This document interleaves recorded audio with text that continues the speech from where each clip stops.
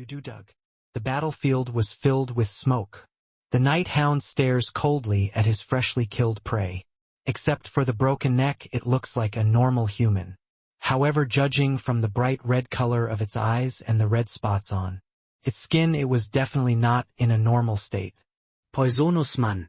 An unintelligent and extremely fierce creature that lunges at humans with a luminescent glow. Their bites and prolonged exposure to the red energy emanating from their skin can also turn normal humans into poisonous man. Overall, it was similar to a zombie, a low-level undead, but its physical abilities and the amount of poison it emitted were incomparably dangerous. Humph, it must be even more dangerous than him. Vikir thought of Saketh de Leviathan, a fellow prisoner of the Nouvelle Vague. Formerly known as the Leviathan scoundrel, he was permanently expelled from the family, taking sole responsibility for the first Red Death incident. But how did you know there is actually no plague poison in my blood? The Saketh he met in Nouvelle Vague was strong and fierce but unsteadily sane and did not carry the plague. No one had been infected with the plague until he was eaten by Brigadier Flubber. But the venomous creatures you just encountered were not only strong and vicious, they seemed to be faithfully carrying out the orders of some entity. They're also spreading the Red Death, which has been modified to be more contagious, making them even more dangerous. How they managed to create all these poisonous man is a mystery. Surely there must be a limit to the amount of poison they can produce. These poisonous beings had been around before Vikir's regression. But even then, the mystery of how Leviathan had managed to produce so many of them had never been solved. I can't help but say that I'm glad that Dolores is her. Even if you are bitten by a poisonous person or exposed to poison for a long time, there is no problem as long as you receive the priest's protection at the right time. It was also fortunate that the Red Death could not penetrate the space where the Saintess resided, radiating holy power. Vikir thought to himself. It was a good thing Head recruited Dolores in the first place, and that Head been there to help her develop her skills. Peek peoyog. Vikir turned his head only after he had finished making sure the ground was covered with the corpses of the poisonous man. Huge craters had formed in the ground where the poisonous creatures had been lying. The ground had been torn fiercely. They were the marks of 8 teeth. Vikir thought for a moment.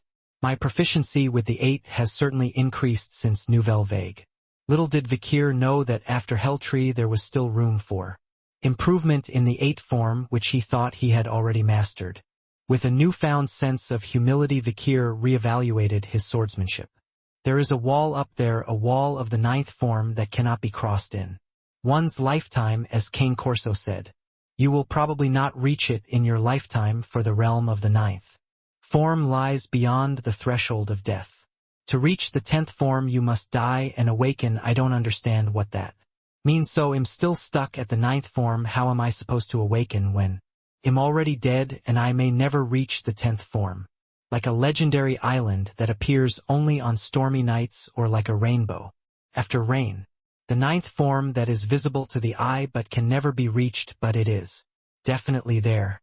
Is it really possible to cross that threshold only after death? Even at the highest level there are different levels. Also, in the deep world there clearly exists something called ultimate intention. Vikir has been struggling to grasp a clue to this ever since he was imprisoned in Nouvelle Vague. Right then, a scream shatters Vikir's reverie. A girl crawled out of the pile of bodies. Her face couldn't have been more than 10 years old. When he turned his head, he saw a red-spotted poisonous creature with a mist of pestilence spewing from its entire body. Vikir's mouth falls open for a moment as he sees the girl charging at him, tooth and nail. The face bears a striking resemblance to the one he remembers. Nymphet, remembering a small encounter Head had while volunteering at the orphanage long ago. Vikir reached out and brought his hand to the girl's throat. Tug. The limbs, which had been struggling roughly like a demon, began to droop helplessly. The girl, who had been writhing in agony even after death, was finally at peace. Vikir has been traveling from battlefield to battle, eliminating countless poisonous man. The girl before him was the last of his kills. Vikir nodded, looking at the wheel tracks, half-wrecked carriages and broken drinking water bottles near the poisonous people. Same were they targeting the supply route to Tachka. Poisonous people lined the roads where the wagons carrying drinking water traveled. Perhaps the Leviathan family had begun pressuring Tachka from this side in earnest. There is already something suspicious about poisonous man disappearing from various parts of the civil war zone these days. Perhaps there will be an all-out war soon. The scale and intensity of the battle in Tachka may be small in comparison to the larger wars raging across the Empire's vast territory. However, that was just the general public's view, and the demons probably quickly realized that Tachka was a gathering place for dangerous elements. A seedy backwater where no one cares and no one supports. But who could have guessed that this is where the final battle for humanity's existence would begin? Vikir closed his eyes and remembered the days before his regression. Leviathan had once laid siege to Tachka with an army of countless poisoners, claiming that it was the duty and right of the great house to take control of the land on behalf of the family that had lost the ability to manage it. Ever since then, a feudal war has raged. It was a war of such magnitude that it was thought of as a war of nations against nations. At the beginning of the war, the Allies clearly had the upper hand. At the forefront of the battlefield, the swordsmen of Baskerville and the mages of Morgue crushed the poisonous man with terrifying force. The 7 counts of Baskerville, who were said to spend their lives solely in battle, and the 7 knights, as well as the old and seasoned beasts of the Senate, who were thought to be old men in the backroom, came forward. The poisonous man went out like candles before the wind. The synergy between Morgue's core power, the light hall, and the dark hall, the secret power that is not revealed, joined hands. The synergy effect was also enormous. Even Leviathan, who had absorbed Don Quixote and Usher, seemed to falter under their onslaught. The tide was tipping in their favor. And then it happened. The rainy season of fire. Showers of fire, a deluge of flames that never stopped for 150 days. A long rainy season that wiped out 98 of humanity, a season of disaster. The final weapon of the demons that inflicted the greatest and most horrific damage on the human alliance. Cold sweat broke out on Vikir's forehead as he recalled the scene of that day, when countless dead bodies formed a dark red horizon and the entire sky was ablaze. Kualyulong. The distant sky was darkening. The clouds had an unnerving reddish tint, and even the thunder crackled with something sinister. The place where the original home of Leviathan, a poisonous dark master, is located. Beneath those ominous clouds, poisonous man must be gathering the poisonous. Armies are returning from the various battles of the Civil War. Vikir looked around the Leviathan family's main home but was unable to find a way to infiltrate the tight perimeter, so he had no choice but to turn back. He tried to figure out what had produced so many poisonous men but was unsuccessful. Still, it is a great harvest to find out that poisonous men are gathering in one place. Now it was time to return to their home base and prepare for the next big attack. With Dolores, we can put off worrying about the Red Death itself for a bit. But mere combat power is a problem. The defense of Tachka Fortress, where a single soldier can easily hold off 100, is a matter of faith. Outside the strong fortress of Tachka, the evil spirits of the Red Death will be performing a mad masquerade. In a land where infectious diseases are rampant, the inside and outside of the fortress have now become a completely different world. Now everyone centered around Saintess Dolores is locked inside the castle and must never go out. Vikir also planned to close the gates and stage a sit-in once he returned to Tachka after completing this secret mission. Vikir stared down at the girl's cold, motionless body for a long moment before taking a step forward. How many more of these innocent lives will die, he wondered. When the time of destruction comes, it will be faster to count the living than the dying. So many more innocent, unknowing, sinless, pure people will die. No, rather the absolute majority of small citizens who are moderately calculating, moderately mean, moderately good, and moderately conscientious will all perish. Walululug. Vikir threw a match over the bodies of the poisonous, including the girl who had just died. Soon an acrid smell spreads. A small flame that bloomed on a land marred by drought and famine soon spread into a rage that seemed to burn the whole world down. Seeing the burning corpses of so many poisonous men, Vikir turned his back. Completely, the night hound turned back. Back to his fortress, a natural fortress that specializes in defense and protection. To Tachka, where his allies await. And to the final battlefield. We're running out of water. Hearing Cindy Wendy's words, the expressions of everyone in the conference room turned serious. Tachka, a natural fortress, an impenetrable fortress where a single soldier could defend against 100 enemies. However, the fortress has a fatal flaw: there is no drinking water nearby. Cindy Wendy continued. The number of refugees from all over the empire is staggering, and even if we had enough food, it would be hardly enough to distribute the water. Can't we buy it even if we pay more? There is still money left, although I have used up almost all of my wealth. There is some assistance from the bourgeois, but I have nothing for sale at the moment. Cindy Wendy shook her head at Camus' question. Dolores spoke up, her tone worried.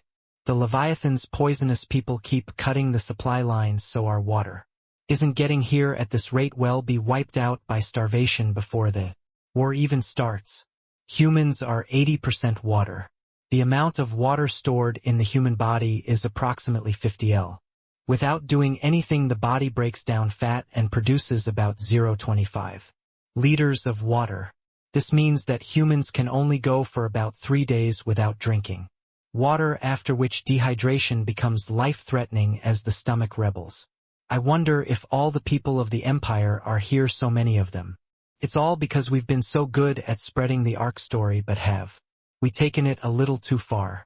Bianca and Tudor nodded in agreement. Fire and water will only avoid this place, and only here will true salvation be achieved. The land of salvation in the new revelation. Dolores the Night Saint created a new oracle for the church and spread it among the people. The refugees who fled their homes to follow these words have gathered in vast numbers within the walls of Fortress Tachka. Of course, those who ignored the oracle, those who did not believe, did not come. The Night Walkers had made every effort to send them to the nearby highlands. We've managed to hold out so far with help coming in from many directions. But we can't do it anymore. Even the great Cindy Wendy raised both hands and feet. So far, many people besides the Night Walkers have been sending support. Without realizing it.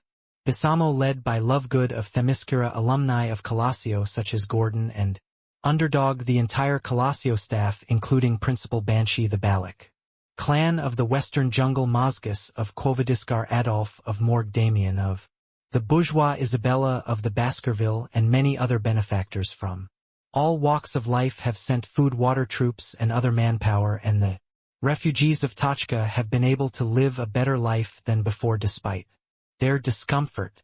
But now things were different. As the civil war in the empire gradually intensified and the Leviathan family grew in power, there was a disruption in the supply of drinking water. The vast Tachka plateau is quickly becoming overwhelmed with refugees. There were fights between refugees over water rations again today. The vigilantes are keeping order, but I don't know how long that will last. Camus' voice was serious. Dolores spoke with a serious expression on her face as well. Judging by the amount of water we have left, I'd say 4 days if we conserve and save, and then it's really over. After all, there's only 4 days of water.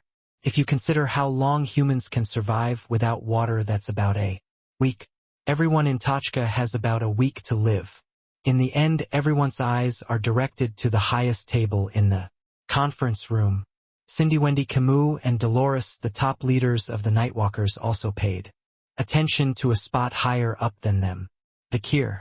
There was a man who was always so expressionless that it was impossible to tell what he was thinking.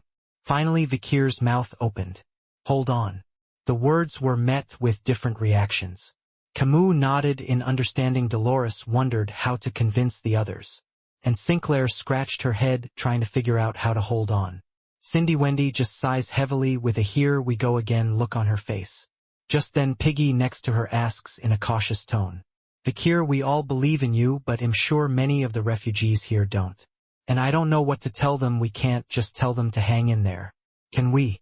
But I can only tell them to hold on. Vikir opened his mouth.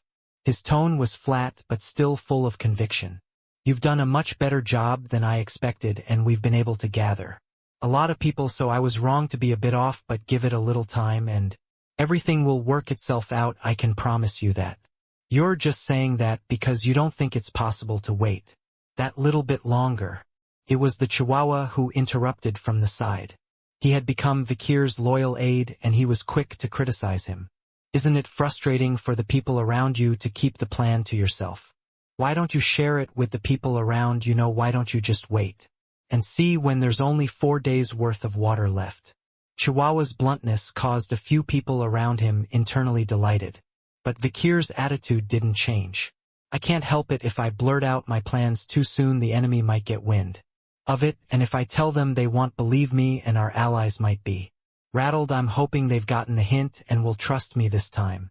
Well, you're still as stubborn as ever. Even though you're a young man on the outside, you're like a middle-aged man on the inside. So what are you going to do about getting married later? Chihuahua's whining caused several of the women around him to flinch. Vikir, meanwhile, was forced to give in to the Chihuahua's persistent nagging. Is the drinking water situation so bad that we can't even last a week? You've seen and heard there's still more refugees coming in, and I was being optimistic about 4 days. In a week or so this place Tachka will be overrun with people who have died of dehydration. Collecting dew or squeezing the juice from plants has its limits. Something terrible could happen before Vikir's solution really came to light. It's true that there's not much we can do but wait. A look of sadness appears on everyone's faces after hearing Vikir's words. Just then, Min Pin in the corner of the room cautiously raised his hand. Mr. Boss, no, Senator, I have something to tell you. Meeting Vikir's gaze, he pulled something out of his pocket and placed it on the desk. It was a small cage, and inside was something with blue wings flapping about. Sinclair's eyes widened at Vikir's side. That's a nymph, isn't it? That's right, we only just caught it yesterday. Min Pin nodded. He was a former scout and the Empire's foremost expert on the ecology of many monsters. Nymphs only live where there is water. Everyone's eyes lit up at Min Pin's words. Even Vikir gestured for Min Pin to continue. Min Pin spoke as best he could.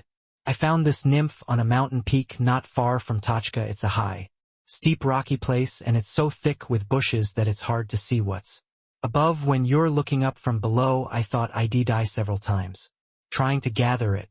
Why do you think the nymphs live there? Because there's water there, of course, isn't it? Min Pin said, almost convinced. I think there's a volcanic lake on that mountain peak down in the crater. A water source. There might be a lake hidden on the other side of Tachka on top of a jagged mountain peak. There's a 999 chance there's a lake there, and a nice clear freshwater lake at that. So why hasn't it been discovered before now? Well, I saw the nymph's trail and spent days and days tracking it down, and I nearly fell to my death dozens of times. If it took an expert collector like me to find it, no one else could have done it. Hearing Min Pin's answer, Vikir stroked his chin and thought hard. The presence of a water source near Fort Tachka was something that hadn't been revealed before the regression. Perhaps it was a butterfly effect of having Min Pin as a consignment. If this is true, it's a great piece of information. Vikir recognized the value of this information. Camus, studying the map, spoke thoughtfully. It's not too far away, and the terrain suggests that if we blast the bedrock enough, we might be able to create a waterway to Tachka. Judging by the size of the crater, it looks pretty big and wide, so if there's a water source, I'm guessing it's plentiful. Nymphs only live in large lakes with lots of water. There's a lot of potential. Dolores and Sinclair agreed. Vikir nodded as well.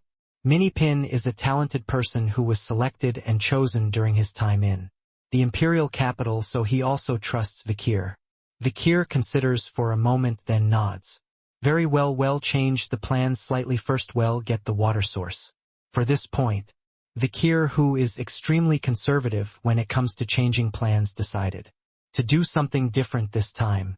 A makeshift, no more no less, just enough drinking water to last a week or So, when Vikir's decision was made, Cindy smiled broadly as if all was right. With the world. Finally I see a way out. I'll support you with all my might. The others all looked determined and eager to join the quest for water. Just then, emergency, emergency, emergency.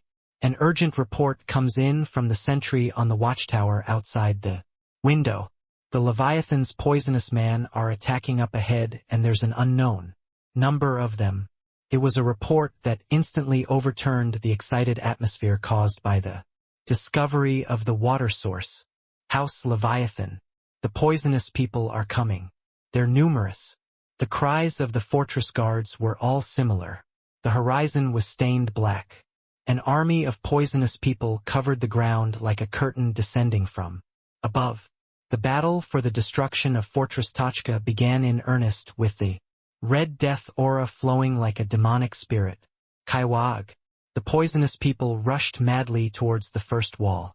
They cling to the walls with their bare bodies with a fierce aggression and ferocity that cannot be considered human. Pyoyog. Just as a bird dies when it hits a wall, the first poisonous man who rushed at the fortress smashed its head against the solid wall of Tachka Fortress and died. Then another poisonous man stepped on the corpse and smashed his head against the wall. Pyoyog, Pyoyog, Pyoyog, Pyoyog, Pyoyog, Pyoyog, Pyoyog. Pyoyog, Pyoyog, Pyoyog. The bodies of the poisonous people piled up one after another gradually, taking on the shape of a mass. And there was a single figure leading all these poisonous people. The black hood and cloak that covers his entire body and the scythe he holds in his hand has not only the blade but also the hilt bent in a bizarre way. What is he? Has he come to harvest or something? The guards ask in disbelief. Flash. The monster swung the scythe in his hand once. A terrifying poisonous energy flew out with the strike and struck the city wall. Quakwang. The blow was so heavy that the entire city wall shook. The harvester wielded his scythe as if he had come to harvest the lives of his enemies. With each blow, a powerful poisonous aura surrounded him, and the poisonous people around him grew stronger and stronger. Tutor Sancho Piggy and Bianca stood together. Is that dark fellow the leader of the vanguard? He seems to be quite skillful. His scythe wielding is quite impressive. He does look like a commander. I think the soldiers call him the harvester, and it looks like he's here to harvest our lives. Bianca was the first to step forward. Let's see what you got, shall we? Bianca's arrow, the one that had killed Andrilphus, was aimed at the harvesters. Pyong. The arrow shot through the air. The harvester seemed to instinctively sense the threat. But he didn't raise his scythe. Cha-cha-cha-cha-kag.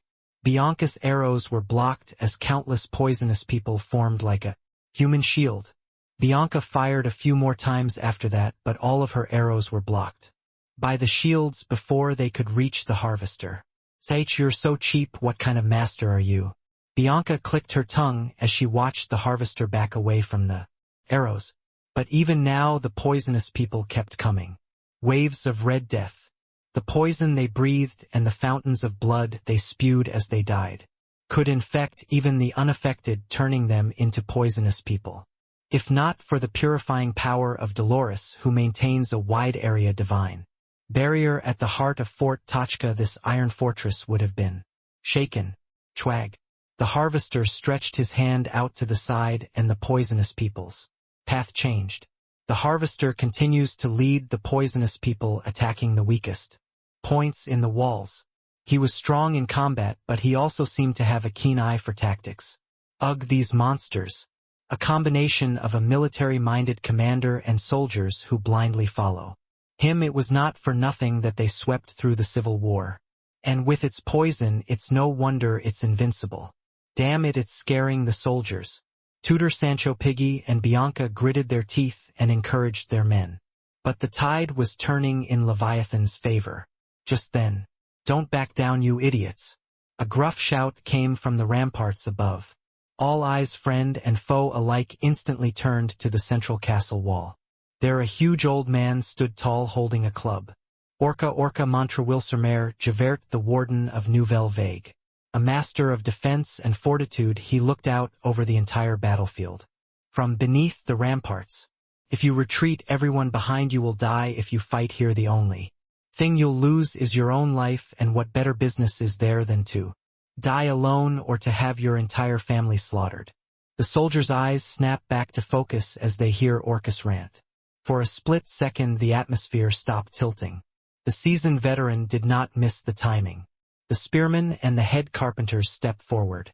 At Orcus' command, the men who had been waiting in the wings stepped forward. They stretched out their long spears and long trees at the poisonous people, climbing the ramparts, pushing them back from a distance far beyond their reach, and the furry cushions and bamboo drapes that the refugees had made overnight fell down to catch the poisonous blood. Orca looked away. In the distance he could see a cloud of dust rising with the poison fog. Dig a hole in the ground, bury the jar, and select those with sensitive senses of hearing and touch to go into it. You can tell if the enemy is digging a tunnel. Orca began to organize the defense of the fortress. Assign 5 men to each castle, but appoint 1 captain for every 5 strokes and 1 captain for every 25 strokes. The chiefs of command, who are in charge of the 50 strokes, are to direct the divisions of the respective defenses and defend only their respective areas. The prepositioned troops move at Orcus' command. Orca watched the poisonous people squirming camp in real time and continued to give orders. The artillerymen in charge of the fortifications must keep the charcoal fires burning and beat the drums every 10 minutes so that the soldiers know they only have to hold out until the next drum. Also, the militia will be on guard inside the castle to ensure that no rogues interfere with supplies, especially oil and gunpowder. The tide of battle began to turn again when Orca, who had been watching the situation from the sidelines, stepped to the forefront. The soldiers had been reassured by the appearance of an old war hero. With Tachka's defenders now organized, the poisonous people's offensive was forced to retreat. As expected, you're good at it. Vikir, who was leading the soldiers on the other side of the wall, looked at Orcus' command in the distance and nodded. Even before his retreat, Orca had been a master of defense and defensive warfare. It was no exaggeration to say that Orcus' participation in the latter stages of the war had kept humanity alive. Unfortunately, he was protecting the Nouvelle Vague at the bottom of the deep sea while the war intensified, and he entered the war at the very end, so he was unable to prevent countless people from dying in the early and middle stages of the war. But now is different. Brought to the surface by Vikir, Orca was working for humanity before the war had even begun in earnest. And in earnest. Were in trouble there, coming from Leviathan House with shields and carts. And the poisonous army is approaching. The poisonous army was carrying shields to defend against arrows and stones, and long ladders for the city walls. There were also huge poisonous men with huge axes trying to chip away at the stones and pillars at the base of the walls. But Orcus' face remained unchanged as he gave the following instructions. Pour the oil supplied to the militia onto the ramparts of the wall, and the potters throw charcoal on it. Put away the lances and the hangman's nooses, and in their place tie sacks of gunpowder and iron shavings to chains and roll them over the ramparts. Soon the oil is flowing down the slightly sloping walls of Fort Tachka. The poisonous man who climbed the castle wall as if they were rock climbing fell down after struggling, covered in oil. The slippery walls were too steep for even the strongest of poisonous man. Could not climb it.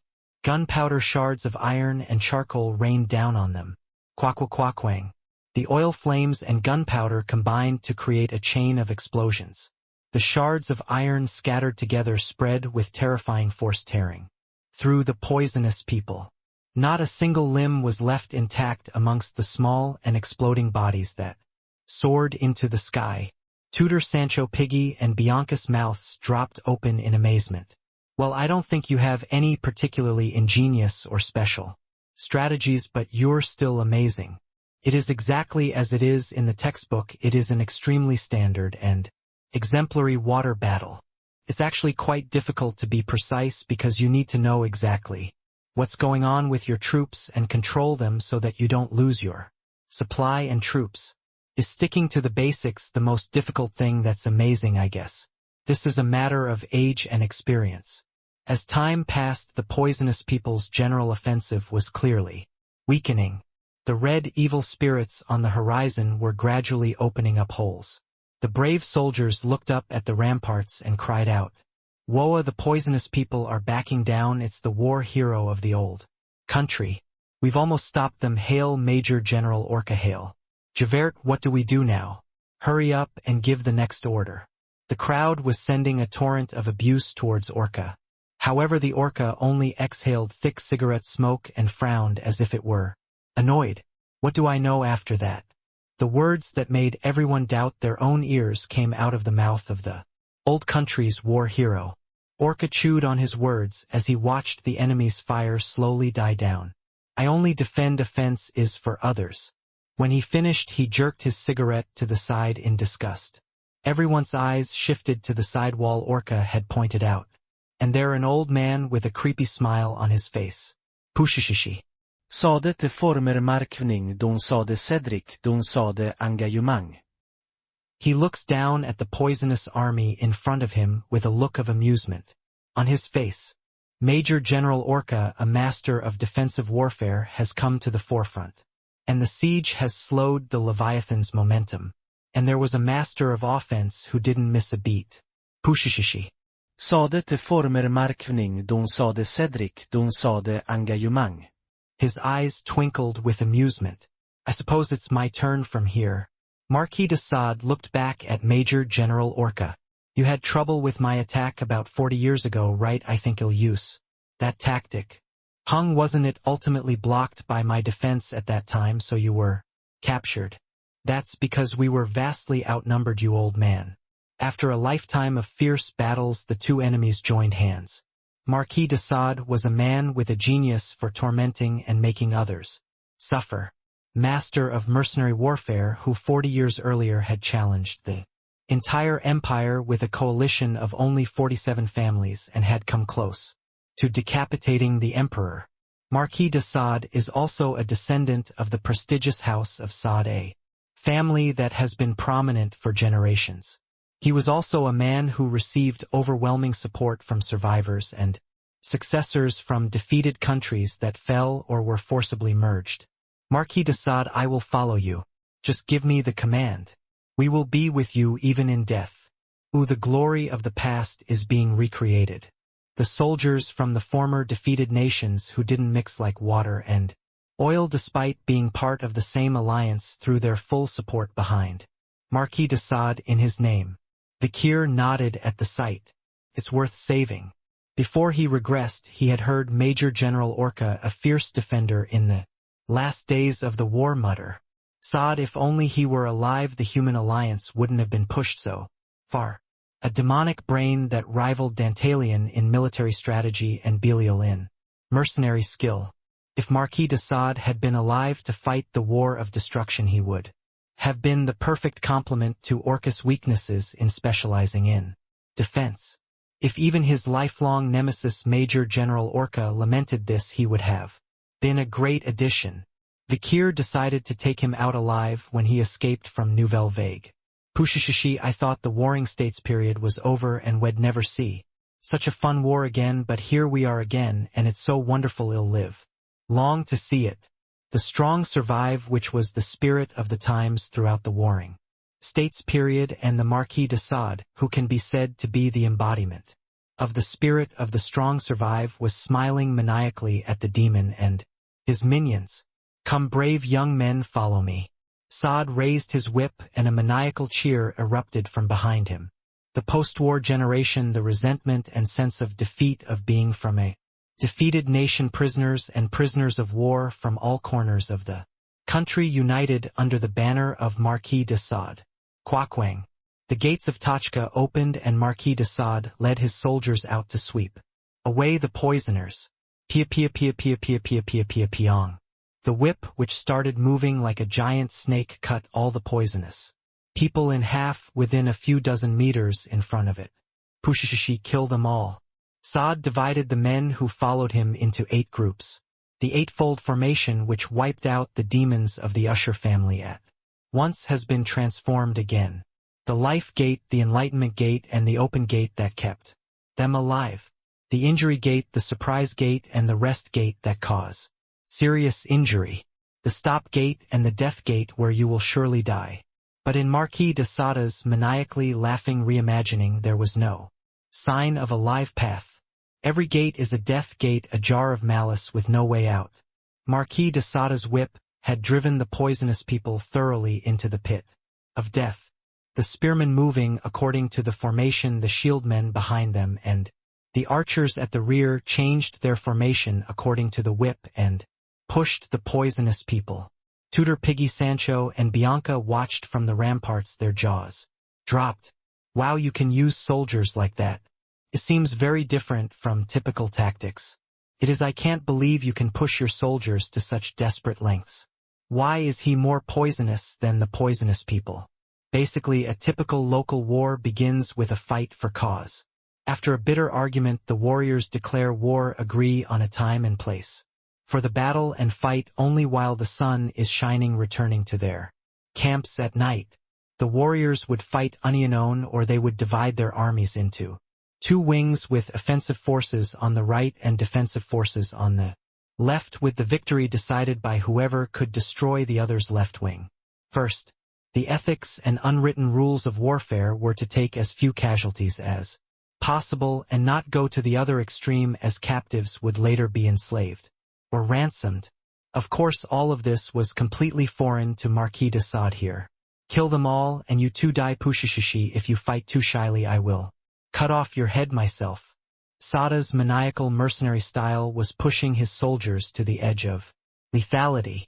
Kalalag pio pio pia pia pia piach. Watching him on the front lines wielding a single whip and slaughtering poisonous army left, right, and center into hundreds of pieces of flesh, one could not help but think that even the demon himself would not fight so brutally. Watching Marquis de Sade in action, all of the night walkers learned that the old ethics of warfare must be abandoned when dealing with Leviathan or even demons. The enemy is not human. This realization was fresh in the minds of the younger warriors. Marquis de Sade had thoroughly re-established the mindset, a seemingly simple but crucial element of warfare. You're still a crazy old man. No, you've become even crazier in solitary confinement.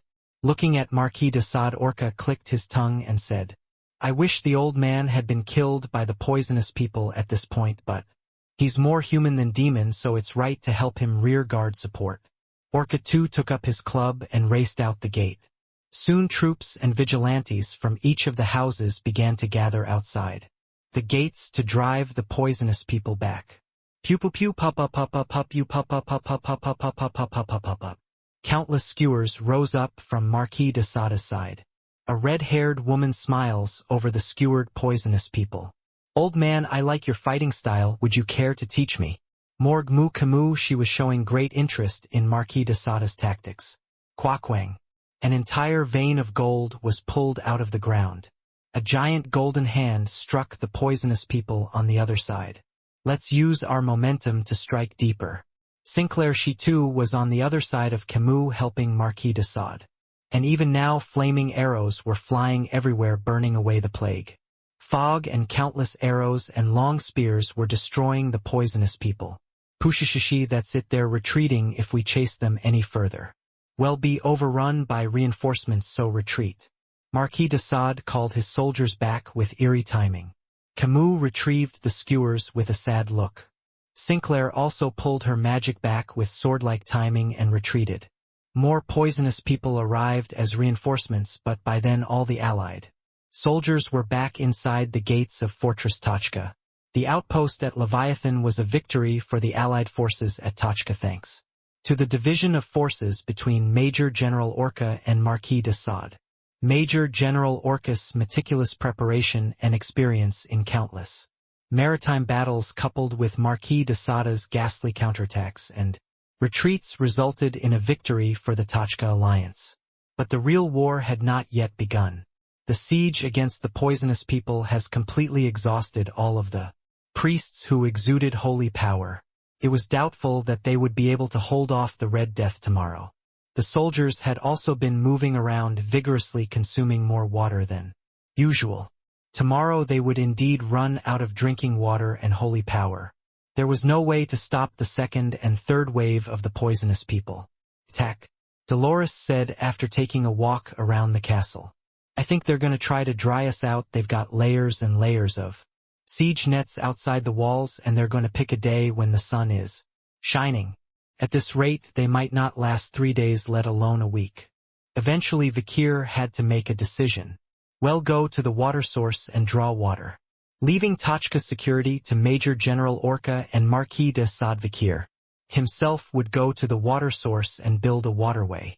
Minpin marked a few excess on his map and handed it over to Vikir. This is the terrain of the water source I predicted if you blow up the area. I marked the water will probably fill up to the moat at Tachka. But Chihuahua seemed uneasy that Vikir was going to such a dangerous place. There are poisonous people of the Leviathan family out there, and it would be impossible to break through their siege lines with the way things have changed. Shouldn't we just give up on the water source? No, we can't. We don't know, but the average refugee can't afford it anymore. We need to secure the water source. Vikir knows he has no choice now that all-out war with Leviathan has begun. Soon an expedition to the water source is organized. With the exception of Major General Orca and Marquis de Sade, who must defend the fortress, Vikir's supporters have gathered together. Morg Mucamu. Dolores Lewin Quo-Vadis. Burgiuisiu Sinclair. Don Quixote La Mancha Tudor. Asher Po Bianca. Sancho Barataria. Piggy. A group of 8 people led by Vikir van Baskerville organized the expedition. The goal to draw water from a volcanic lake on the opposite peak. It would be suicide to lead an army. We can't afford to leave the fortress unguarded, so well take a small group of trusted friends to break the siege. Everyone nodded at Vikir's words. The plan is to sneak past the Leviathan surveillance under cover of night. Tudor, who was wearing an explosive belt on his stomach, asked with a very nervous expression, "So when are we going?" Everyone looks at Vikir with a common question. Vikir, gazing out into the night sky, replied with his usual casual demeanor, "Now, right now." Viscount Giuseppe Baldini, a demon of the House of Leviathan, was a man of some importance in the battle to destroy Tachka. He was guarding the rear of the fortress far back from the front line that surrounded Tachka. The front siege network of Tachka fortress was so tight that there was literally no room for even a needle to pass through, but the back area where only Tachka's walls were visible was relatively loose. But lax was only relative, as Viscount Baldini had a large number of minions standing guard, and he himself was constantly on guard in the command center barracks. Still, it's a good thing, for there's no chance of the enemy coming this far back. Even before he became a demon, Viscount Baldini was a man who sought stability and security. His personality hasn't changed much since becoming a demon, even though he's gained great power. If the enemy appears elsewhere, I can quickly reinforce them there. In normal times we can be a little more relaxed, but only in wartime do we need to be quick to respond. And so Viscount Baldini is now enjoying a cup of tea and a biscuit, enjoying his reverie. Right now, ting, the sound of the guard post door opening was heard. At the same time, the panicked exclamations of some of the lower-ranking minions could be heard. "Ha, you must not enter without permission. Ugh, no way. Oh no." Viscount Baldini looked up, wondering what was going on. He saw a woman standing there. Her cascading red hair and intensely glowing red eyes were the color of blood, as if they had been marinated in it. Above all this overwhelming magic emanating from her, how on earth? He quickly checked his schedule for the day, but there were no appointments with the high-ranking demon. No visits from above were scheduled either. Viscount Baldini tensed up. "Who are you?" In response to Viscount Baldini's question, the red-haired woman revealed her identity and affiliation. "I'm Circe, the left-wing commander of the Tachka exterminators, and I need to get past this post to the rear, so fill out a pass for me." Viscount Baldini racked his brain, trying to think of a high-ranking demon named Circe in the main camp. But there were no female minions of that name and rank in Leviathan that he knew of. "Well, I don't know all the people in my family. She could also be a person from the House of Usher or the House of Don Quixote." House Leviathan had recently absorbed troops from House Usher and House Dawn. Quixote, which had led to a sharp rise in their power. Because of this, the chain of command was not yet fully organized. So Viscount Baldini decided to continue the conversation in a gentle tone, rather than jump to conclusions. If you'll excuse me, I'm afraid my memory is too poor to recall who you are, but what brings you here? Do I have to tell you all that it's a top secret from the headquarters? Just give me your pass. The red-haired woman who gave her name as Circe snorted and gave orders in an arrogant tone. Viscount Baldini swallowed hard to keep from cringing. Judging by your arrogance, you're a Leviathan, and I don't need to confirm. However, Viscount Baldini was also not an easy person. Pardon me, this is wartime. We will follow military law. Could you please show me your ID? Circe's brow furrowed at that. The magic she'd been subtly exuding earlier had now become a full-blown blast.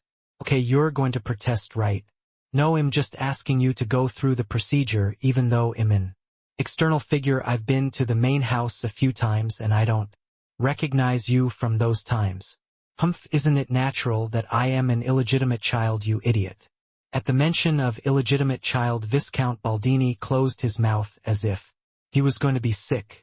An illegitimate child from a real family would certainly be rarely seen in the public eye. After all, an illegitimate child is the family's scion. I shouldn't have brought up the subject of the real family and illegitimacy. Now that I've stirred up the illegitimate child complex of such a high ranking figure, I'm sure I'm in trouble. Just as Viscount Baldini realized that things were getting out of hand, Circe spoke up. Okay, I don't need a pass. I'll go back to the main camp and come back with an ID. You're right, it's military law. Yes, thank you so much for your understanding. Viscount Baldini's eyes narrowed as he realized that things were going to be unexpectedly easy. He was almost suspicious that the other party would back down so easily. Viscount Baldini should have been appalled, however, at Circe's next words. You seem to be very fond of military law, so I'll give you military law. I will dare to go back to the main camp and get my ID. A mission so urgent that I forgot my ID will be greatly delayed by your inflexible attitude, and you will pay for it. Oh, and before I go, I'd like to take a look at the condition of the sword and shield hanging from your waist, and I want them in front of me right now. And why is the button on your uniform top unbuttoned, and why is the knot in your bootlaces tied like that? I'm going to take a good look at how well you're following the military code before I head back to base, and I'll report back to my superiors as soon as I get back. Circe's eyes radiated heat like hellfire. It was as if she would not tolerate even the smallest, most microscopic of pods. She turned to Viscount Baldini, who was trembling in front of her, and shouted, "Attention, why do you keep sitting there while your superiors are talking? You arrogant bastard." "I am sorry." Viscount Baldini quickly rose to his feet and saluted. Circe gritted her teeth and circled around him. By military law, everything in this room is illegal. His sword was lightly stained and his shield was rusted, if only slightly. The inside of the barracks was dusty and the soldiers' clothes were often unbuttoned or untied. I was going to be reasonable and let it slide, but given your attitude, I can't. Poor clothing, poor maintenance, poor hygiene in the barracks, poor soldier discipline. Hey, and you're drinking tea and biscuits in the middle of a battlefield. Apparently they're not rations, they're chaplain's snacks also. Is this the time of day when you're allowed to eat?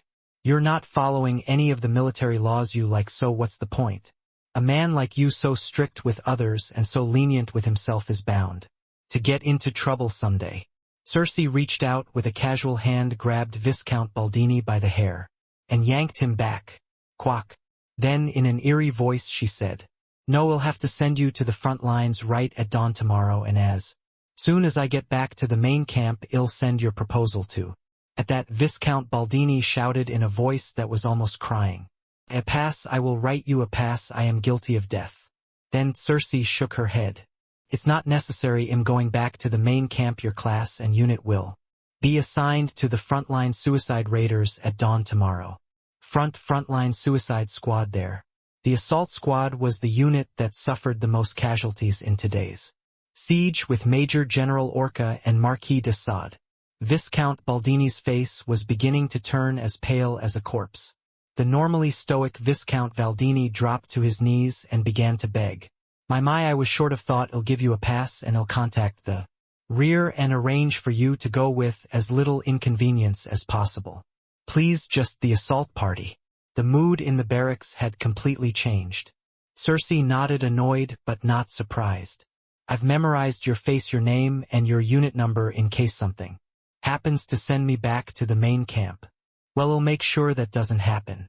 I'll count on it. Finished speaking, Cersei snorted and grabbed her pass. She turned on her heel and left the barracks. Viscount Baldini, left behind in the barracks, wiped the sweat from his brow and breathed a sigh of relief. One of the lesser minions beside him asked with an uneasy expression, Viscount, do you think it's okay to issue me a pass without identification? Hey, didn't you see the magic that bitch just gave off? Viscount Baldini shook his head as if he'd just been dismissed from a crane. And by the looks of what she's doing, she's a absolute poisoner, a demon to the bone. Look at that, I told you this works, right? She brought her low voice back to its original state in an instant. Morg Mu Camus Shed sold her ancestor's name long ago and pretended to be a demon.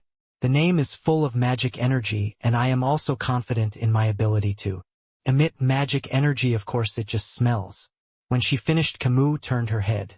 On her shoulder was tears dripping down her cheeks from the smell. Whatever. Well done.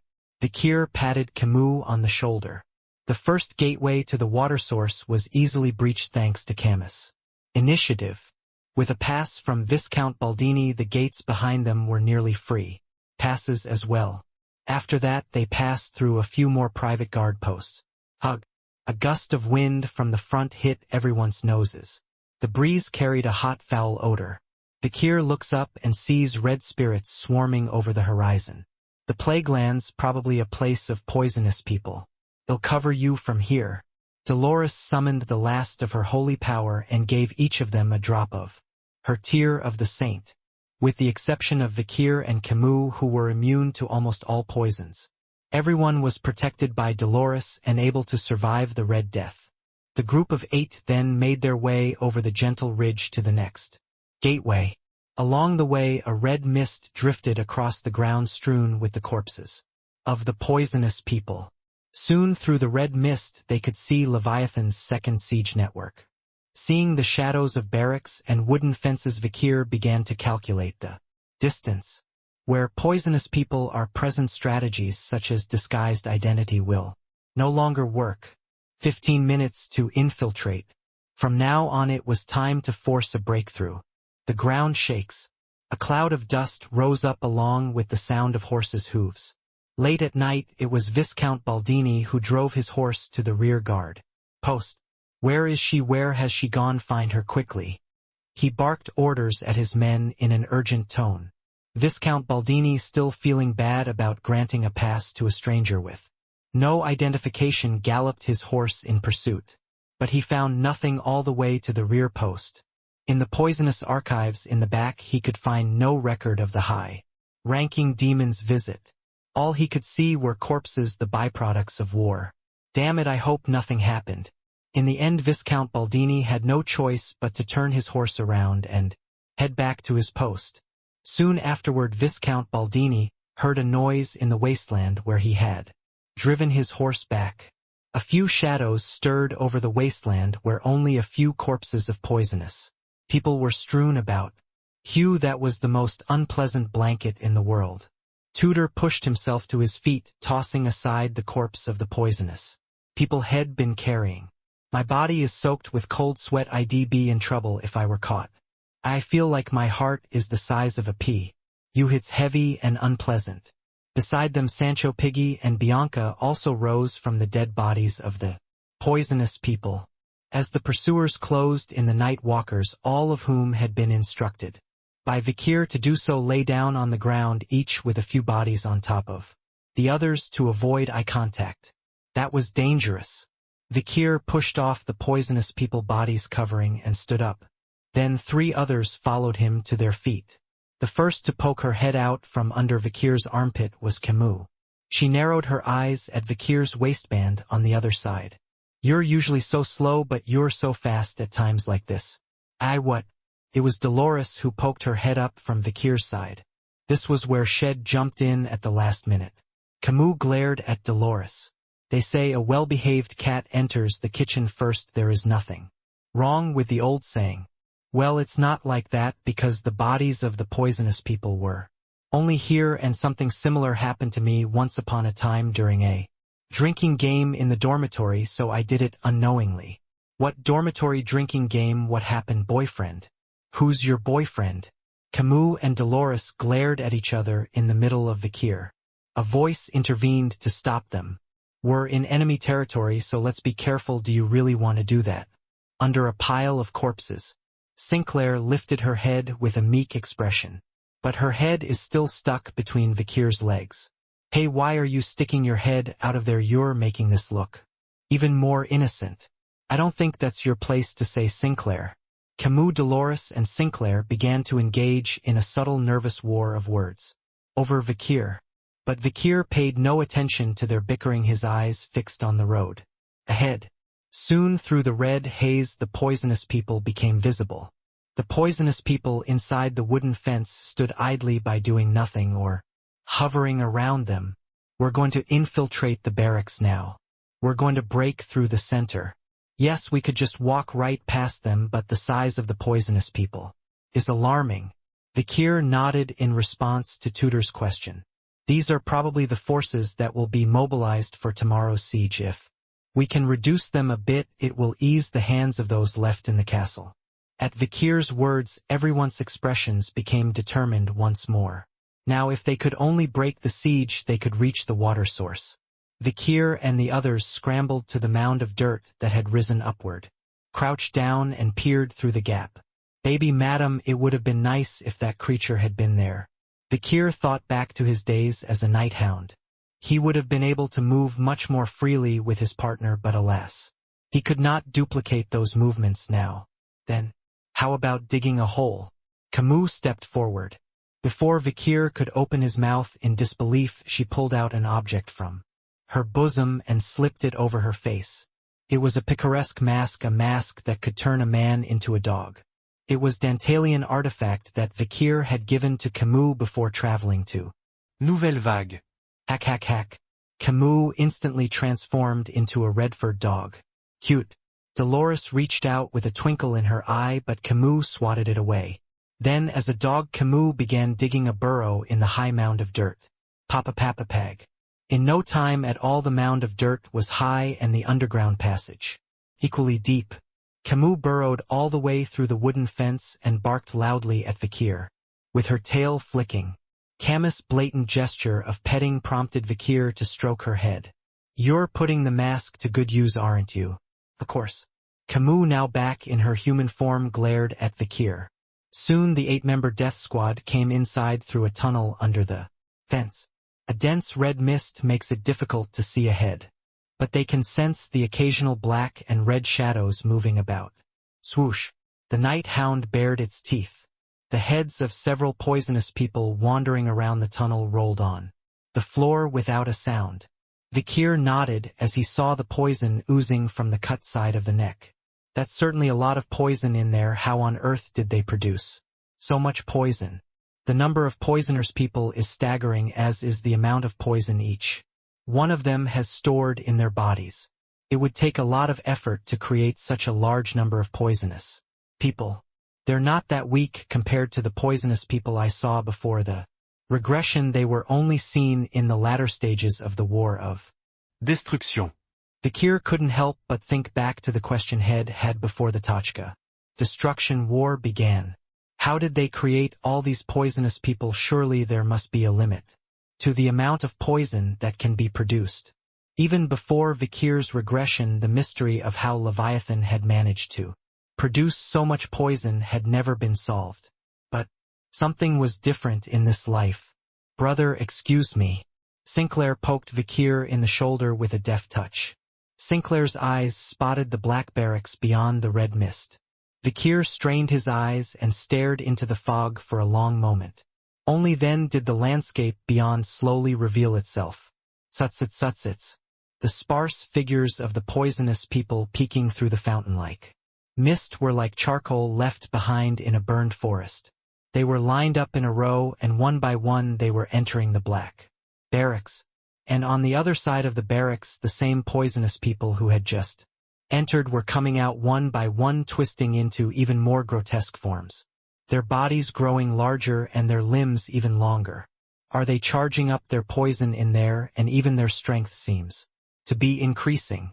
Vikir turned his attention to a large poisonous man who was just entering the barracks. Gerrrr. The poisonous man was covered in stab wounds and burn marks, possibly from the Tachka annihilation battle today. After entering the barracks, it disappeared for a long time, but after a few minutes it crawled out through an exit on the other side of the barracks.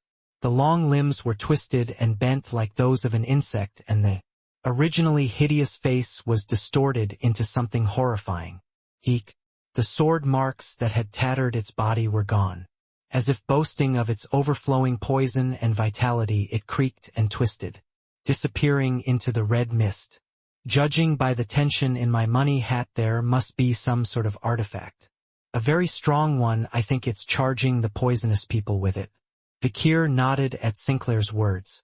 Sinclair was a new character, one who was not here in the original history, and what she had discovered and speculated might hold the key to reversing the original fate. Although we're not far from the water source, we'll need to destroy some of this facility in preparation for tomorrow's defense. It was necessary to put the brakes on so that Leviathan could no longer charge the poisonous people, for the sake of their allies who would face them tomorrow inside Fort Tachka. Paralyzing the facility here was not exactly at odds with heading for the water source, so the group nodded in agreement. But how do we destroy the poisonous people factory? It seems like it's hard enough to just break through, Tudor asked. Apparently the Black Barracks high up in the dirt mountains housed the highest-ranking members of Leviathan House. Furthermore, the sheer number of poisonous people gathered there would mean death for anyone who trespassed. To think that they would even destroy a place that seems so difficult to pass through. But Vikir spoke with a confident voice. I have a secret weapon that I have reserved for this moment.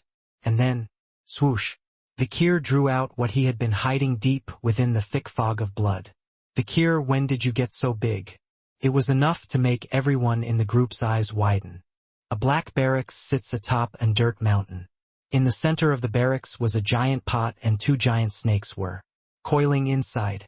The two snakes circled around each other, biting each other's tails. Each time the snakes circled the pot, a pool of poisonous fluid would pool in the center. The poison is then heated by the wood fire burning beneath the pot, bringing it to a boil and releasing a thick cloud of red vapor. Gaia af. Hiik q. The poisonous people are lined up one by one inside the barracks, smoked by the red steam rising from the pot.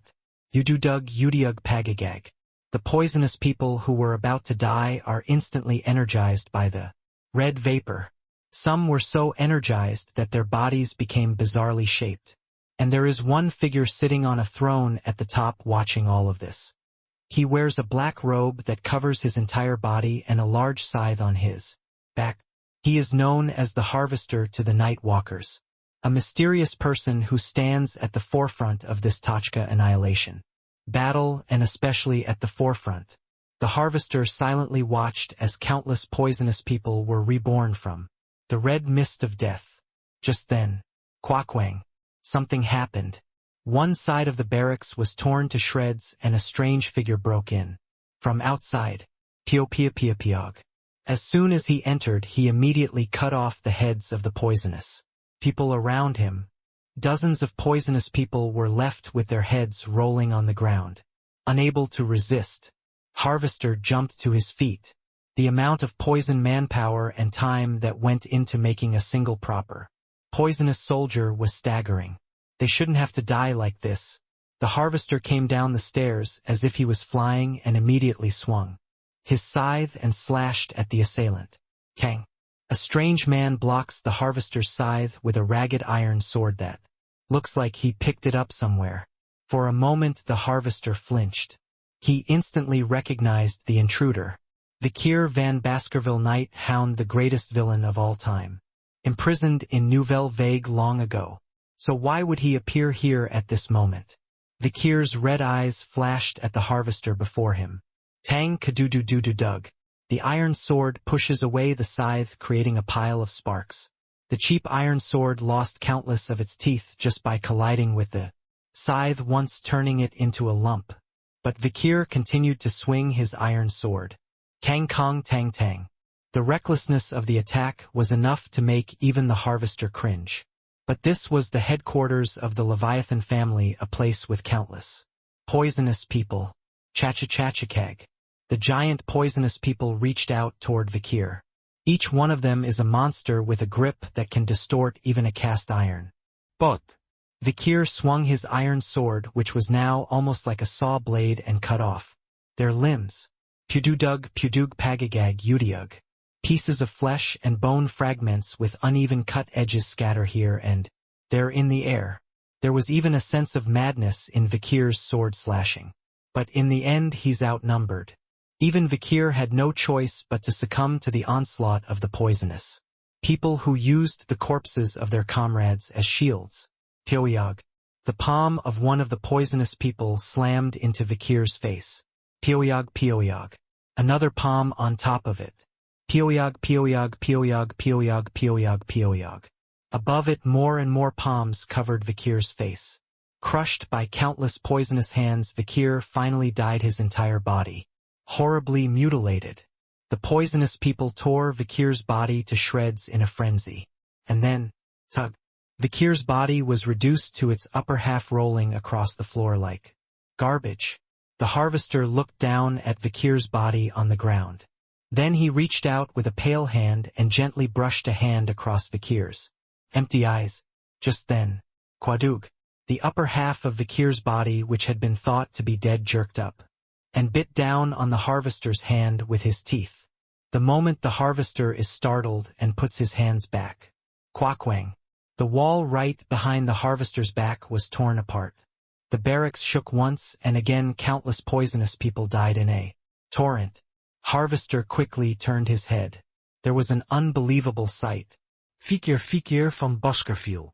The man who had been killed by the poisonous people just moments before was alive and well. Flutter. With a fluttering sound, Vikir began to destroy the poisonous people, wielding a spear that seemed to have been picked up from nowhere. Precise, powerful thrusts ripped open vital organs, including the faces and chests of the poisonous people. Another splash of blood and flesh rippled through the barracks. The harvester hesitated for a moment, then threw himself forward to block. Vikir. Tang. A winding scythe flew out from the hilt, knocking Vikir's spear out of his hand. The poisonous palms of the poisonous people followed through on Vikir's now empty abdomen. Pew-pew-pew-pupupig. Once again Vikir was slain by a combined assault of the poisonous people and scythe of the harvester. However, Quackwang. The wall of the barracks tore open again, and beyond it Vikir appeared. Vikir, another Vikir. More Vikir appeared, tearing apart the poisonous people. They ravaged the barracks, and the moonlight, shining through the dark clouds, illuminated the interior. It was only then that the harvester noticed something strange about the Vikirs, who tore through the curtain. Black hair, red eyes, but their skin color is different. All of the Vikir's skin is as black as obsidian. The barracks was dark, and the glow of the dark red mist rising from the center of the barracks made it hard to see. Pipiong quackwackwang ujijig.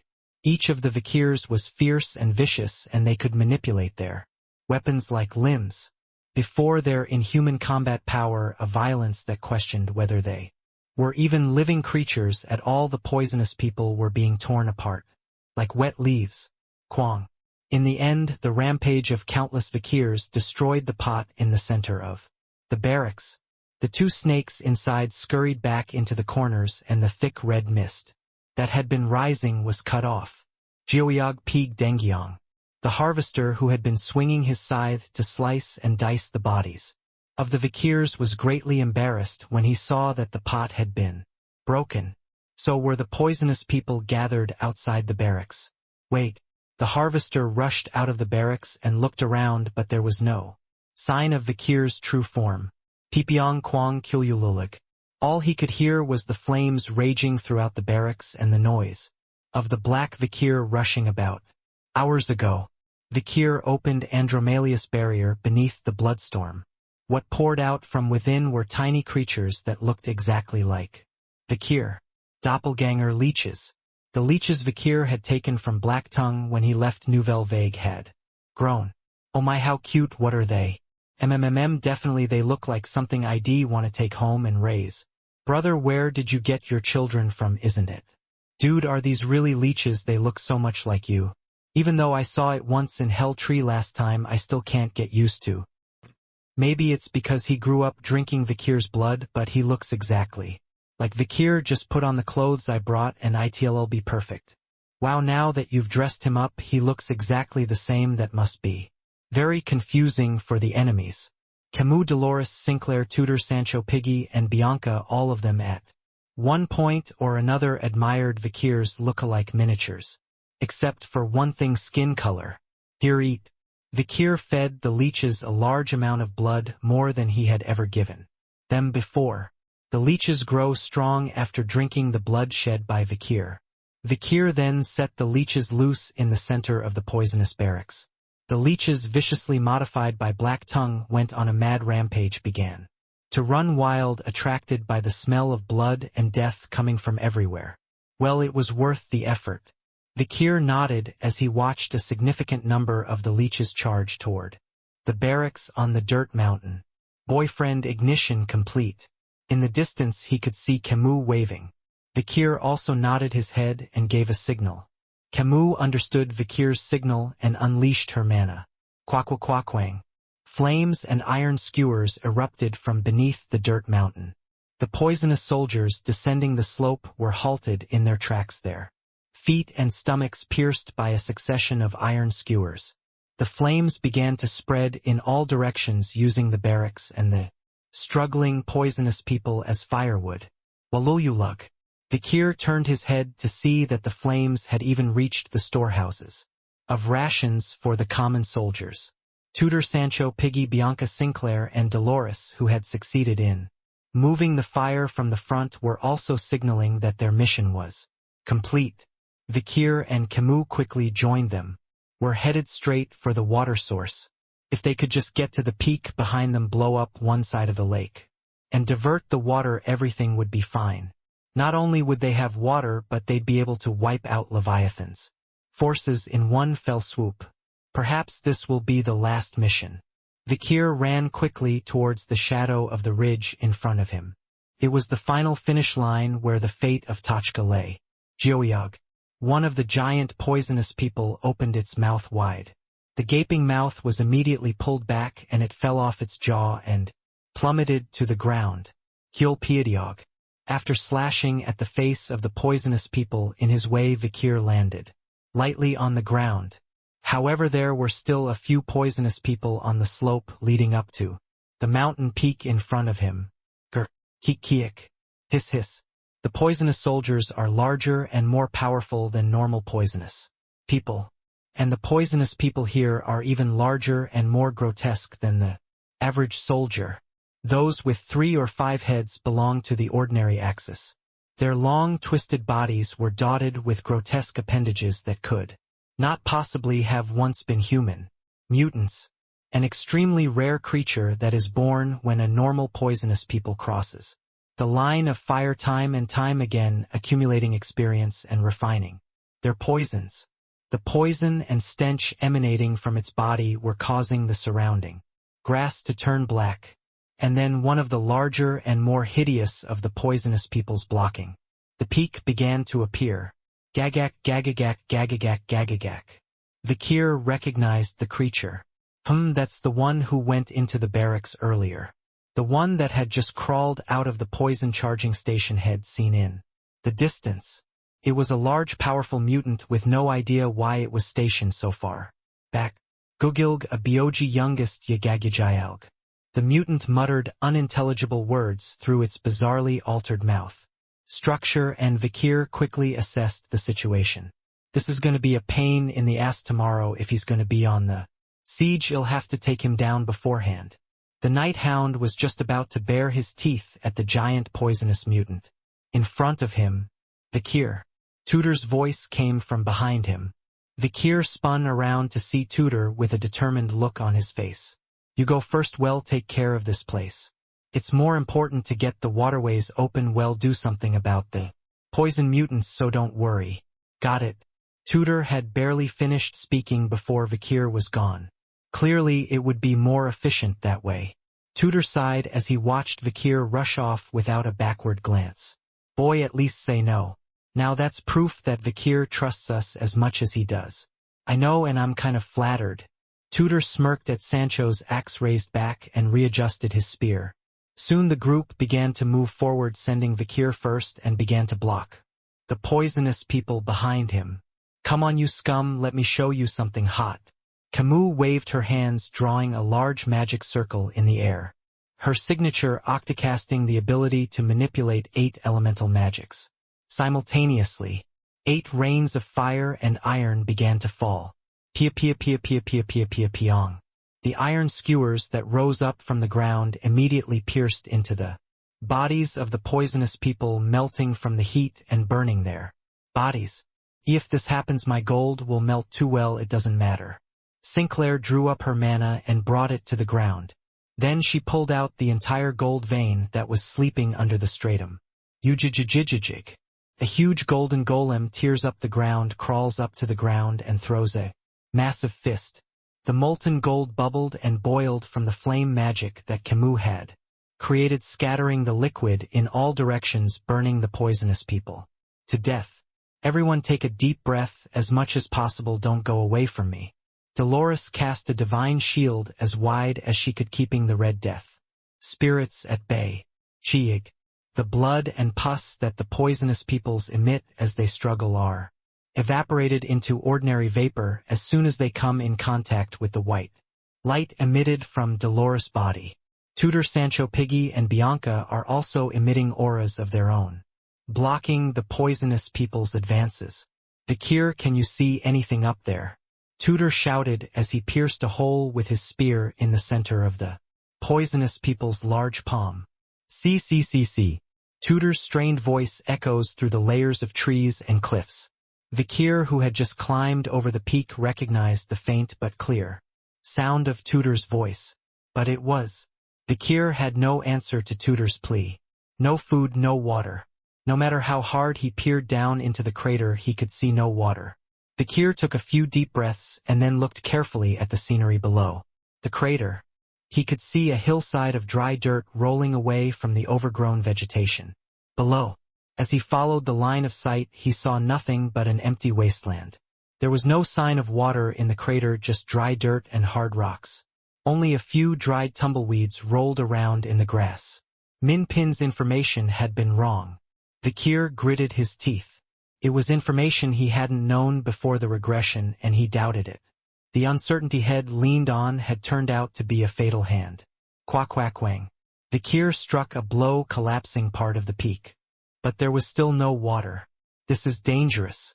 At this point they should change course and return to Tachka as soon as possible. But the rear was already surrounded by the poisonous people. Vikir flew down the rock face to rejoin the front. The chaos at the poison charging station hadn't been completely cleaned up yet, and the poisonous people were still spread out, but it looked like they could put out the immediate fire. After clearing out the poisonous people here, well, take advantage of the distraction and head for Tachka, perhaps by moving in reverse. The siege network will be less vigilant, and all that remains is to hope that the leeches will hold out as long as possible. Vikir scrambled down the cliff, planning this and that. The moment, an unexpected event occurred that made Vikir's plans and judgments go to waste. In an instant, ho ho ho, I see all the troublemakers of Tachka have gathered here. A face with a sharp hooked nose, tightly closed lips, and a dark shadow beneath deep sunken eyelids, beneath black hair. A grim-looking middle-aged man dressed in black priestly robes stepped through the crowd of poisonous people. There was not a member of the group who did not recognize his face.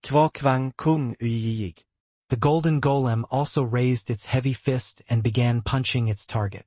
It was a sight as if the fear of golden omnipotence was being expressed with the whole body.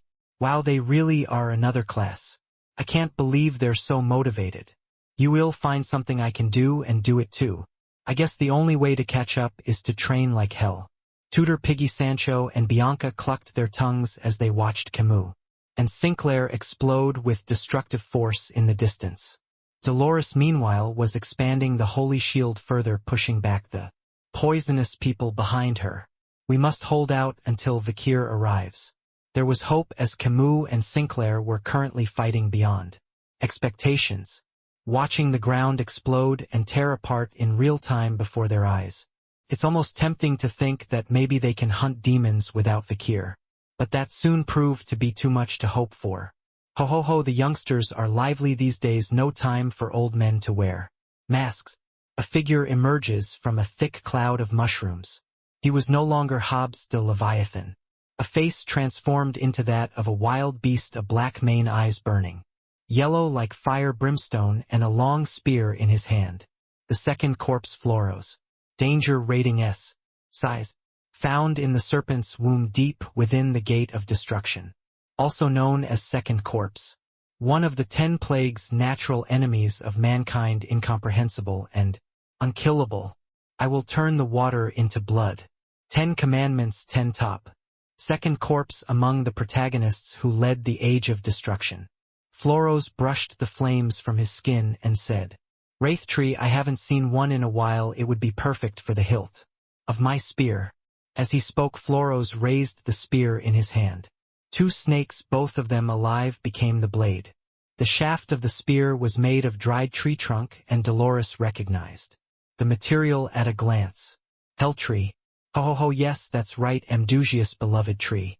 Floros grabbed his spear and swung it once, clearing away all the golden waves. At the tip of the demon's spear, 2 snakes tangled together. It was the snake that created the Red Death. Is that the artifact that produces the Red Death? Tutor's eyes widened, having lost his father to the plague. Bang! Slamming the ground with all his might, Tutor stretched Gungnir forward. A tidal wave of blows washed over Floros. Floros whistled and turned his head to the side. Oh, so this is the flesh Cimmerius was looking for, not bad. Tutor's charge had missed by a single sheet of paper. And the cost would not end with the weight of a piece of paper. Thud. The spear Ouroboros struck the spear Gungnir, forcing it off its path. And through the gap 2 snakes slithered in like ghosts and pressed Tutor's neck into the ground. Kohog. Tutor spat up blood and fell to the ground. It happened in a single blow. Tutor. Bianca immediately raised her bow.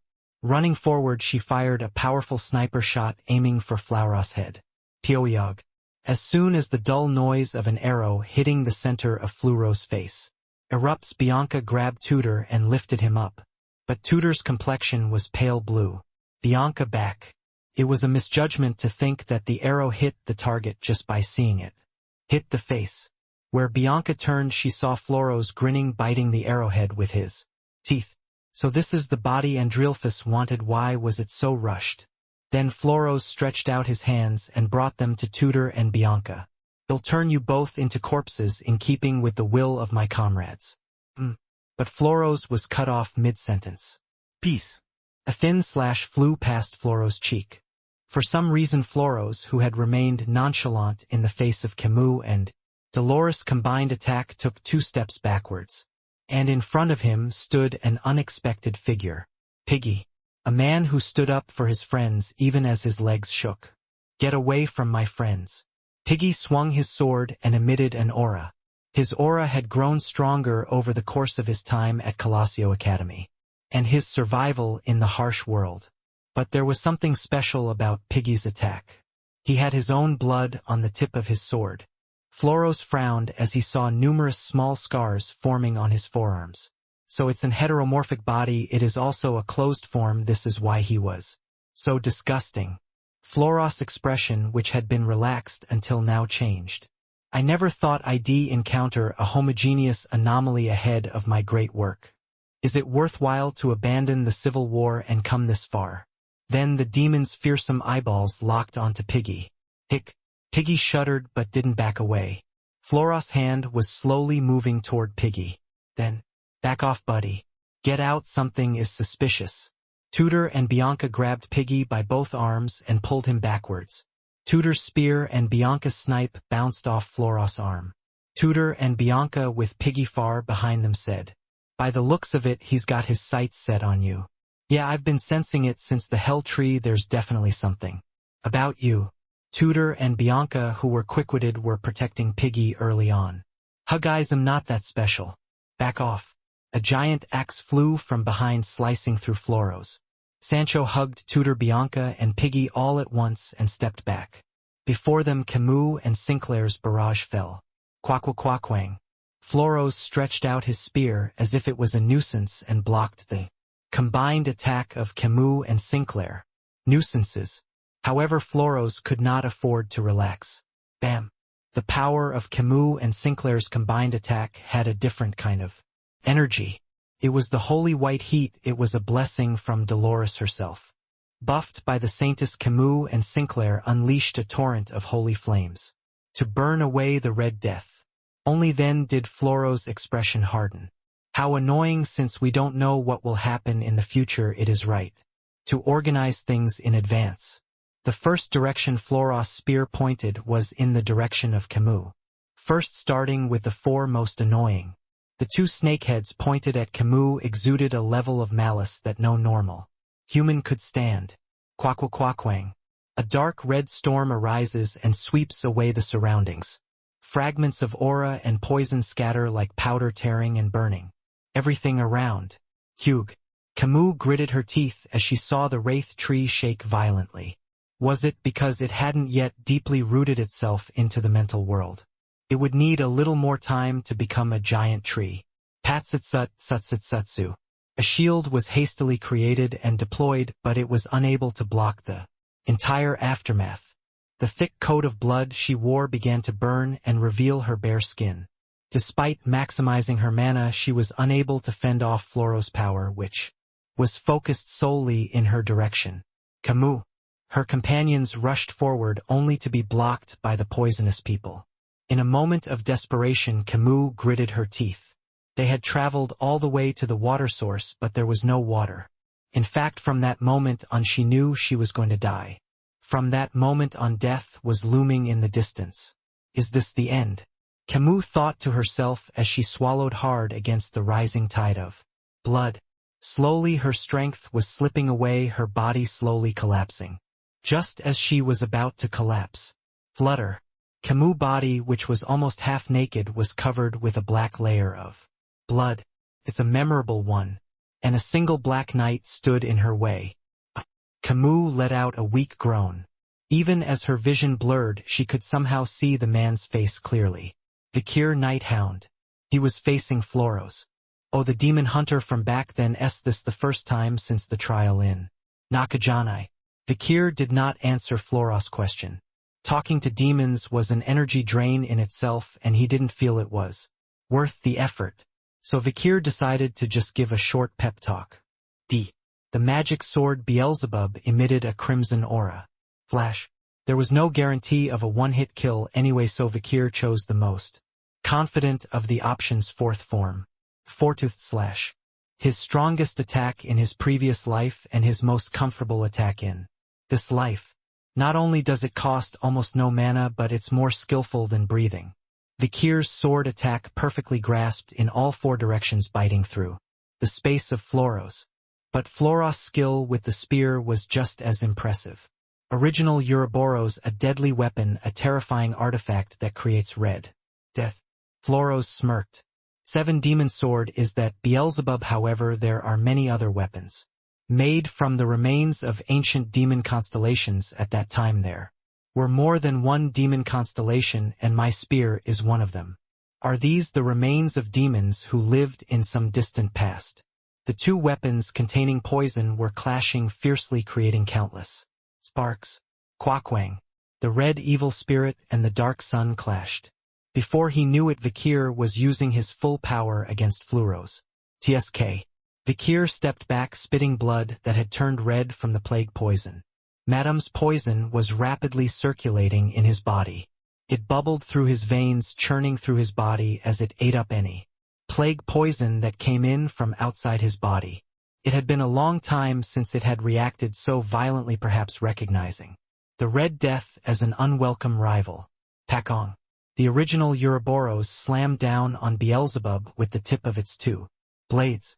At the same time, the hilt made from the sack of the hell tree struck Vikir's head. Vikir, who tilted his head back to avoid it, had a scar on his forehead. It was a vicious wound that would not easily regenerate even with basilisks. Regenerative powers. A sack carved from the shards of the hell tree when Amdusias was killed. I also obtained some fragments. Floros smiled wickedly, his eyes still full of amusement. Then, Vikir. Vikernum. Brother. Red, white, and gold, 3 shimmering lights emanated from the sides, and behind Vikir, Camus, Dolores, and Sinclair were supporting Vikir. Camus' fire, Dolores' holy power, and Sinclair's magic and money were now directed at Floros in front of him. Wagajigajig ujijig. The sound of powerful, intangible forces clashing and twisting against each other. The ground shifts, breaks, and reconnects, naturally changing the landscape around them. Even in the midst of his struggle, Floros looked at Vikir and his companions and spoke in wonder. You guys fight really hard for others. There will be no benefit to you personally in confronting me. Fighting together, a sight that would certainly be incomprehensible to a demon.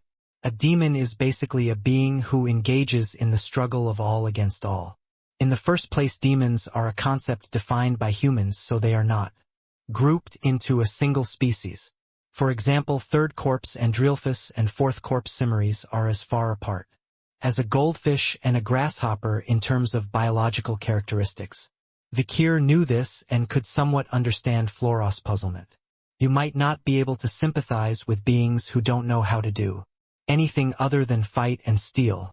Isn't that the same for you too? In the first place, humans are a deteriorated version of demons. The part you occupy in this worldview could be better performed by demons.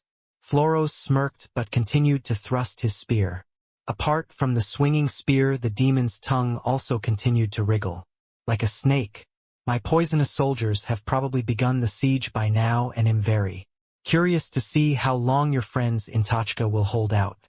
Vikir gritted his teeth. House Leviathan's poisonous soldiers had finally begun the siege of Tachka. It was unclear how long they would be able to hold off such a powerful army of mutants. They are fortunate to have Major General Orca and Marquis de Sade on their side, but in the face of overwhelming numerical superiority they are helpless. There is no hope for you. No water has been found and you cannot protect your comrades. I can't wait to see the look on your faces when you see that. All the humans in Tachka have been turned into poisonous people. The faces of the entire group fell as they heard Floros' words. But there was nothing to argue with. So Camus, Dolores, Sinclair, Tudor, Sancho, Piggy, and Bianca all just stared at him in disbelief. Except for Vikir. You underestimate the power of humans. Floros narrowed his eyes in surprise at Vikir's words.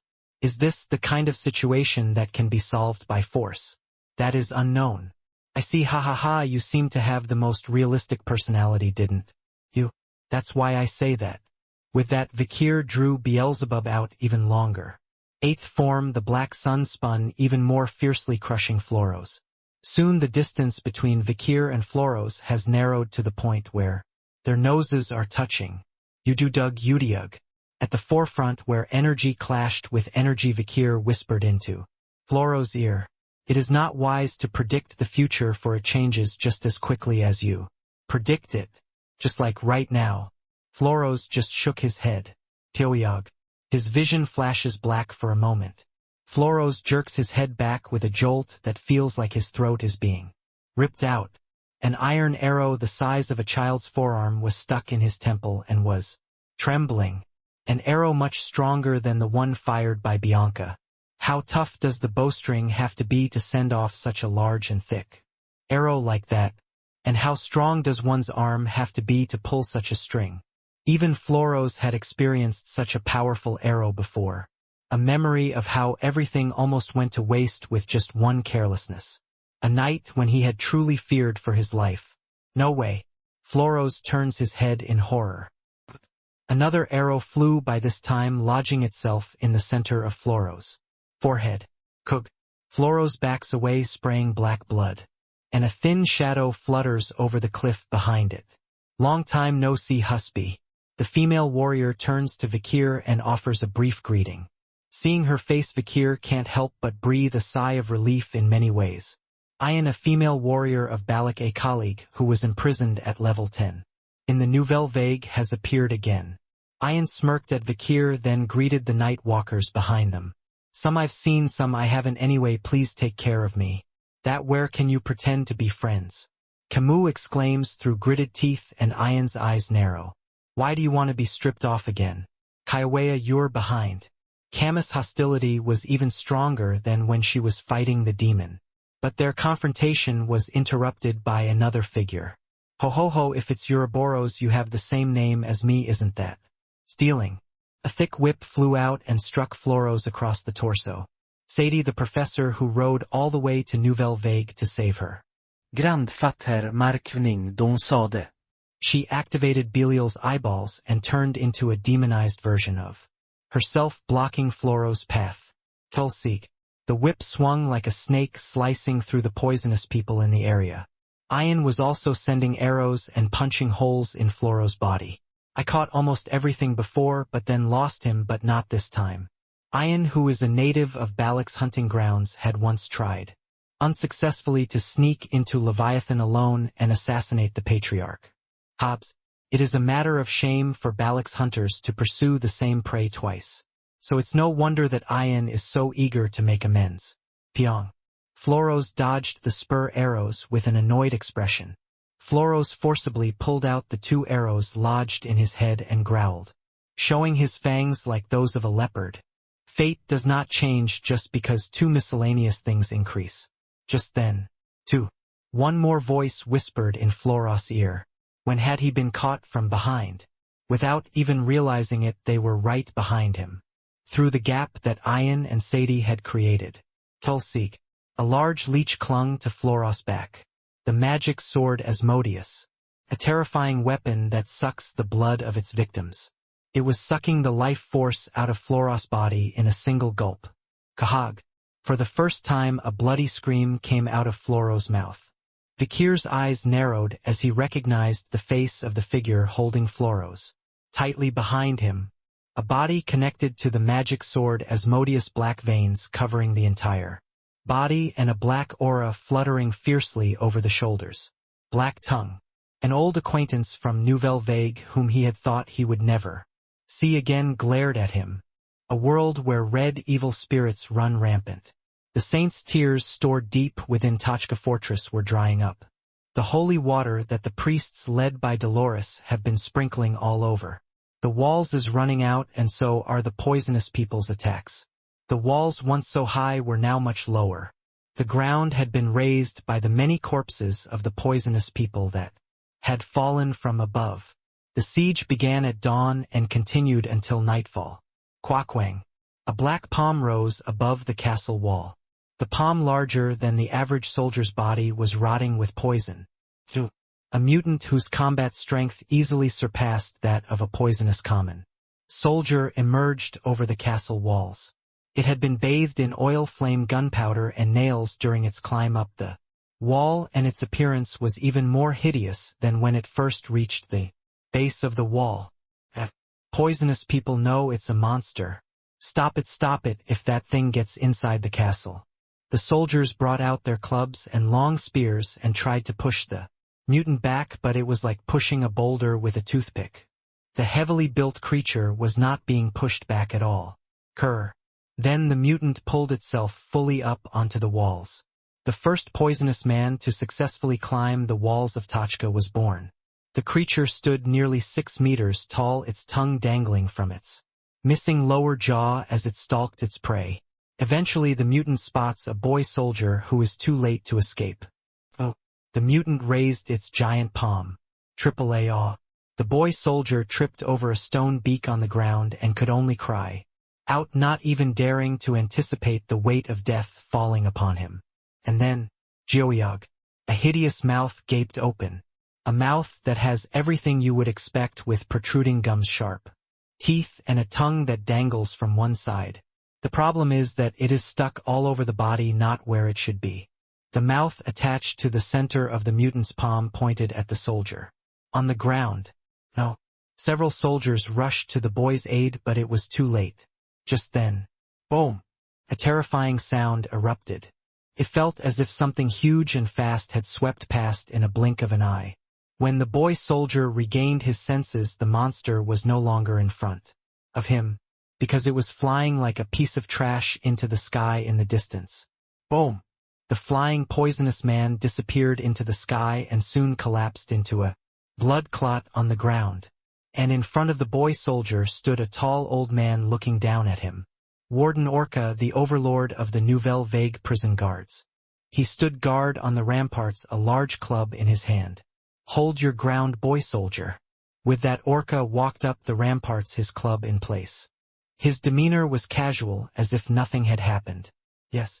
The boy soldier saluted as if he'd been crying all day. His eyes shone, rekindling the hope that had been dying from lack of sleep and water. Soon, energized by Orca's appearance, the soldiers began to push back the poisonous people again. They scavenged for oil and lit the fire with gunpowder scraped from the floor. If they couldn't find a piece of iron, they'd pick up a rock and throw it. Orca barked out instructions in a gruff voice. Each of you report to the Chancellor on the state of the castle tower and abandon the broken parts of the outer castle. We can stop it from the inner castle. Tell all the vigilantes in charge of security within the castle to come up. The situation within the castle is pointless now. Focus your arrows on the poisonous soldier and don't let them take down the lower part of the walls. For the stokers of the cannons, pour in the oil and gunpowder without sparing anything. Just hold out until the next drum beats. His gaze reached every corner of the defenses. He would closely examine in real time what was crumbling and what was holding, and then send in reinforcements. Of course, he didn't just give orders. He was at the front of the line, swinging clubs to crack the skulls of the poisonous people. Neither long sharp spears nor thick fast arrows could penetrate Orca's unseasonably thick coat of fur. Shararak. As the club wrapped around the chain flew through the air, and all the mutants hanging from the ramparts fell with their skulls cracked open. O Major General Orca, the god of defensive warfare, master of water warfare. As long as Orcanim is here, Tachka will not fall. The soldiers' morale was high. However, many have seen the back of a hero, but few have seen the front. No one could truly see the expression on Orca's face as he stood on the front lines. This is a difficult situation. Orca's brow was currently furrowed. No one could see the cold sweat running down his temples and spine hidden by his tight gray hair, beard, and thick fur coat. Orca gazed at the horizon below the ramparts. It was all black. The sky was filled with red death spirits, and there was no end to the number of poisonous people coming.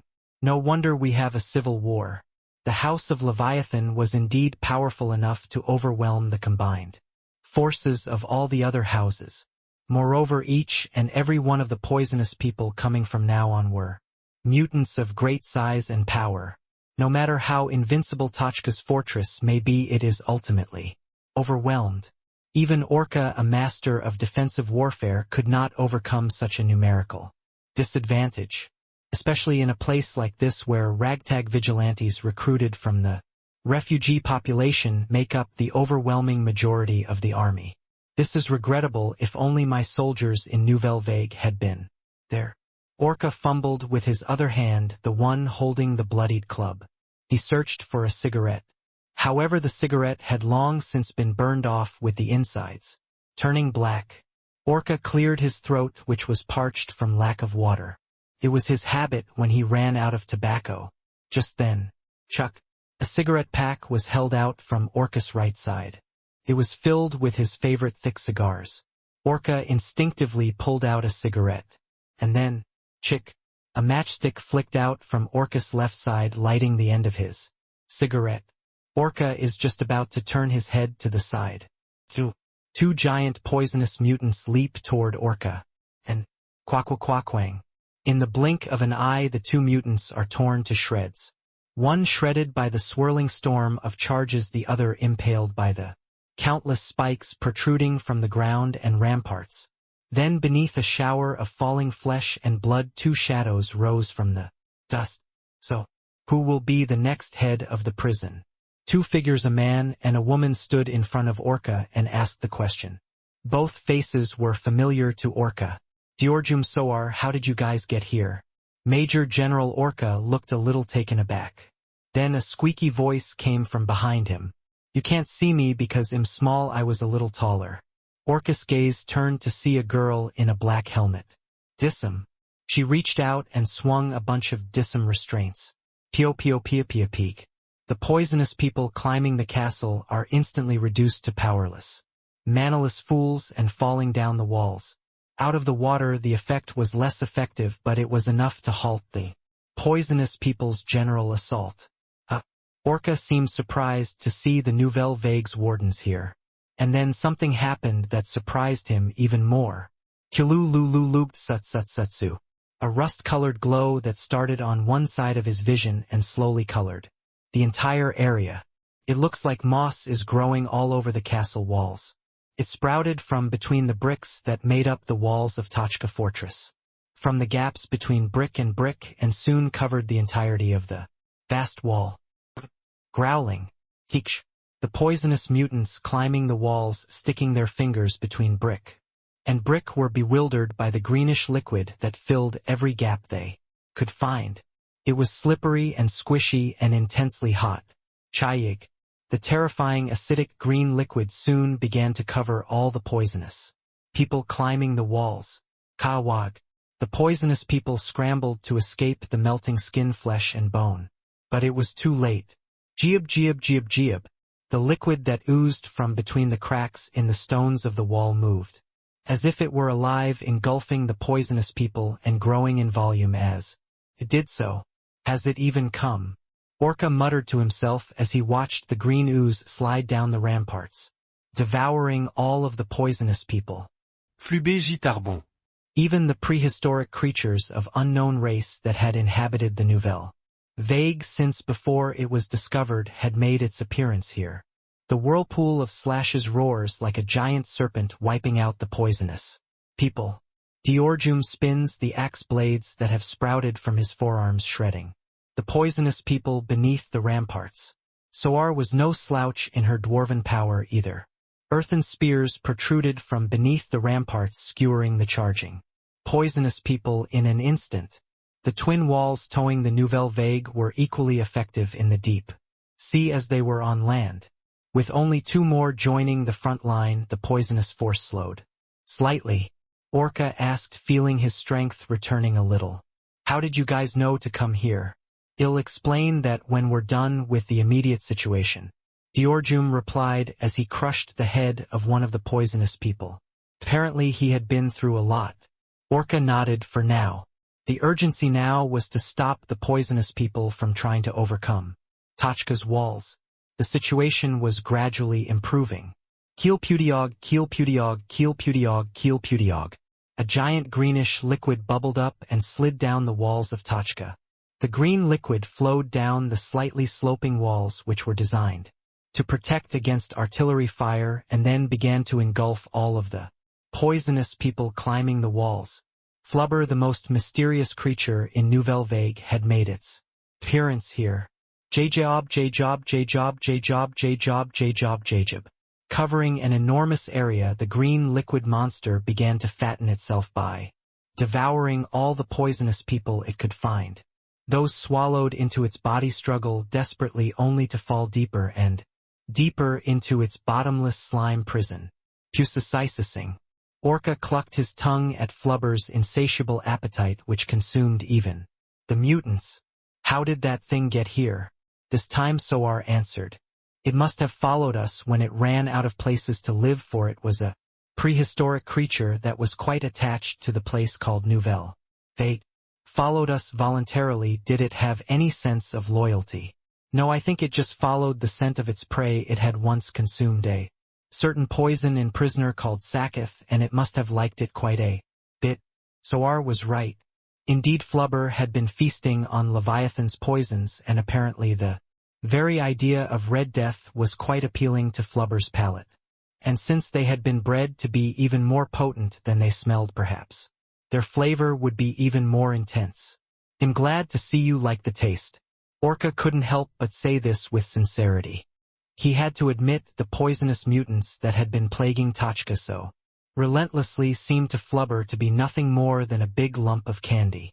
But there was more. Warden Orca, give me orders. I don't want to follow those wardens. Kahaha, you're the only one who can boss me around.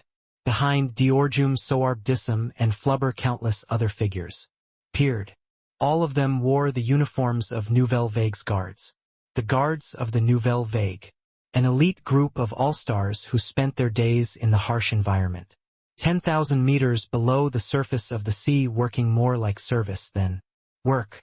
Here they were, the men whose humanity was unknown but whose skill was untouchable.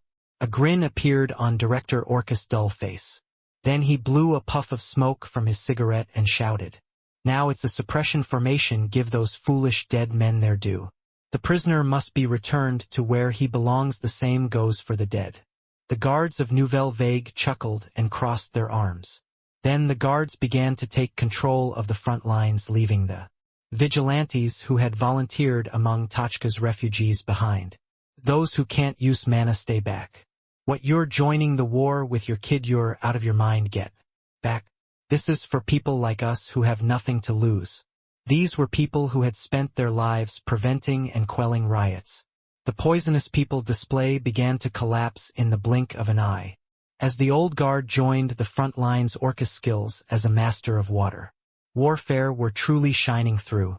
From now on, all positions above the rank of captain will be filled by Nouvelle Vague. I'm reorganizing the system in real time. You stokers, get off your ass, continue beating the drums as before, but double the time interval. Push out all the stones in the women's room. Lieutenant Colonel Bastille, who always made sure everything was in place before Orca told him to do anything, took charge this time. The stokers are to go down to the castle and procure oil and gunpowder. The drums are to be beaten longer, for the guards can hold out much longer than the vigilantes. The reason we are rolling the stones down is to start an all-out war, so everyone throw away your spears and long spears and arm yourself with your favorite weapons. The guards of the Nouvelle Vague who take care of themselves so that Orca does not have to give detailed explanations. The rest of the guards are pushed to the front lines to wipe out the poisonous people. Piog. Disum has subdued all of the poisonous people around her, tossing them behind her. With their strength and mana sealed away, the poisonous people are reduced to fools and impaled by the vigilantes' long spears. Flubber continues to grow in size, devouring more and more poisonous people. Diorjum and Soar also sweep through the poisonous people at breakneck speed. Suddenly Orca turns to Disum beside him. But Flubber was that guy originally, that small, wasn't it? Bigger before. It's split up now, the main body is somewhere else. Elsewhere. Disum opened her mouth to reply, but the sound was muffled by the poisonous mutant screaming loudly from above.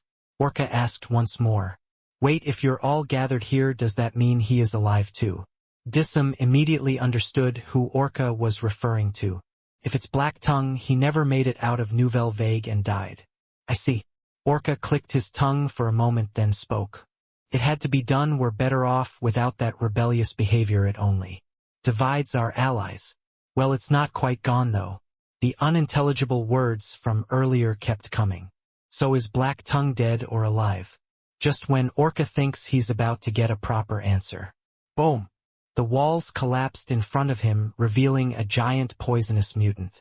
It was larger than any mutant he had ever seen before. Its grotesque appearance was like 2 or 3 mutants mashed together into one body. Intimidating, just standing there, so large that even Flubber couldn't swallow it in one bite. Oh! It opened its mouth and attempted to sweep away the guards on the ramparts. With a single blow, TCK. Orca was just about to raise his club to strike back. Geoyog. There was a twist before that. The poisonous mutant's head caved in and a black thunderbolt rained down from above. A whip, a long thick weapon. Like a spear falling from the sky, it dented the poisonous mutant's skull, sending its massive form sprawling and tumbling down the city walls. Quack-quack-wang. A heavy vibration rises from beneath the walls. Orca's frown deepened as he looked at the cloud of dust rising. It was the sound of laughter that made his ears perk up. Pushishishi. Across the walls an old man stood like a ghost on the uneven surface of the ramparts. Markvning din sade. He was still looking at Orca with a look of amusement. Orca growled. I thought you'd thrown me out long ago. Where have you been hiding and now? You're popping out. Why would I? This was just getting interesting. Orca raised an eyebrow. It wasn't long before he realized what was amusing Sod so much. Suddenly countless shadows began to fall to his side and behind him. That's right. The guards weren't the only ones fleeing from Nouvelle Vague. Cuckoo, it's always fun to follow Marquis de Sade around. To fight under him again, it will be an eternal honor. I can't wait to get on the rampage. Old times. Prisoners of Nouvelle Vague, now escapees. Now that there are no cells to imprison them, no guards to keep them, they have gathered under the name of their former master or former superior. Markvning din sade. Each and every one of them had been involved in the 47-man riot in the past. Those who had escaped exile or extermination but had been drunk on Marquis de Sade's turbulence and followed him remained secretive. There were also a great many who had envied Marquis de Sade's power and notoriety in prison and sought to join him. The monsters of level 9 bared their teeth after Marquis de Sade. The descendants of the defeated nations who had been holding their tongues for so long united to vent their frustrations. Sade chuckled and turned to Orca. Honestly, what kind of war do you want to fight with a bunch of little chick? From the academy or refugees? You've got to be a little more than this to command. It's absurd that I'm thinking the same thing as you at this moment. Orca spit out the cigarette, lit a new one, and turned away from Sade. But it was an unspoken message. Orca would defend the castle and Sade would counterattack. Whether Sade got the message or not, he just chuckled. Then Marquis de Sade raised his whip high and shouted to the prisoners. Here we go, counterattack, let's wipe out the foolish enemy, or better yet, drive them right back to the water source. Most of the poisonous people panicked while wearing Dissim handcuffs. The people who know best in the world how terrifying those restraints are. The guards and prisoners gathered here now. Their eyes widened in unison and they clenched their weapons. The heat was so intense it could burst at any moment, and Marquis de Sade poured oil on it. Aren't you all thirsty? Let's go get some water. The guards, prisoners, and refugees were all thirsty for the scarce drinking water. A fire burned in their eyes as hot as their throats. Now it was time to counterattack. This is the first time Floros has been hit. Black Tongue, considered the most dangerous man in Nouvelle Vague, he was the one who stabbed Floros in the back. However, Black Tongue's appearance was quite different from the one Vakir remembered. For one thing, it was much shorter and more petite. His eyes, which had been clouded with flavor, now glowed with a straightforward firearm. The black veins that covered his body like armor were the same as before, but the form was unmistakably female. Captain Kirko Grimm was standing there staring at Vakir. Pyoyog. Then the magic sword Asmodeus was pulled out of Floros' back. The entire hilt of the sword was greatly expanded from the amount of blood it had already absorbed. What kind of nonsense? The moment an enraged Floros turns his head with red death in his mouth, a green substance is seen covering his vision. Hyolpiog. Not only does the poison spew out from Floros' mouth, but it is also a liquid monster that completely covers the entire body. The dense body of flubber stretched out from Kirko's back and engulfed Floros. Tsuts. The red death spirit that Floros was emitting was absorbed by the flubber. Seeing this, Vakir opened his mouth. Kirko, she had surely seen the last of the Nouvelle Vague. But now she was here on the ground in front of Vakir's eyes. With Dissim chains, Asmodeus, the magic sword, and even flubber. Then Kirko's lips moved in a small smile. It was you, wasn't it? You saved my life. Vikir didn't exactly deny it. He had done one thing to save Kirkos' life just before they escaped Nouvelle Vague. It was something he had arranged during the elimination of Dissim just before the escape. Please let me live, I'll do anything. Normally it's faster to just kill you. Hick. But there's one more thing I want. If you do it right, I might have a way to save your life. What is it? What is that? I want two things. First, the original purpose, and the second. Vikir, who had used Dissim to orchestrate a massive prison break, had last seen to Kirkos' safety. If you wait outside the window of the 5th floor kennel, a person will come out. You must bring that person back to the ground alive. This person's name is Kirko. Grim rank is captain and gender is female. This is because if she survived, she could make a great contribution to the human alliance in the future, and Vikir's actions would eventually lead to Kirkos' current placement on the surface. Someone who, according to fate, should have been dead by this point. Why did you become Black Tongue? Vikir asked, and Kirko gave a very brief explanation. When the Nouvelle Vague collapsed and I was being swept away by the sea, I heard a voice calling to me. It was the shard of a sword that was on its way to sinking into the depths of the sea. It was the voice of Asmodeus broken into 9 pieces. Faintly but clearly audible, the sword's call was of an indescribable nature. Asmodeus, a sword that, along with Beelzebub, belongs to the 7 demon swords. It was broken into 9 pieces by Vikir and sunk to the depths of the ocean. As it should have been, no one should have found it for all eternity. But the sword spoke up and found a new owner. What it wanted was clear. It wanted blood, and to get it, it needed a symbiotic host. Kirko, who was destined to die from being crushed by the heavy water pressure in the cold sea water, unconsciously accepted the sword's offer. And fate took a turn for the worse. Chosen by the sword, Kirko was given the superhuman body of a vampire, just as Black Tongue had once been. A body that could withstand the terrible pressure of the deep, the mobility to move even after holding her breath for days. At that time she was rescued by Dissim and brought to the surface along with several other guards who were also being swept away by the tide. It's no surprise that most of the guards saved by Kirko bowed before her power. Kirko glanced back at Flubber, who was crawling up her shoulder.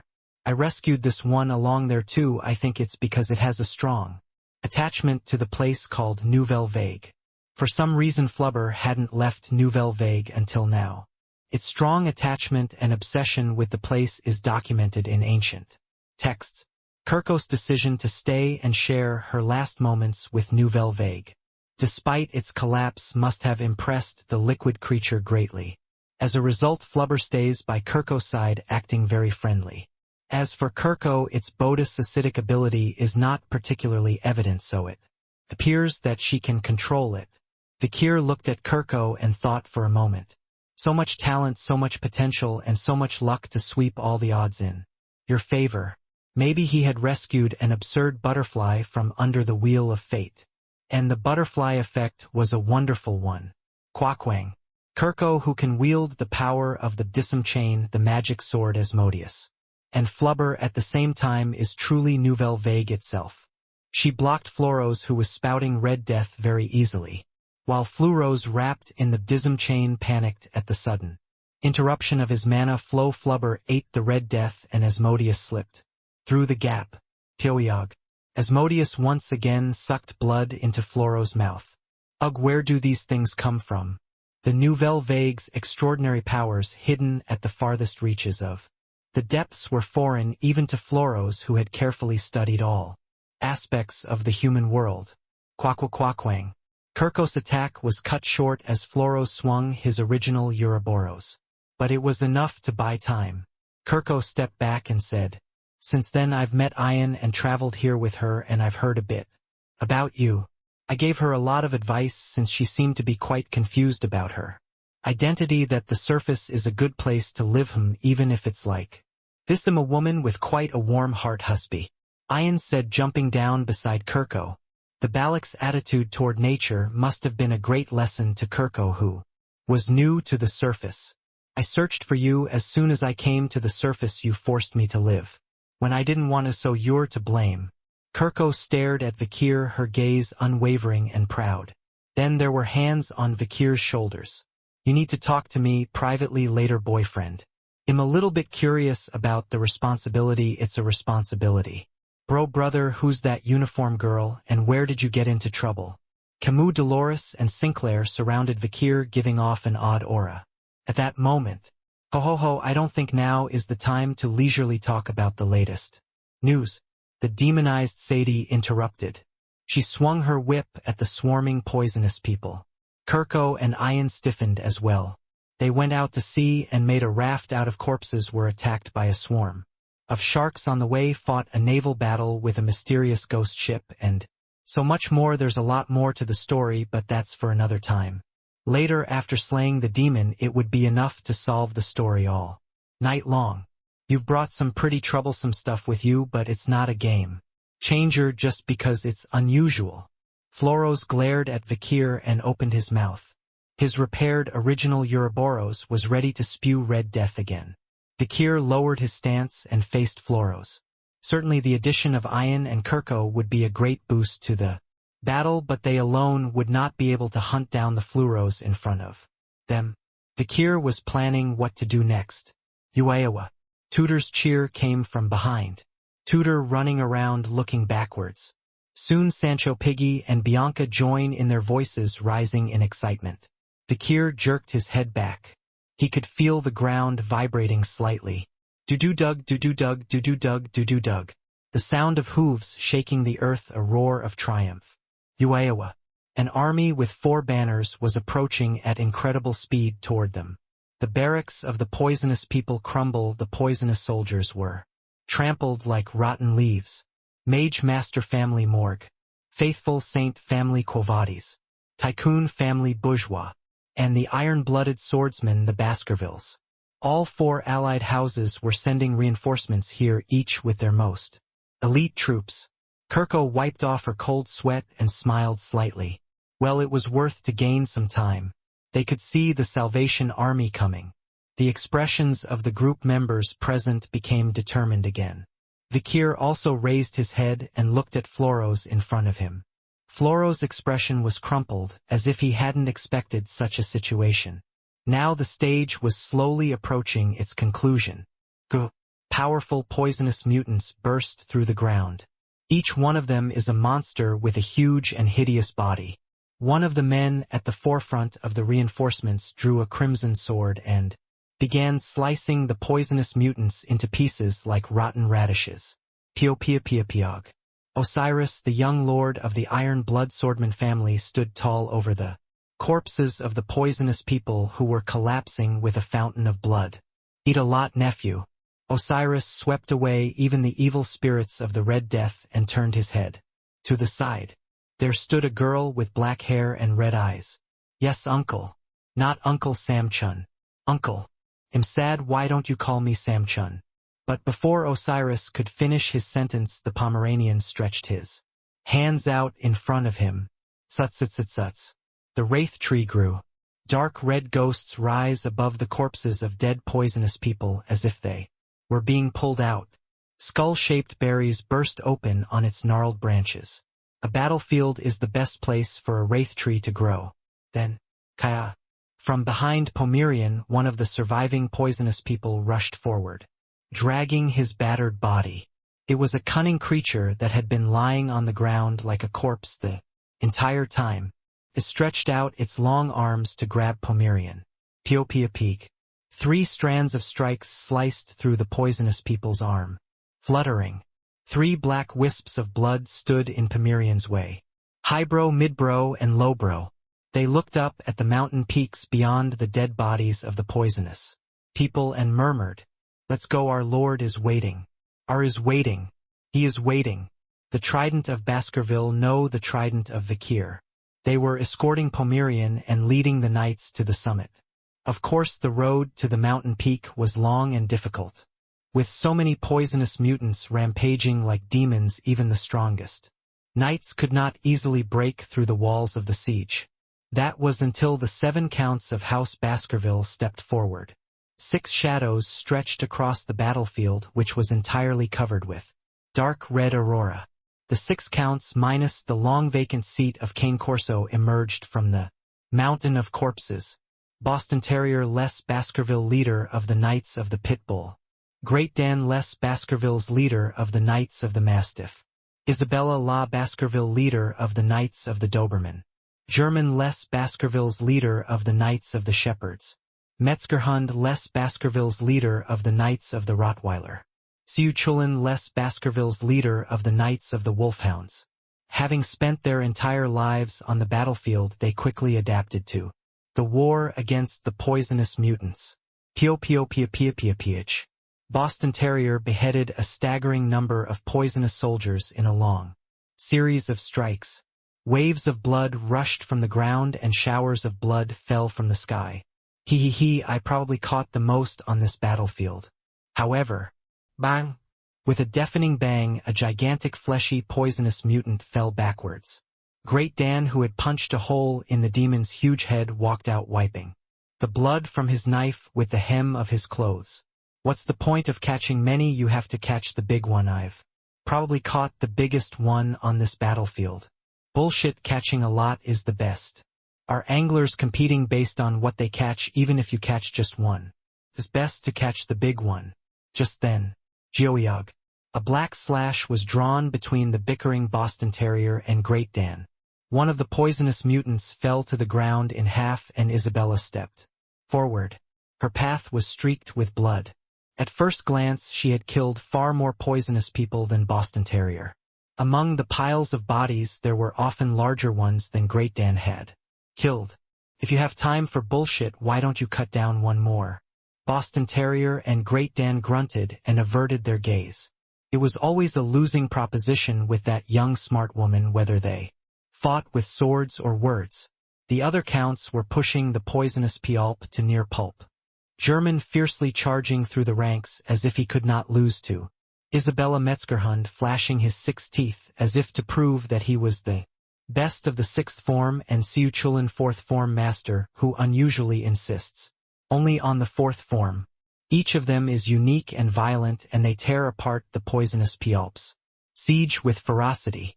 The knights, following their leaders, charge through the center of the battlefield.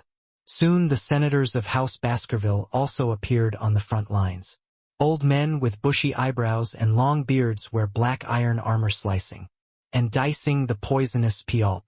Hiosad and Orca are out on the battlefield. Shouldn't we be in the back room? I'm sure they've aged a lot too. Why don't we see each other again after such a long time? Hull. It reminds me of the old days. These are the guys I ran into on a fictional day on the battlefield. By the way, things must be pretty bad for them to drag us out, huh? I was tired of being treated as a waste of the previous generation, so let's loosen the reins and run wild. Yeah, I guess the head of the house will take care of everything. The entirety of the Baskerville family is in motion. The Morgue, the Quavadis, and the Bourgeois were all racing across the battlefield with their armies. Morgue head Respain and her deputy Adolphe were in attendance. Pope Nobukov I of Quavadis, Cardinal Luther, and Archbishop Mozgus were also on the battlefield. Bourgeois also poured all of the family's wealth into this battlefield, and even Damien, the acting head of the family, was at the forefront of the war. Advance to the water source. Let's break through to Tochka. Don't stop, keep marching. The reinforcements were on their way to Tochka, as had been decided at the previous meeting of the alliance houses. It was the result of the persuasion of Kirko, who had once led the Nouvelle Vague's elite into the meeting. Quaquang. The Red Death spirits were all burned to death by the flame-type magic unleashed by Adolphe the Mad Mage. Beside him, the 3 sisters High Sis, Mid Sis, and Low Sis were searching for Camus. Camus, where are you? We are working really hard. Can't we talk about this after the war? Of course, there were other forces besides the 4 allied families. The Varangian Boot Camp, the Magic Tower, the Themyscira Women's College, and the Colossio Academy. Faculty members led by Principal Banshee also appeared on the battlefield. Ha, finally settling a score. Humph, you filthy poisonous bastards. Vikirnim im Komingo. Young talents such as Bakaraga Hohenheim and Lovegood were also leading the student army and advancing.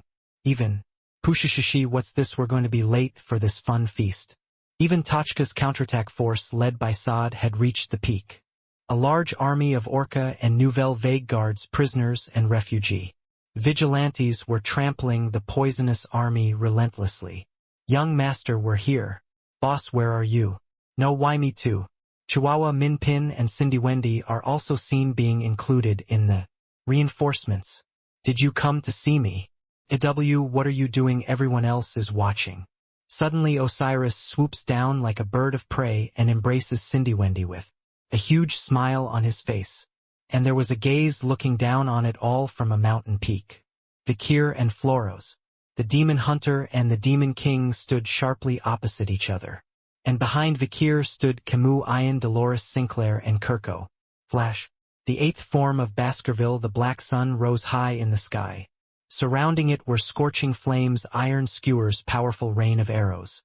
Divine protection, golden giants, and blood-sucking creatures. It's over. Vikir continued, speaking with confidence. The demon kill. But faced with Vikir's declaration, Floros was still not relaxed. Well, is that so? Vikir narrowed his eyes. Floros jumped back and soon stood on the ledge of the crater.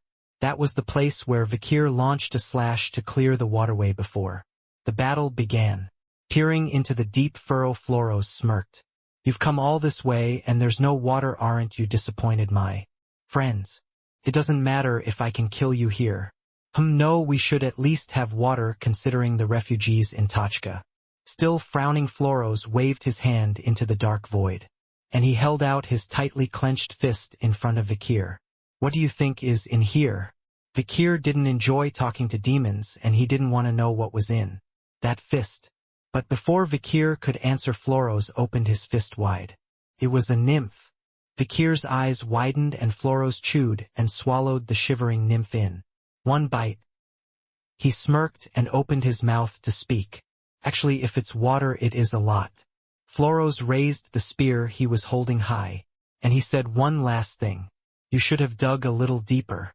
A moment an emotion flashed through Vikir's mind. It was a sense of loss. Lying leopard. It was the nickname of the second corpse, Floros.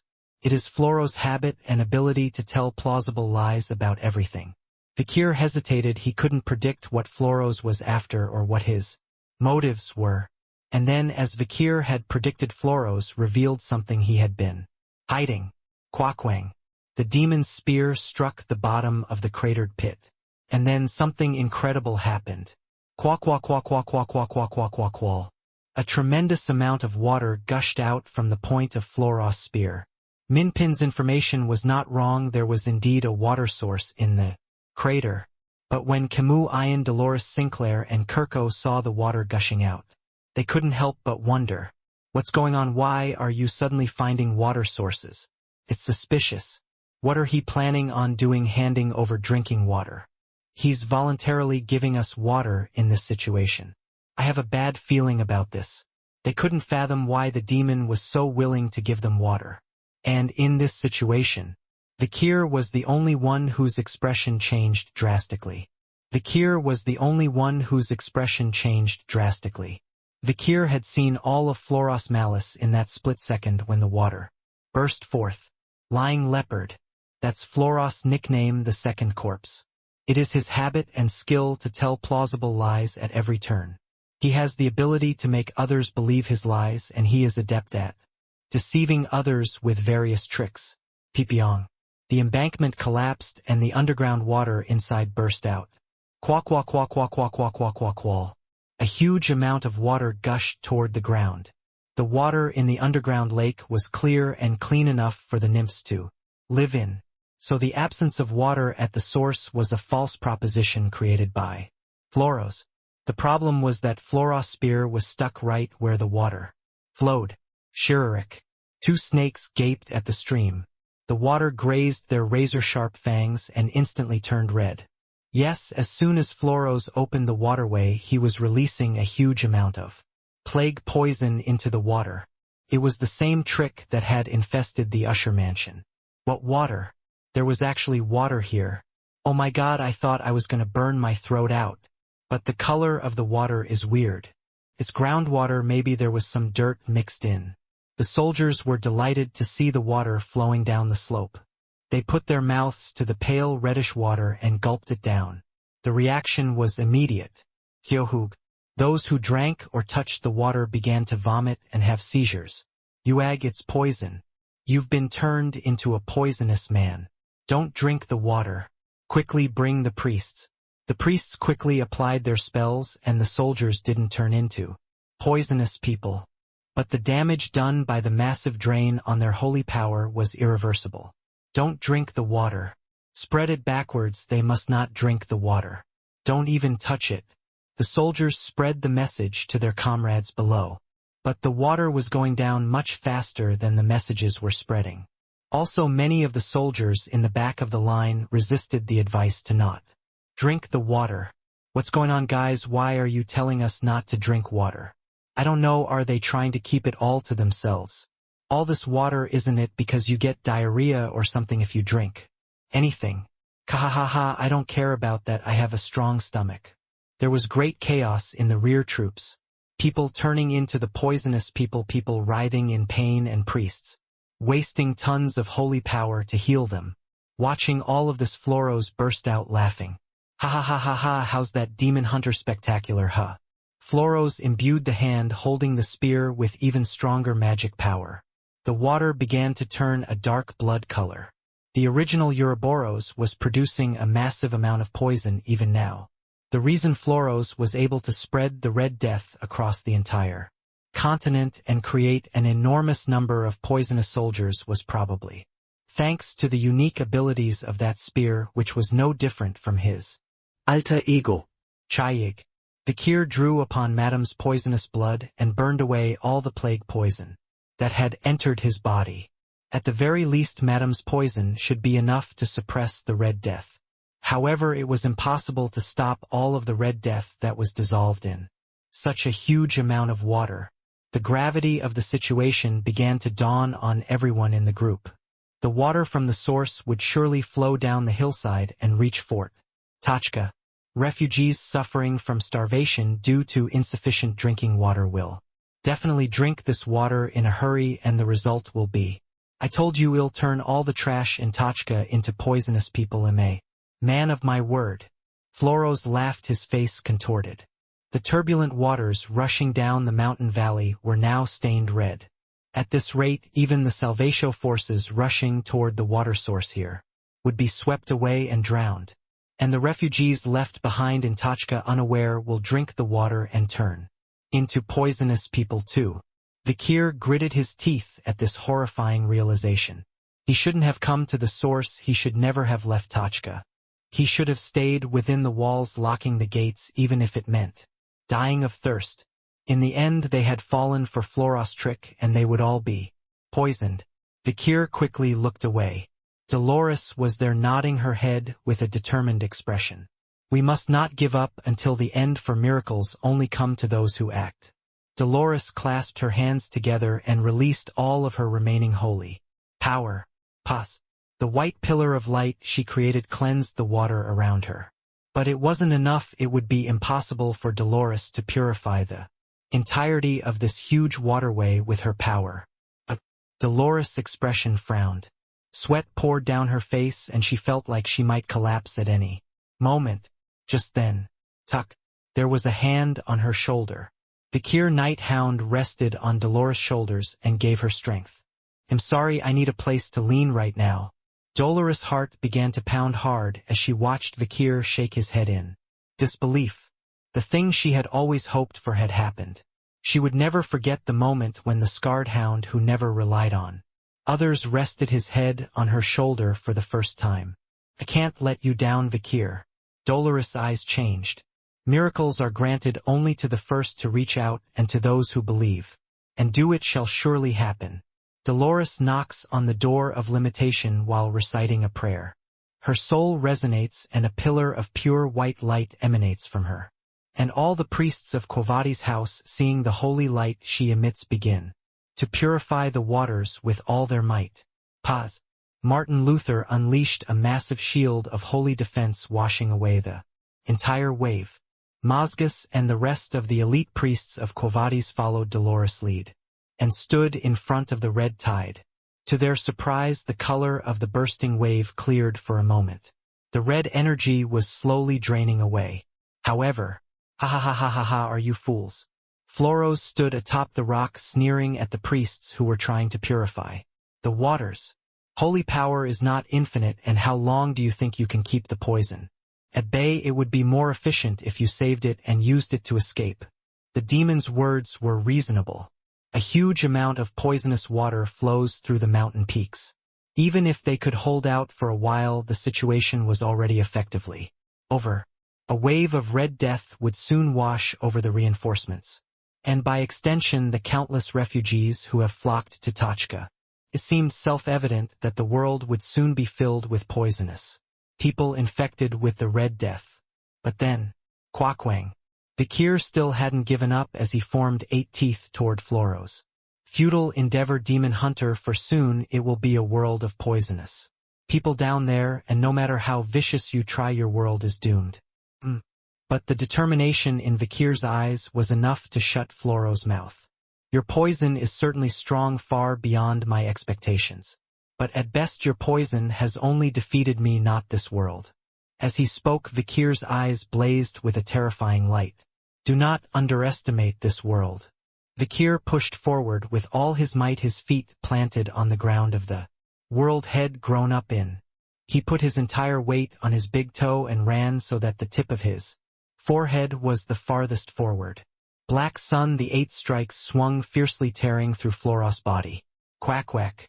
But even as he looked at the fountain of blood gushing out from his body, Floros laughed leisurely. Ha ha ha ha, so what does this mean? The humans down there are already finished. Suddenly Floros' expression, distorted with ridicule, hardened. The peaks came into view, a stream of water cascading down a series of tiers. The waterfall at the base of the first peak is red. The waterfall below the second peak is also red. The color of the waterfall at the bottom of the third peak is strange. Transparent color, clear water. Somehow the water beneath it didn't carry any of the red death spirit.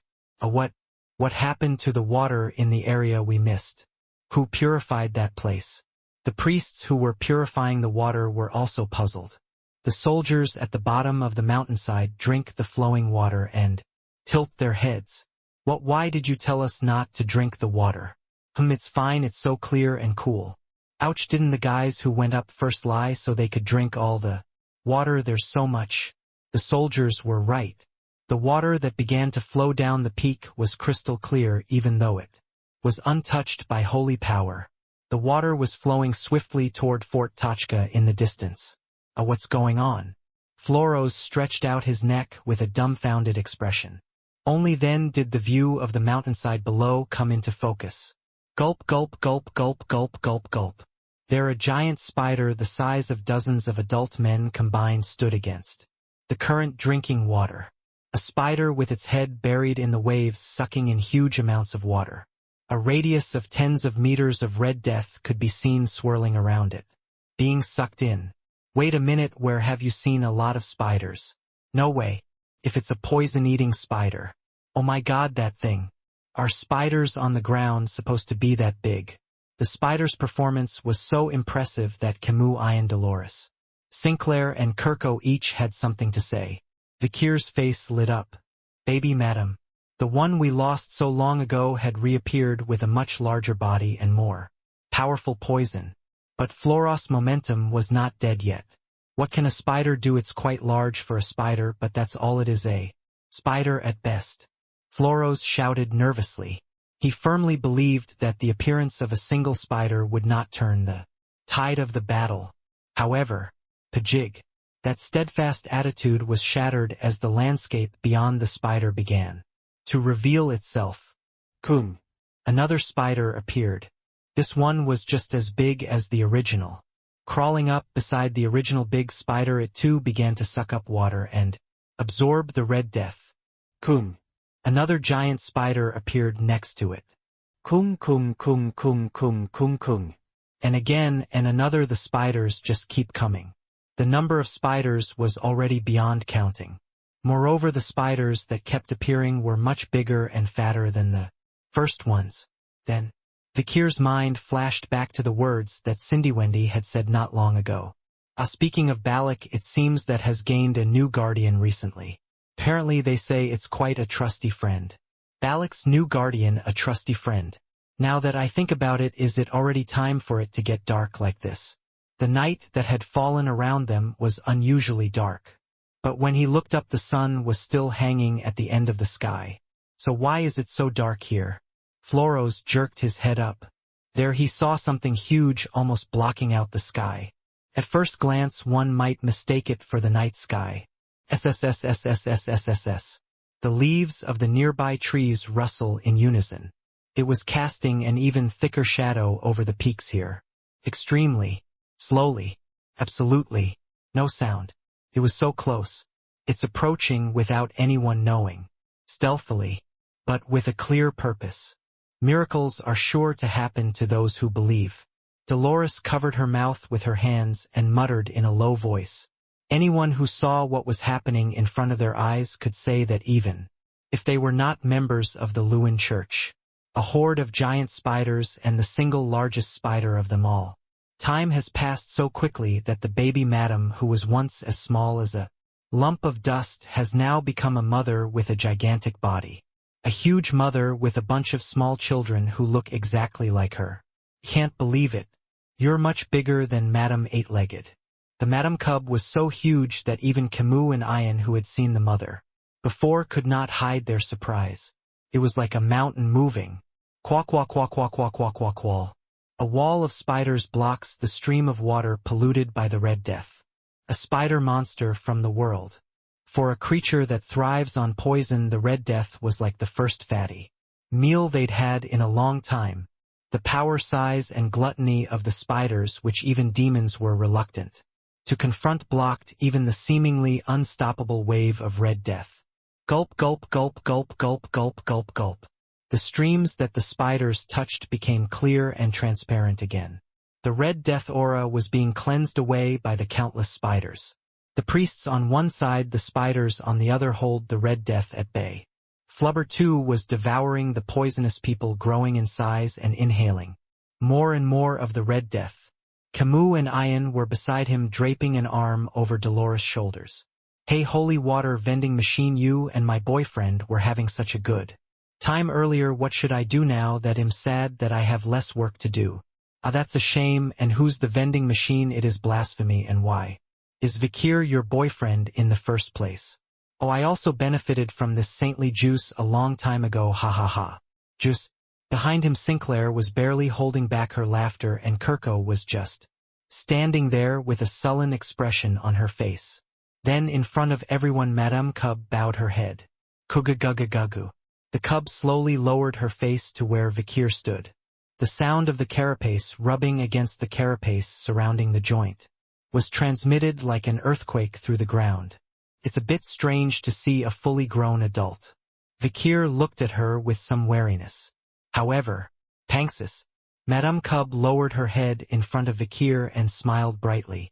Back in the days in the dormitory of the Colosio Academy, she would wait alone in his room while Vikir was out for class, and when Vikir would open the door and come back, she would always look like that. Hack hack. The cub tilted her head toward Vikir. A fierce hug, seemingly oblivious to her own size. Well, yeah, you've grown a lot, really. King Kyung. When Vikir strokes her, she wags her tail and burrows into his arms like she used to. She may have gotten bigger, but she's still a baby. Just then a familiar voice rang out above the cub's head. Hunting leader. Brother, I've come to help. How could he forget those voices? Vikir looked up and saw the faces of those he had bonded with in the jungle. A Hole whom he had met in the Hell Tree, and a Hun whom he hadn't known alive since, stared at him with a bow in hand. Behind them the warriors of Balak, all of whom Vikir had thought dead, smile at him, revealing their white teeth. Growling. A roar erupted from behind Vikir, who was just about to wave. Vikira, the returning spirit of Iron, roars toward the sky. An answering roar came from the gathering of Balak's warriors. A wolf identical to Vikira's reared its head. Viola, Ahul's partner, Vikira's daughter. The wolf father and daughter also share a long overdue reunion. And then, Pipyong Pig Pioyog.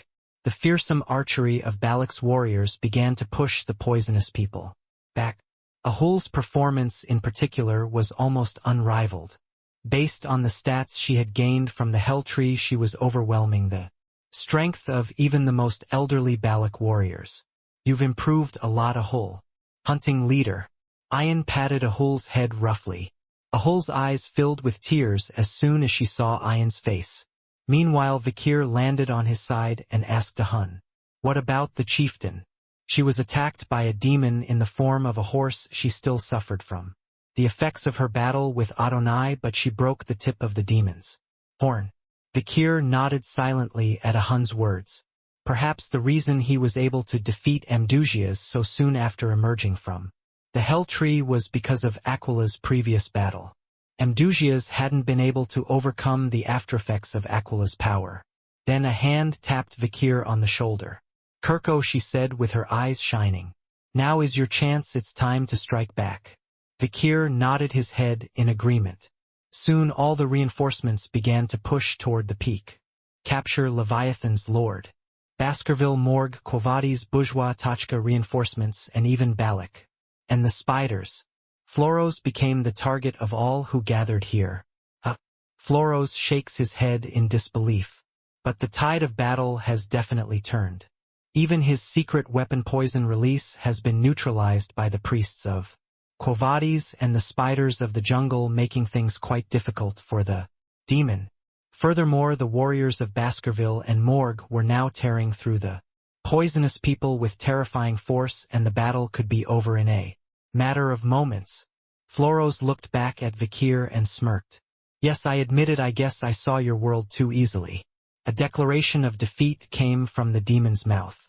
But Vikir knew better than anyone that a victory was not a victory unless the enemy's life was ended, especially not against a demon.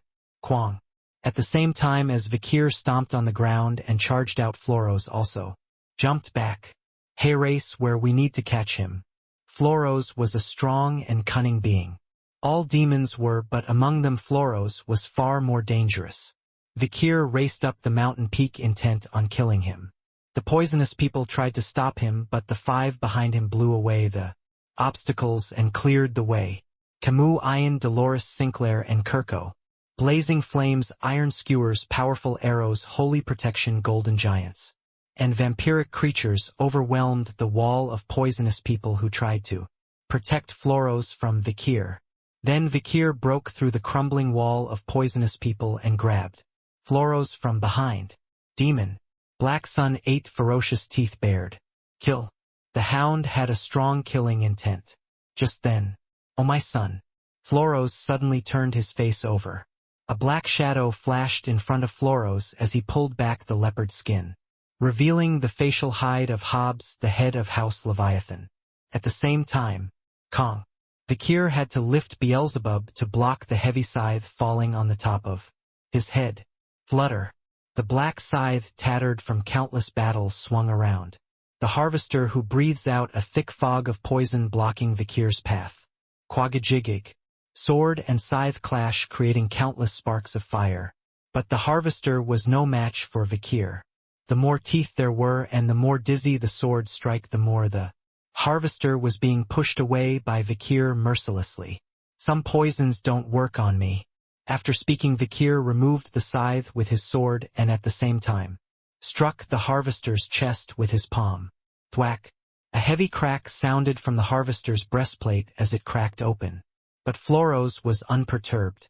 "Hang in there, son, the movement magic circle will be activated soon." The words were spoken more to mock Vikir than to encourage the harvester. Floros turned back to Vikir with a mocking look on his face. "Now write it." Hearing Floros command, the harvester immediately pulled a handful of something from his bosom, a black sphere with many barbed spikes sprouting from it. Vikir recognized it at a glance. The seed of the Hell Tree. "Yes, it comes out when it's bored, doesn't it?" Floros answered on his behalf. Around them, the rumbling poisonous clouds were gathering once more. It wasn't just the Hell Tree seed that was distorting space. The space movement magic. It's quite high-class, brother. Camus and Sinclair's urgent voices came from behind. Vikir gritted his teeth and picked up his pace, but he couldn't seem to keep up with the countless hell tree seeds flying in front of him. If I get hit by one of those, I don't know what will happen. If I'm dragged into the illusionary world again, I have no answer.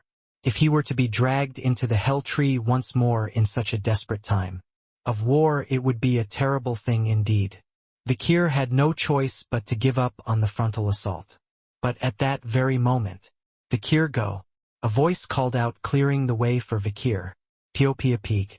Vikir's path was cleared by a being who blocked the seeds of the hell tree. With his entire body, Vikir's eyes widened at the unexpected help. Piggy. He gritted his teeth, his body covered in blood. Get out. Into the darkness. Once again Piggy found himself in the same environment. The only difference was that this time Piggy knew it was an illusion. Ah, is this a childhood memory? Piggy looked at his younger self and the middle-aged man standing in front of him. The face was familiar but strangely unrecognizable, a face that was shrouded in a haze. This scum is not my blood. A memory from the distant past, one that even Piggy himself couldn't remember. Played. It was the same vision Head had when he was a freshman at Colosio Academy. When Head nearly died during a midterm exam. I seemed to be unusually good at seeing visions. It was true at the academy, it was true when he was trapped in the hell tree. And it was true now. Head gotten used to having strange visions and hallucinations whenever his life was in danger. But the sound of his mother's cries that followed was always hard to get used to and made his heart sink. And the contempt and hatred that follows. How dare you be so lowly you don't even know the subject. Get him out of here now. Get rid of him. The chatter around him swirls and follows the sobs. Piggy's vision shifts several times after that. Fleeing mothers, forests and mountains, pursuers, steep cliffs, raging rivers. Hungry wolves and the startled faces of passing merchants and mercenaries. Time passes and so do memories. His mother who never smiled and always looked at him with a sad expression. His stepfather who was always there to comfort her and give his son the love he deserved, becoming a strong pillar of the family.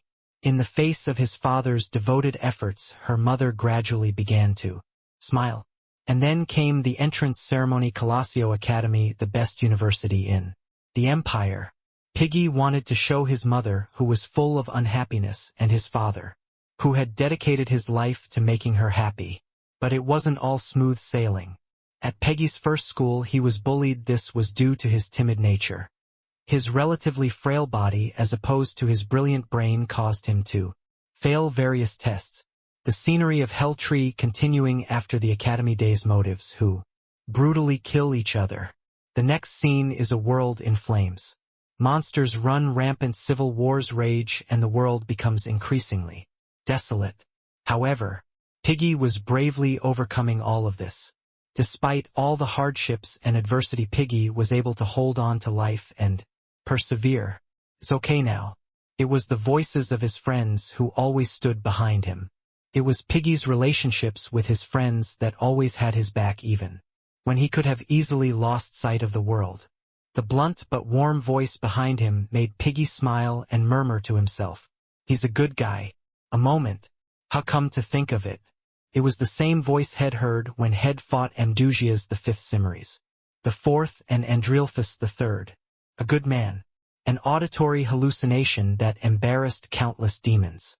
That was what he heard every time his blood flowed into the demons. A moment. Hug. A face popped up in front of Piggy. "Can't you hear me?" I said. "Get out." That was... Piggy opened his eyes. The first thing that came into view was a face. Vikir. Vikir was looking down into Piggy's face. "It's okay now, Piggy." The voice sounded exactly like the one Head heard in the vision. Piggy smiled weakly through her fading eyes. "You're a good man, you always were and you always will be. Piggy, come to your senses, the bleeding has stopped." Vikir shook Piggy's body. But even though the bleeding had stopped, too much blood had been lost. The Hell Tree seed had spread like wildfire, lodging deep within Piggy's body and tearing out all of his internal organs. Piggy swallowed a gulp of blood and answered, Closing the hell tree is the only thing I'm good at, and even though I can't do anything else, I really wanted to help. Don't be silly. Vikir opened his mouth, but Piggy shook his head. Go. Go kill the demons, save the world. Piggy looked at Vikir with all the strength in his eyes. If I can't be a hero, but I can be a hero's friend, I'll be satisfied. Go. Vikir gritted his teeth at Piggy's shout.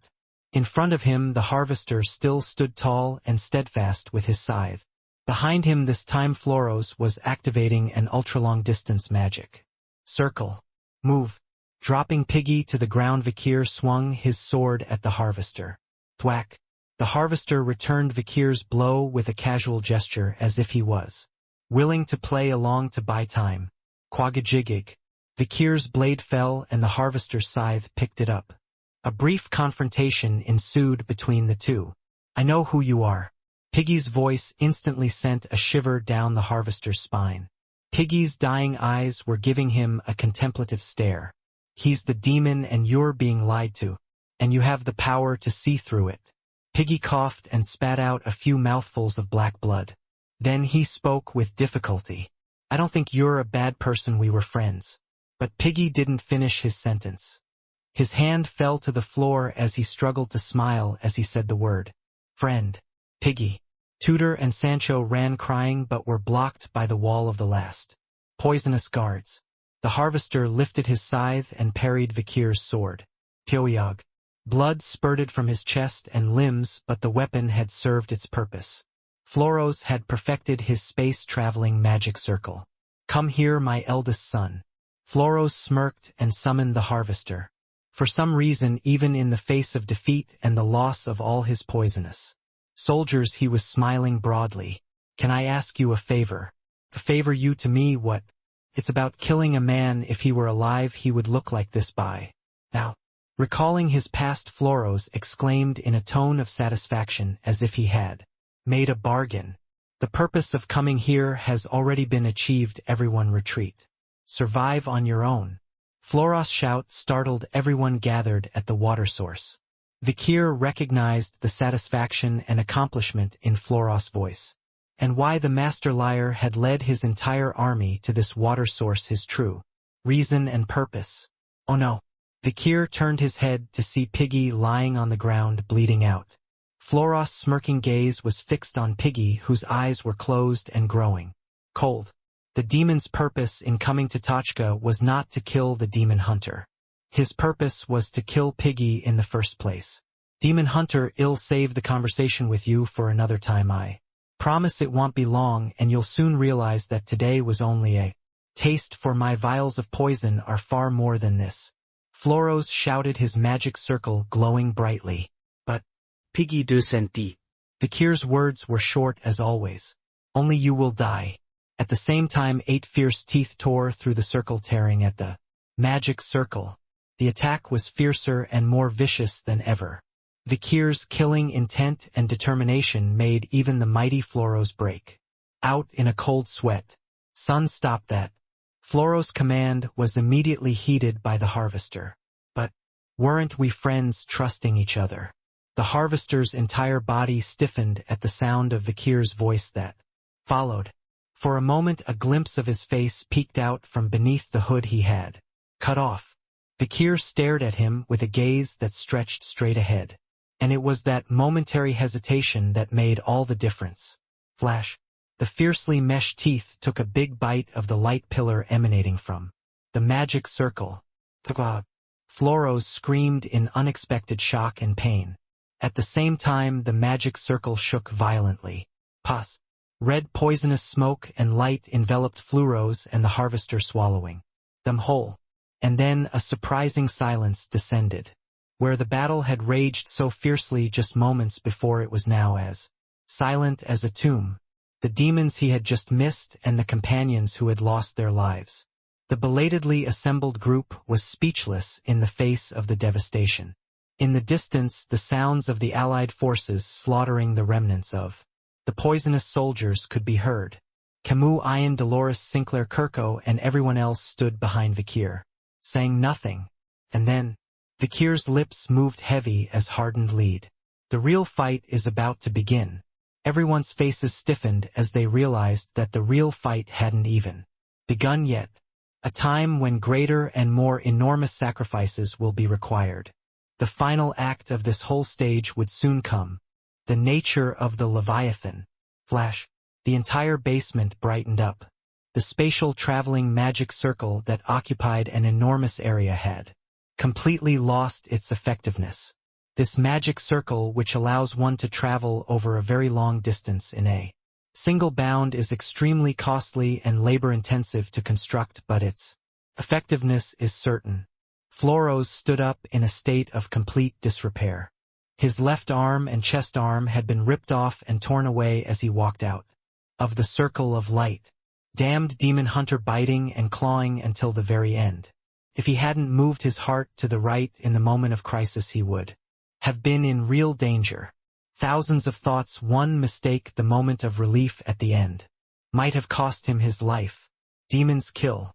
The demon hunter's final growl was still echoing in his ears.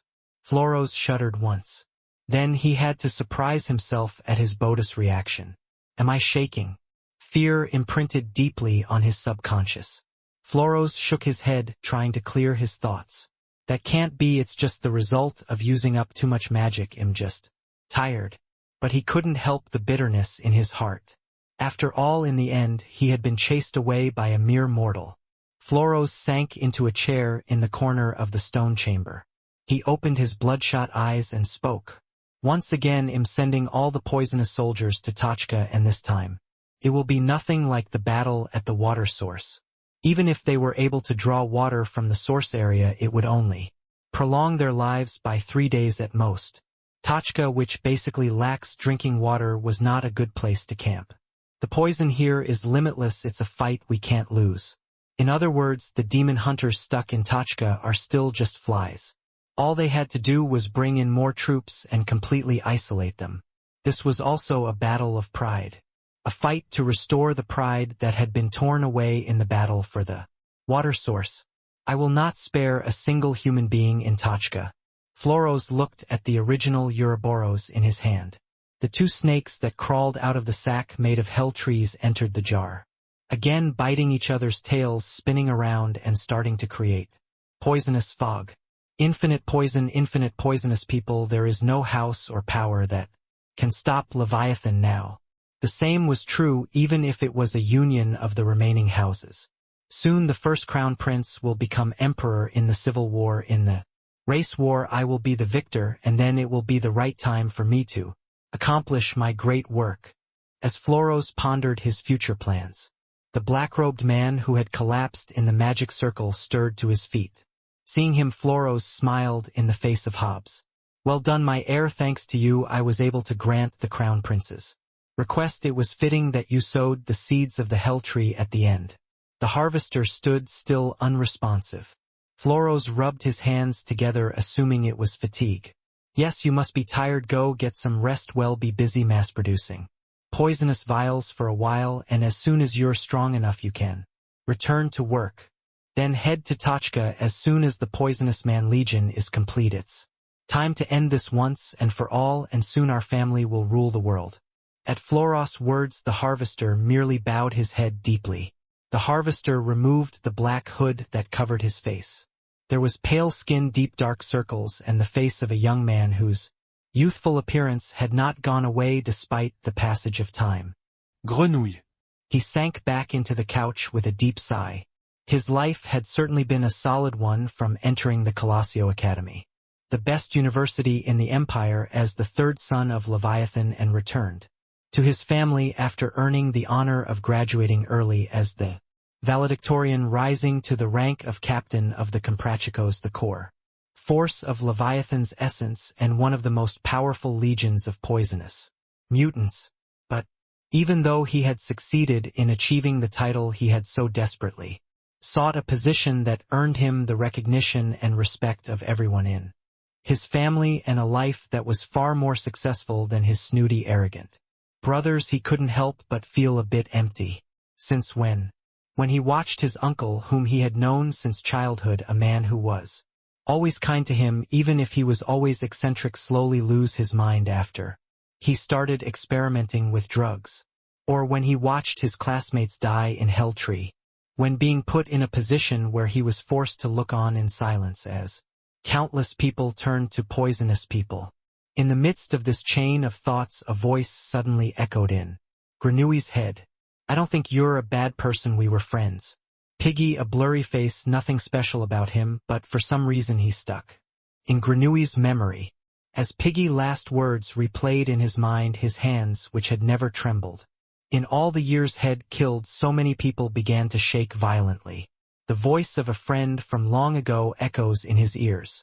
Why are you being so nice to me? Well, because we're friends. Grenouille bit his lip. Vikir. Grenouille couldn't quite define what he felt when they reunited. What he could say with certainty was that the gleam in his eyes unwavering too. The end was the same. He always had a reason for everything he did. Vikir was someone he couldn't help but look up to, someone he couldn't help but follow and admire, someone he always wanted to chase and surpass but couldn't even reach in the end. He crossed unimaginably harsh lines of fire, and now he stands here holding himself back.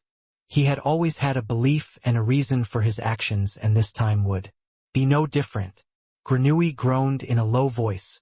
The question had been pushing to the back of his mind had come to the forefront of his thoughts. Am I living my life right now to produce poisonous soldiers, to wipe out the opposition and make the first Prince Emperor, to unify the empire in the truest sense of the word, uniting 7 fragmented powers into one? Daljulag. Suddenly Grenouille felt a foreign object on his left breastbone. A necklace, a small brooch in the shape of lips. It's something he's worn around his neck for years but never paid much attention to. But today it caught his attention unusually. Straight lips. An artifact she received as a prize in the University League when he was a rookie. In fact, his current ranking wouldn't have been possible if it weren't for Vikir. I used to feel bad that I got a useless artifact while everyone else got a good one. An artifact that tells you the truth no matter what, the question only once. Yes or no. The artifact was made from the lips of a sage who lived long ago and could only be asked once by a single person. The cooldown time is about 100 years. It's practically an artifact made juste for Grenouille. Grenouille stared at the dry lips. Come to think of it, he remembers a conversation he had with a classmate when he first got this artifact. I'm the only one who does this. Why, I think it's a very nice artifact. I sometimes have a lot of doubts about my life. It would be nice if I could ask you about it. TSK, why do you have such doubts? I'm always doing well. You should be proud of yourself. Sinclair, the words of the woman he once admired, smiling brightly, suddenly popped out of Grenouille's old memories. The straight lips. Grenouille's mind raced through a series of events. The inferiority complex of being overshadowed by his older brothers, the pressure to live up to the family's expectations, the tragedy of his uncle Saketh, his only escape, the geniuses of the other families he met at the academy, the small friendships that blossomed in the ranks, his rapid rise through the ranks of the main family, his appointment as a captain in charge of countless poisonous soldiers, and the task of turning countless others into poisonous people, and then war and war. Grenouille looked up. A black cloak hung on a rack and a massive scythe leaned at an angle.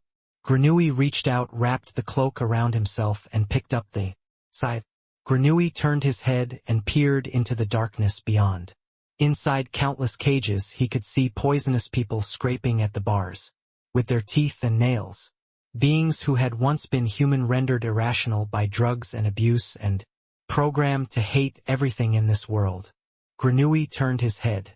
He lifted his hand and placed it on his left chest. My father said, they are evil, we are good, and we the Leviathans will become the greatest house, and by extension the prophets who will revive humanity. They are small sacrifices for that day, and after death they will be saved by God and enjoy glory and power forever as heroes who stood at the forefront of the crusade. His mind races with thoughts. His father's words, his uncle's last appearance, his classmates reunited on the battlefield after graduation. Finally Grenouille opened his eyes as if making a judgment. After thinking about it 3 times, he finally put his hand on his left chest and asked, "Am I right in the judgment I am about to make?" Immediately a small light emanated from Granui's left chest. Dalseg, the straight lips were trying to give a proper answer. "The drinking water has run out." There was a sense of urgency in the Tachka fortress. Cindy Wendy, who had unfolded the map, spoke with a serious expression. "We succeeded in drawing water from the water source and were able to hold out for 3 more days, but it's really impossible now. Although the influx of refugees has slowed considerably since the siege of the water source, the number of people already inside the fort is staggering." It's no wonder that Cindy Wendy, who was responsible for providing food and water to their mouths, to feel sick. Meanwhile, Osiris, sitting next to her, was just as grave as she was. "The Leviathans have come with a plan this time. They've got a whole bunch of poisonous people in the rock formation below the peak, more than 3 times as many as this side. Although Tachka Fortress is an iron fortress that is advantageous to water defenses, it only works in battles between a small number of people, and when both sides have large troops, the story is different." Cindy Wendy and Osiris spoke in serious tones. "We're running out of water anyway, so tomorrow's battle will be the limit. And we'll have to settle for that. All-out war, then. There's no other option with the numbers we have there. Will be local battles, large and small, outside of Fort Tachka. The good thing about our misfortune is that we have many excellent commanders on this side. The elite troops have been assembled, led by outstanding commanders such as Orca and Saad, as well as the generals and warlords of their respective houses. Although it was hopeless, it was a good idea to try to break through Hedon. What do you want to do, little brother?" Osiris looked up and saw Vakir standing there. Vakir didn't answer for a while. He just stared out the window, counting the stars in the night sky. "Is it starry night? Please come up with some kind of solution. You're the one who said we just have to stay here," Cindy Wendy exclaimed. Even Osiris, who would normally have stopped her, was showing a rare impatience tonight. It was only natural given the circumstances. Right then, whining, a gust of night air blew in through the open window. What kind of wind?" Cindy Wendy and Osiris covered their faces with their hands. It's natural for a breeze like this to come in when the window is open. However, Vakir's expression changed drastically. Vakir lightly moistened his index finger with saliva and held it upright. "Southeast wind." Vakir opened all the windows in different directions and checked the wind direction at the same time.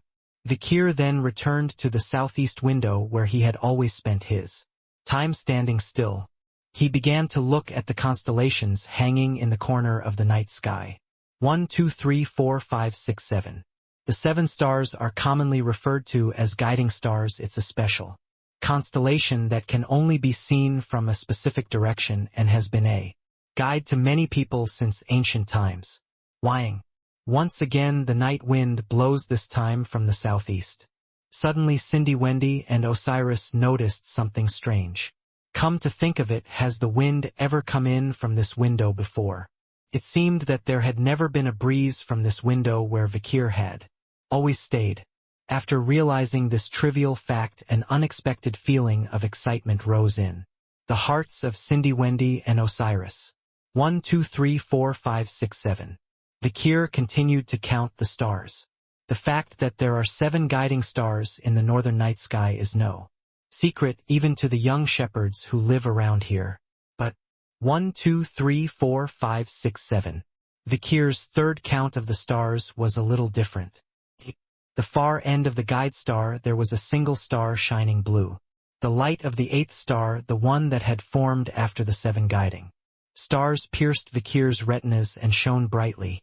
Vakir, who had been counting the stars in silence, finally nodded. Good, that's one more, it has settled down for sure. Vakir's unclear words left Cindy Wendy and Osiris scratching their heads. Soon Vakir, who had remained silent despite everyone's encouragement and criticism, made his move. Tomorrow at noon will be the final battle. It seemed like a sudden declaration, but Cindy Wendy and Osiris could feel it. That tomorrow's battle would be the stage that Vakir had been planning and designing for so long, the true conclusion. 12 o'clock in the blazing noon sun. The legions of poisonous soldiers besieging Tachka have begun to move. Major General Orca's face was as grim as ever as he prepared for the final defensive battle. With every last drop of drinking water gone, there is no longer any hope for tomorrow. I'm not even sure if we'll make it to midnight tonight. Pushishishi, there is no reason for an old man who has lived well to struggle to survive for just 12 more hours. Marquis de Sade scowls from beside Major General Orca.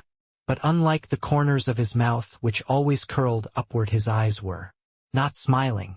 Pushishishi, there are no more troops and no more water. It's truly an extreme situation. It's been a long time since I've had a battle like this. Was it about 50 years ago, ever since the fight with the Baskerville dogs at Salt Desert? Shut up, escaped prisoner. I'm not even remotely curious about your saga, so go talk somewhere else. This could be the last time, and you still being rude. Marquis de Sade pouted and shut up. The two of them sat far away from each other on the castle pedestal and were silent for a long time. Finally Orca spoke first. Die Withut schäme. Sade frowned in confusion and Orca spoke again. I hate to admit it, but you're of the same generation as me. Aside from me, you're the only one still on active duty. So, whether you like it or not, you and I have come to represent our generation. Let's not end it ugly. Pushishishi, take care of yourself, old man. Escaped prisoner, at best your advice was given in good faith. The two bad friends didn't look at each other until the end.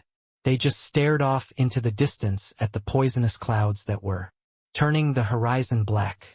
Then the army split in two, with Orca and Sade leading the way. Orca to defend and Sade to counterattack.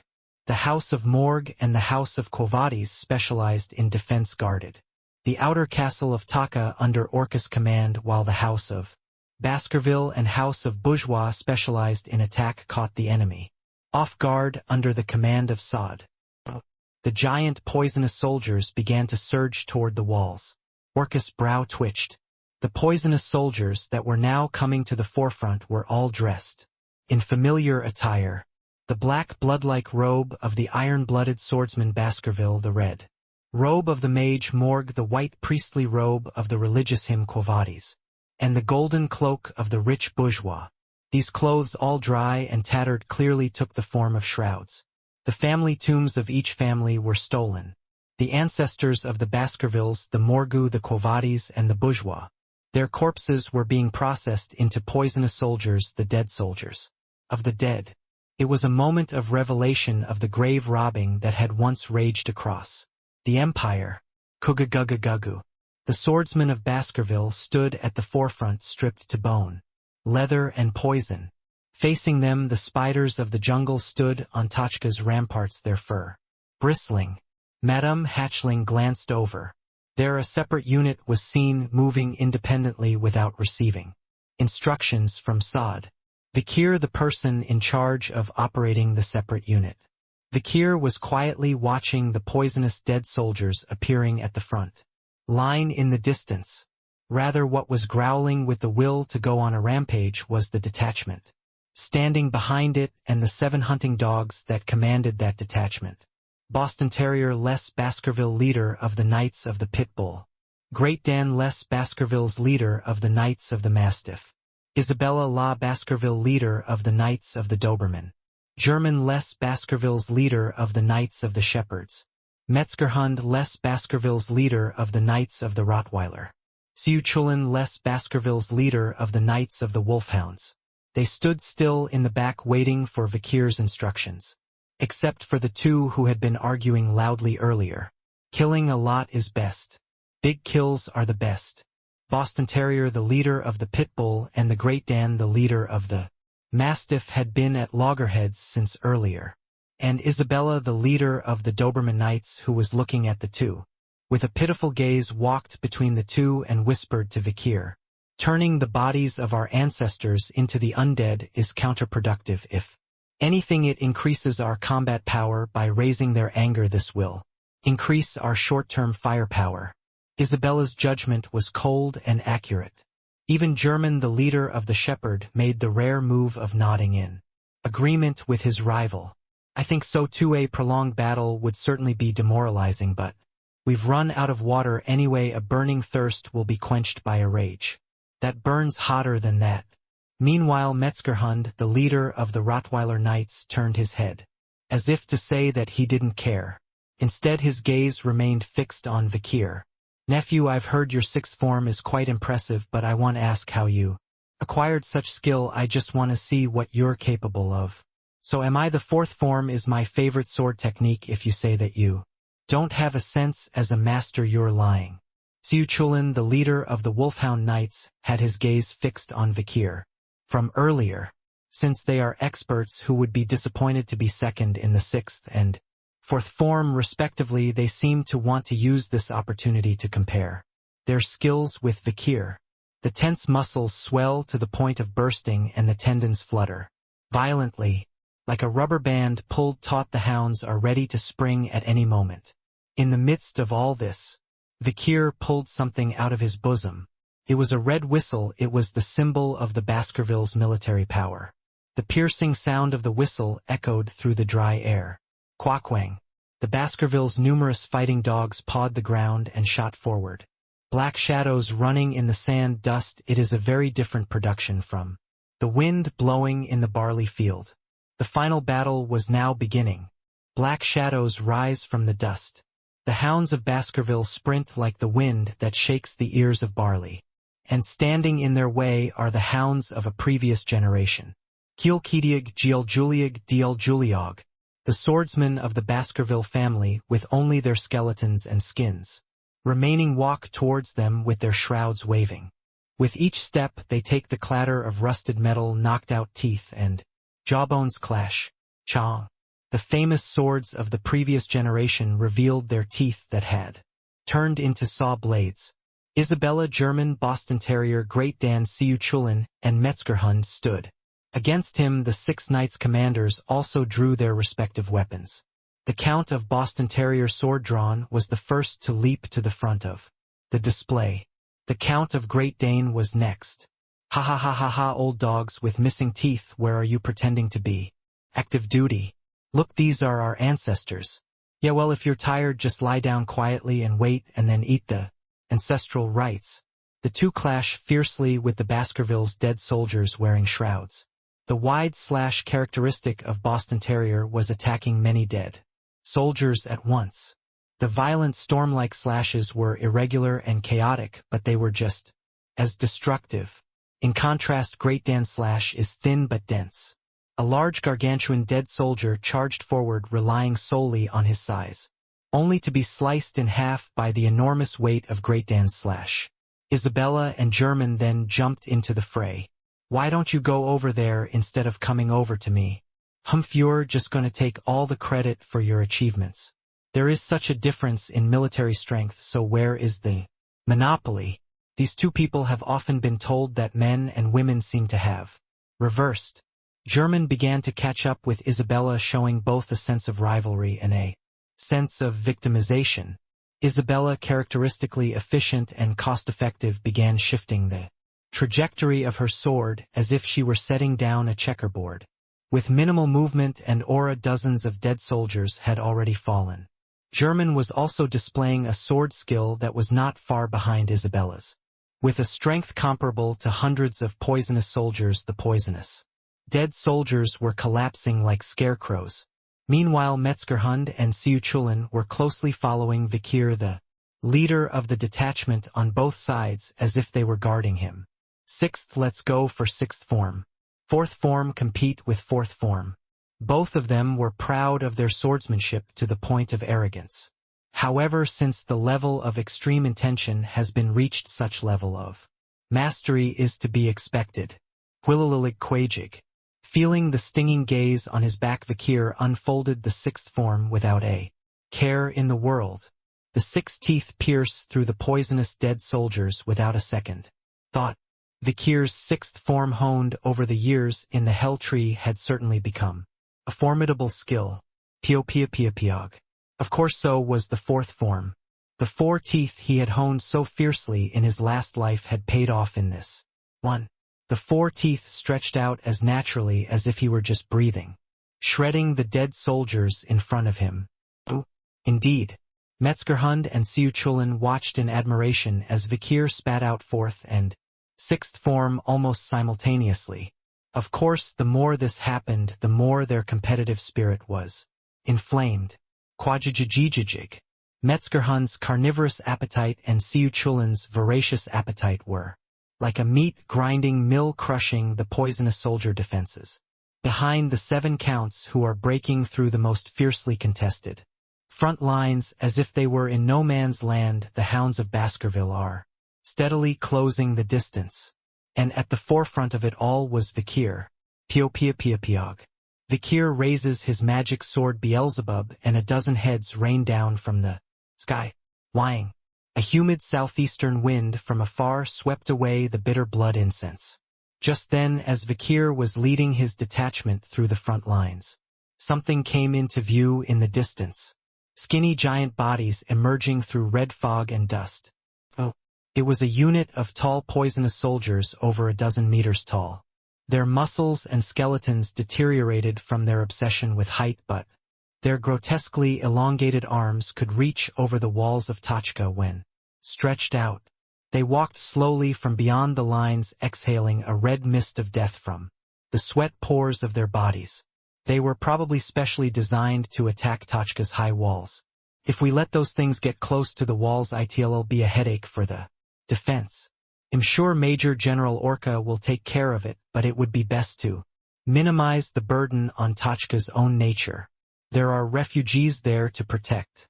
Fortunately, their poorly constructed skeletons will slow their approach. We'd better cut them down before they reach the walls. Vikir made a quick judgment call. Let's hit those giants over there first. Yes. The 7 counts sheathed their swords and turned on their heels at Vikir's command. The 700 knights following them did the same. Vikir had just crossed the battlefield at the head of a small army. But then he heard a cackling laugh from the side. Pushishishi, where are you running so hard? I envy your youth. Vikir turned his head to see an old man standing on a tall outcropping of rock. Off to the side. Marquis de Sade, he appeared like a ghost without warning. Behind him were the Nouvelle Vague all-stars Diorgium Soarbdissum, Flubber and Kirko, even the demonized Sadie. Vikir asked in a tone of disbelief. What's the combination? Are you under arrest or something? Pushishi, no joke, I borrowed it from the old man Orca, it's better in small numbers to strike back. Marquis de Sade laughs as if it's no big deal, even as he berates the wardens who once imprisoned him. Behind him, of course, Diorgium and Swar's expressions are utterly rotten. Especially the expression of Soar, who was in charge of the solitary confinement cell where Marquis de Sade was being held, was quite something to behold. Markvning dun sade asked. Anyway, were you on your way to the walls? Yes, it's going to be a pain in the ass if those big things get stuck on the walls. Pushishishi, you're quick to judge and accurate. Marquis de Sade and Vikir, both masters of tactics, were right on the spot. Just as he was about to turn away, Marquis de Sade's gaze fell upon the 6 men and women standing behind Vikir. Who, I wonder where all this young life comes from. Are you the new 7 counts of House Baskerville? The 6 men and women's brow furrowed in unison at the word young. Boston Terrier Great Dan, Isabella German, Shepherd Metzgerhund and C.U. Chulin all turned toward Marquis de Sade, their sharp killing intent spraying in a show of dominance. Ugh, aren't you a little old for the battlefield, old man? I think you're closer to the dead soldiers standing there than we are. Hey, no disrespect to the old man, I'm sure he's got a lot of courage coming out of the back room. There's nothing to discuss with you, you're labeled a top-class war criminal by the Empire and we'll put you back in the buns when the Civil War is over. It's disgusting how prisoners launder their image. Consider yourself lucky. Old man. Marquis de Sade, the old monster, a perfect opponent to test my newfound advanced form of carnivory. A powerhouse, I want to fight him. Marquis de Sade smirked as he watched the 7 counts posture for battle. The older the puppies are, the more they bark. There is no particular character in this generation's Baskervilles except for that old man, King Corso. Just then, Pio-pio-pio-pioping. A loud boom erupted from the walls. Vikir and Marquis de Sade, who were approaching the wall, stopped in their tracks at the same time. One after another the tall poisonous soldiers who had just reached for the castle gates collapsed. Below them a dark storm was blowing in, severing their ankles. There's someone quite useful over there. Who is it? Marquis de Sade is interested. The troops guarding the lower part of the castle walls, cutting off the ankles of the poisonous soldiers, soon began to approach. Eventually the being standing at the forefront of the black wind appeared in front of Vikir. We heard the red whistle, but we were still a little late in gathering. I don't want to use my age as an excuse, but this is getting old. But at the sound of his voice Vikir couldn't help but look surprised. The immaculately pressed suit, the handsome mustache, and the polite greeting. Really, you've really grown up, master. Deacon John Barrymore was there. The battle becomes increasingly fierce. The hands of the clock that held Tachka's fate slowly descended, pointing to 4 in the afternoon. Geoyog, a giant poisonous soldier, is cut in half. Deacon Barrymore, who saw the Marquis de Sade whipping the whip and shaking off the blood, clapped his hands and said, "You still do great work. Pushishishi, still do you remember my old skills? To be honest, I've seen more of it in books and papers than with the naked eye, but it's still more than recorded." John Barrymore, loyal to House Baskerville for 4 generations, said as he sliced through a number of poisonous soldiers with the sword in his hand. "It's strange." "What do you mean?" "What I mean is that right now I know all of us gathered here are now under your command. It is amazing that people who once fought over the fate of the Empire are now joining hands." Deacon Barrymore was answering Marquis de Sade's questions while knocking down poisonous soldier one after another with an undisturbed attitude. Vikir meanwhile watched, his mouth slightly agape. "I didn't realize that the butler had such great sword skills. I've always been good at dogfighting. When I was younger I often fought with the Patriarch, though I had a slightly better chance of winning back then. In fact, had once heard the elders of Baskerville say of Barrymore in passing that bastard became a man back then. Is it a case of getting older and milder? It's hard to imagine that now, looking at his bushy mustache," Vikir thought as he sliced open the head of the giant poisonous man in front of him like a watermelon. Meanwhile Barrymore's eyes were filled with admiration. "You have indeed grown up, master. I still remember that day when you was choosing chocolate from the food warehouse. I'm sure the Patriarch will be pleased." At the mention of Patriarch, Vikir turned his head in silence. "Where is Hugo now that the full force of the Baskervilles is here?" Then, catching Vikir's gaze, Barrymore smiled casually. "My lord has gathered all of his regular troops and is heading straight this way. He's a bit late since he's on his way through the Civil War, so he's a bit slower than the other troops who took a detour." Then, quack-quack-quang. A loud explosion erupted that obscured the conversation between Vikir and Deacon Barrymore. A poisonous man tore in an odd direction and irritated voices clashed on both sides. "How dare you stab me, you lunatic!" "Sadie," she screamed, sharply demonized by Belial's eyeballs. And in the direction her axe eyes squinted she could see another woman standing. "I'm sorry, I didn't realize you were human, not with all that demonic energy spewing out of you. Watch out for the blind sword." Isabella La Baskerville is the woman offering Sadie an apology that isn't really an apology. The leader of the Doberman Knights of the Baskerville family, she struck again, cutting down the poisonous soldiers. It was an inconsiderate slash despite the fact that Sadie was right next to her.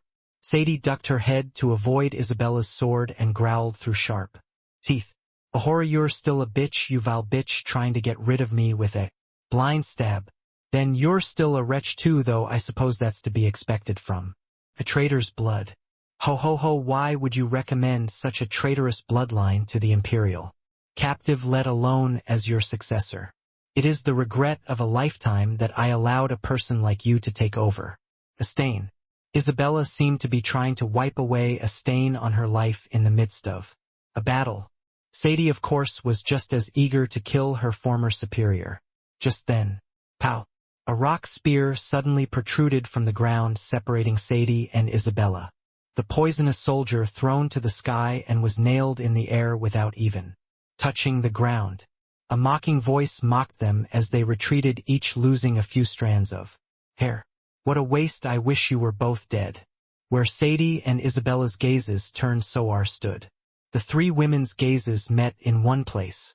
Ho ho ho, what kind of Themyscira women's college reunion is this? Three of our classmates have gathered, haven't we? Classmates, you trash bitches, don't you dare mention my alma mater's name. It's good to see my old dorm roommates after all these years. Life in the deep sea was so lonely that I didn't like it. Sadie, Isabella, and Soar. Three classmates who graduated with honors from Themyscira Women College and went their separate ways. One became an empire-shaking villain, the other became a countess who supported the great family, and the last one became a symbol of protecting the worst prison. But these three people who thought they'd never see each other again after their paths diverged are now in the same place doing the same thing. It is the struggle to survive. Geoyog. One by one the giant poisonous soldiers collapsed and smaller poisonous soldiers took their place. As the bodies pile up, the ground rises and the Red Death grows ever more powerful. The hour hand now points to 6 and the poisonous soldiers are even more numerous. Or maybe it just seems that way because they have fewer allies. Vikir was still at the forefront, silently slashing at the poisonous soldiers. There was no telling how long the priest's blessing would last. Just then, Vikir spotted a familiar face not far away. An elderly Baskerville they had met a few times before and after the regression. The Hound was the same age as his master Hugo. Was his name Pavlov? He remembered, as he was one of the more long-lived of those with the same middle name, Pavlov van Baskerville. He struck down the poisonous soldiers with a sword whose teeth had been chipped away and turned into saw blades. Quasic. The sword, wielded like a sharpened blunt instrument, dented the poisonous soldier's head rather than severed it. Doesn't he even have a handful of mana left for his aura now? Vikir was just about to move to help Pavlov. Pyoyog. A spear from the front pierced Pavlov's abdomen. Hey! Vikir rushed forward and supported Pavlov's limp head. Don't lose your grip. Vikir shouts urgently, but Pavlov just stares at him. Then his mouth curves into an arc. You're a good man, you are. But that's okay, I go about my business, you do yours. With that, Pavlov took one last deep breath. He exhaled with all the force he could muster. High-ranking Leviathan appears on the front lines. It was a loud cry that reached the ears of everyone on the battlefield. All eyes, including Vikir's, turned to the front. Up ahead the fog was red, thicker than any other. And the figure emerging from the fog was one Vikir recognized. Second Corpse Floros, also known as the Lying Leopard. Its left hand had grown grotesquely long, and it smirked down at Vikir. It was obvious that this was the same evil beast that had thrown the spear at Pavlov a moment ago. You are finished. Leading a vast army of poisonous man, Floros looked past Vikir to the walls of Tochka beyond. It's a miracle you've lasted this long without a sip of water, but no matter how much you whine at God, the limits are clear now. The moment has come to realize reality, Bugs. Perhaps if it weren't for that last demeaning remark, there might have been quite a few humans sympathizing with Floros. Suddenly a staggering number of poisonous soldiers began to push through the lines. Fall back, everyone get inside the castle and lock the doors. Marquis de Sade shouts in an unusually urgent tone. Major General Orca, guarding the walls, gritted his teeth. And then, pioping, an army of giant poisonous soldiers began to hang down, holding on to the castle. The smaller poisonous soldiers were crawling on the backs of the larger ones, climbing up the walls. Douse them with oil, light the fires, pour out all the gunpowder you have. Archers and stokers, hit all the stocks, there is no point in saving anything. Orca and Sada's orders were met. Everyone in Tochka blocked the approaching army of poisonous soldiers. But it was not enough. The poisonous soldiers scaled the walls by the dozen, their corpses forming a massive formation. The wall was now a gently sloping climb. It's over, Cindy Wendy muttered in a cracked voice as she watched the whole scene from the watchtower. She hadn't had a sip of water in several days, and she was beginning to feel defeated. Of course, it was also something that everyone on the front lines was feeling, more and more clearly and tangibly. Pyoyog. Tudor staggered back, red blood gushing from his forehead. Now the saint's tears were losing their power. The banners that had flown everywhere had long since been torn to shreds. The faces of the knights are darkened. The priests too have begun to weep instead of chant. The poisonous soldier heads were sticking out one by one in front of the castle wall, which was overflowing with evil spirits and the Red Death. Is this really the end? Even the most glorious and colorful epic must come to an end. Tudor smirked through blurred vision. The thought crossed his mind that the end of his life wouldn't be so bad after. All the black and red. That was it. Tag. A small noise pierced Tudor's ears. It was heard as clearly as a miracle even amidst all the explosions and tearing noises. Tag. The noise is heard again. It was the sound of small rocks flying. It flew out of thin air and struck the poisonous soldier in the forehead as it stuck its head out of the city wall. Tudor turned his head. Then he squinted his eyes, which refused to open. Badul badul. There was a girl, her whole body trembling like a withered tree, but she wasn't backing down at all. Tudor remembered her face and her name. My name is Samua, can you tell me the name of the benefactor? My name is Tudor, no last name. The girl head saved from a small country town head stopped in one day. Shamua, a common name that means God has heard. Now she was standing on the city walls throwing stones at the poisonous people. To Dornham I will help too. Tudor's eyes widened at the girl's cry. Bianca sarcastically sat next to him. When did you flirt? You think so? It's dangerous, we need to get her to back off, huh? But Tudor couldn't put his words into action. He couldn't turn his words into action because he was faced with the solemn expressions of the family members who appeared behind the girl. And behind the family was an entire village. And behind them all the refugees who had flocked to Tachka stood with indignant faces. Let us fight too. We can't just stay under protection. One man can do his share. I'm a veteran after all. I will repay you for sharing food and water. Protect the night walkers. All the refugees who had been inside Tachka up to this point began to pour. The men picked up their heads long spears and whatever rocks they could find. Women nursed the wounded and fetched the drinking water they had saved despite extreme starvation. Tachka, an iron fortress, is structured so that one girl can defend against 100 soldiers. The poisonous soldier who thought they might have climbed over the castle wall began to fall again due to the shower of raindrops and slings. Some light returned to Cindy Wendy's eyes, who was in charge of all supply and procurement on the watchtower. The embers of a fire that had been thought to be completely extinguished had been reignited. It was the beginning of a counterattack that no one had expected. It only takes one man to throw a single stone.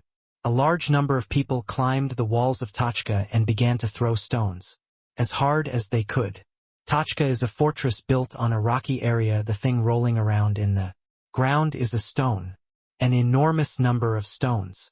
Tired of fleeing the harsh wheels of fate, tattered by hard lives and accumulated abandonment, their anger accelerates down the high walls of Tachka fortress. Hudug, hudug, hudug, hudug.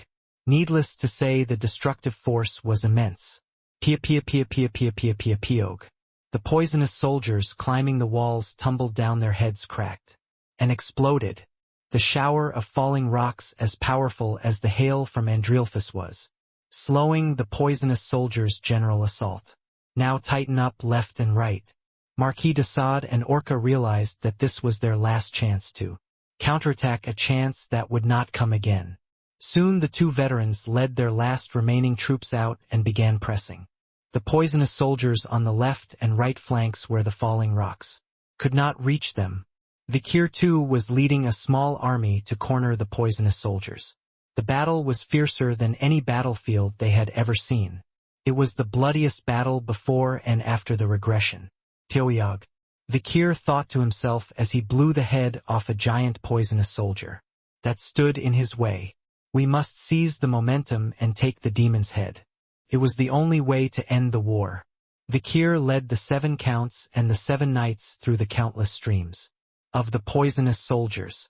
Poisonous blood flowers bloomed all along the front lines where the hounds dug deep, and countless heads rolled in the dust. Quaquang. The poisonous soldiers grab the ground with their giant palms and tear it apart. Vikir ducks to the side out of the way of the poisonous soldier palm that falls directly in front of him. Thwack. The poisonous soldier's chest split in two, releasing a fountain of dark blood. Just then, Vikir felt goosebumps burning up the back of his neck. It wasn't an uncommon sensation on the battlefield, just a sign that the enemy was attacking from behind. Normally he would have simply flung himself to the side to avoid it. But the truly unusual experience was about to begin. Pyoyog. With a dull noise, the chill on the back of his neck disappeared. The poisonous soldier that had been reaching for him from behind was dead. Vikir turned his head to see who had killed the poisonous soldier, but it was impossible.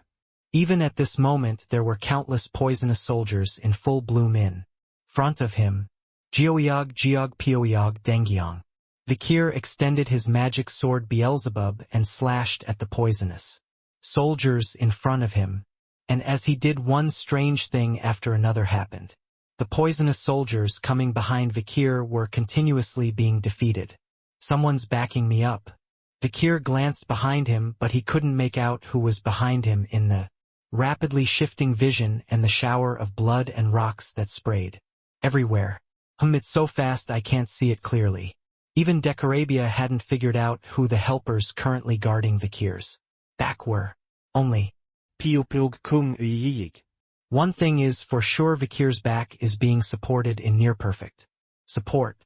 Who is it? Camus, Ian, Dolores, Sinclair, Kirko. But they were already far away across the battlefield. The 7 counts and 7 knights who had been following close behind had also long since fallen behind at the edge of their physical limits. I guess we'll just have to trust them. Vikir decided to take a chance on his mysterious assistant who had been watching his back without making a single mistake so far. Flash. Vikir bared his 8 teeth at the giant poisonous soldier that appeared before him. Just then, Tioyog Kigajig. Vikir's hand stopped in midair. Surprisingly, a poisonous soldier appeared to counter Vikir's sword. A grotesquely contorted creature, its entire body twisted. Vikir recognized it immediately. The eldest son of House Leviathan Suskind. Once a promising young man, the next great talent, the one who would carry the empire in the future. But now had long since been reduced to a grotesquely contorted poisonous demon. Thud. Suskind still standing after being struck by Vikir's blow. No, what was once Suskind. It pushed against Vikir's sword with its mouth gaping wide open in a display of incredible strength and regeneration. This thing's size and regenerative power, it won't be easy. Vikir furrowed his brow and tried to increase his power. Beyond Geog. A blow retraced the same trajectory that Vikir's blow had traveled just moments ago. The Baskerville 8th form. 8 teeth fell straight onto the marks Vikir had made. Quaquaquaquang. The massive flesh of Suskind shattered and scattered on the spot. And in the shower of flesh and blood that followed, Vikir realized who had stood behind him all this time. Black blood blowing in the wind, red eyes as if looking into a mirror. And the beard that grew from not being able to be shaved while running through the battlefield. The Lord of Baskerville, the iron-blooded swordsman, master of all hounds. Hugo Lou Baskerville was there. Father and son facing each other with 8 teeth bared. Neither Vikir nor Hugo spoke as they looked into each other's faces. Hugo was the first to break the silence. Charuk. He swung the famous sword Bamung, returned from the bourgeois family once, and shook off the blood.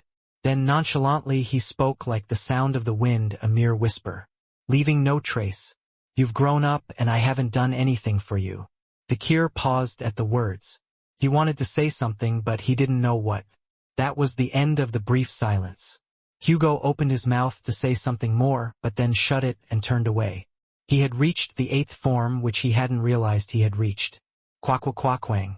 A strike that split the sky and earth at the same time swept through the poisonous soldier.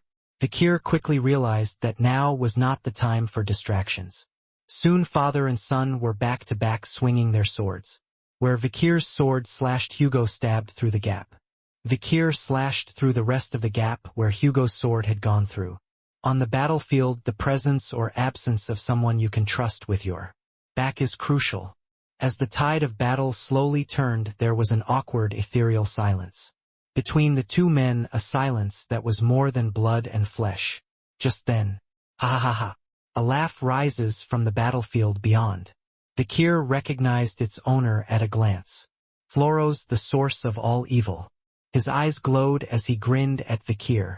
Rampage, my poison is infinite. As if to prove his point, Floros pulled up behind him a massive carriage. Behind him, a carriage with a black barracks on top. It was the poison recharging station Vikir had seen on his way to claim the water source. Oh! One by one, the poisonous soldiers began to withdraw from the walls of Tachka fortress, presumably to enter the black barracks behind them to gain more power and poison. With this, the number of poisonous soldiers can be infinitely increased. My poison can even raise the dead. Floros shouted in a confident voice. But not before the barracks exploded with a loud boom. Quack-quack-quack-quang. A barracks where poisonous soldiers recharged their wasted poison. It was now engulfed in flames. And in real time, Vikir scratched his head in confusion. Why would a poison charging station explode at this point? But that seemed to be more of a question for Floros. His expression was extremely contorted as he turned around in surprise. Why is my Ouroboros? Suddenly Vikir and Floros' eyes met a familiar face. The harvester Grenouille de Leviathan, the youngest of House Leviathan. He was standing in front of a shattered jar with a sad expression under the burning curtain of the barracks. Inside the jar, which had once contained the two serpents Ouroboros, the red, death-making serpents, the oil boiling with tremendous momentum spewed out a puff of extremely hot steam. Sometimes I have a lot of doubts about whether I am living well. TCH, why do you have such doubts? I'm always doing well. A man should be proud. Spotting Sinclair's face in the crowd of Vikir's companions, Grenouille muttered in a daze. Yes, a man should be proud. The voice sounded like it was coming from a distant memory. Sinclair shook her head. Schwag. Two snakes jumped out of the boiling oil. Despite the horrific burns that fried their bodies, the Ouroboros summoned the last of their strength and grabbed the dazed Grenouille by the throat, dragging him into the jar. Wassasasisasai. Hot oil bubbled out of the large jar. Soon there was nothing but silence in the barracks. As Floros watched the barracks burn, he cried out in horror. No way, how dare this bastard betray? What an outrageous turn of events. A truly unexpected and absurd event. Last time I only took your arm. His voice was eerily cold. This time I want your neck too. This was because Vikir had caught up with him before he knew it. This time stick your neck out. The voice echoed in his ears and Floros turned to reveal his true colors. A skeletal leopard's face, a mane of dark flames and eyes that burned like sulfurous fire. Second corpse Floros. Danger rating S. Size. Found in serpent's womb deep within the gate of destruction. Also known as second corpse. One of the 10 plagues, the natural enemy of mankind, incomprehensible and unkillable. I will turn the water into blood. The 10 commandments 10 top. The second corpse Floros, the lying leopard. A being who held the second highest position among the protagonists who led the age of destruction. The prey that Vikir had set as his ultimate goal for this battle was there. Flash. A teeth bit into thin air. Floros jumped back in horror. With the original Ouroboros destroyed by Grenouille, he had no weapon to fight. Against Beelzebub, Hugh, Floros took a deep breath and released a poisonous fog on an enormous scale. Red death, an ominous mist that turned the water red, spewed out from Floros' mouth. However, hack, the baby madam that popped out from behind Vikir sucked in all of the red death evil spirit that Floros spat out with a single inhalation. Did you see that damn spider? Floros gritted his teeth and sprayed even more red death, but to no avail. This was because 5 women appeared on Madame Baby's back. Vicernum, Camus, Ian Dolores Sinclair and Kirko Dolores, the foremost of them all, cast a spell over Vikir. White holy power erupted, burning away the red death. The priests of the faithful launched a massive counterattack. Madame Baby's descendants also gathered together and began to eat the Red Death. The Red Death evil spirits that had been rampaging across the battlefield were gradually being consumed by the enemy, the spiders of the Black Mountains and the priests of faithful Quo Vadis. Without the original Ouroboros, no more Red Deaths were being produced, and the end was slowly coming. The water mist cleared, revealing Floros' bewildered form beyond. Vikir is right behind him. A chance for a stroke of luck was not to be missed. Geogiog. The fourth form deployed as quickly as possible, sliced deeply into Floros' chest. One could see the beating heart peeking through the smoothly cut ribs. After that, numerous attacks were launched. Camus fireballs and giant iron skewers, Ions heavy arrow Sinclairs. Golden Golem and Kirkos magic sword. Asmodeus bombarded Floros in quick succession. Floros' body tattered in the flames. On top of that, Vikir's eighth form Black Sun had already sealed off every direction Floros could escape. Floros began to grind his teeth as the situation came to this. If it weren't for that damned Grenouille, how could he doubt my word? Floros wondered inwardly how Grenouille could have recognized the lie that was his power. Vikir, of course, did not feel the need to answer the question. He didn't even know the answer. Jiog Dengyong. Both Floros' left and right arms were torn off. Vikir dug his fingers into Floros' heart and said, "I told you not to underestimate this world." Every cause and effect he had ever encountered, the totality of organic things, the gigantic wheel of cause and effect they created, would not be easy for even the most powerful demon to deal with. And here is a pilgrim who has walked the hardest and loneliest thorny path of all, one that has been rolling since the wheel of asceticism was very small. Vikir the regressor, a hound who went through another life in the underworld. It bites at the nape of its prey's neck, even beyond the ends of hell, even beyond the bending of time. Puck. A fountain of blood erupts from Floros' neck.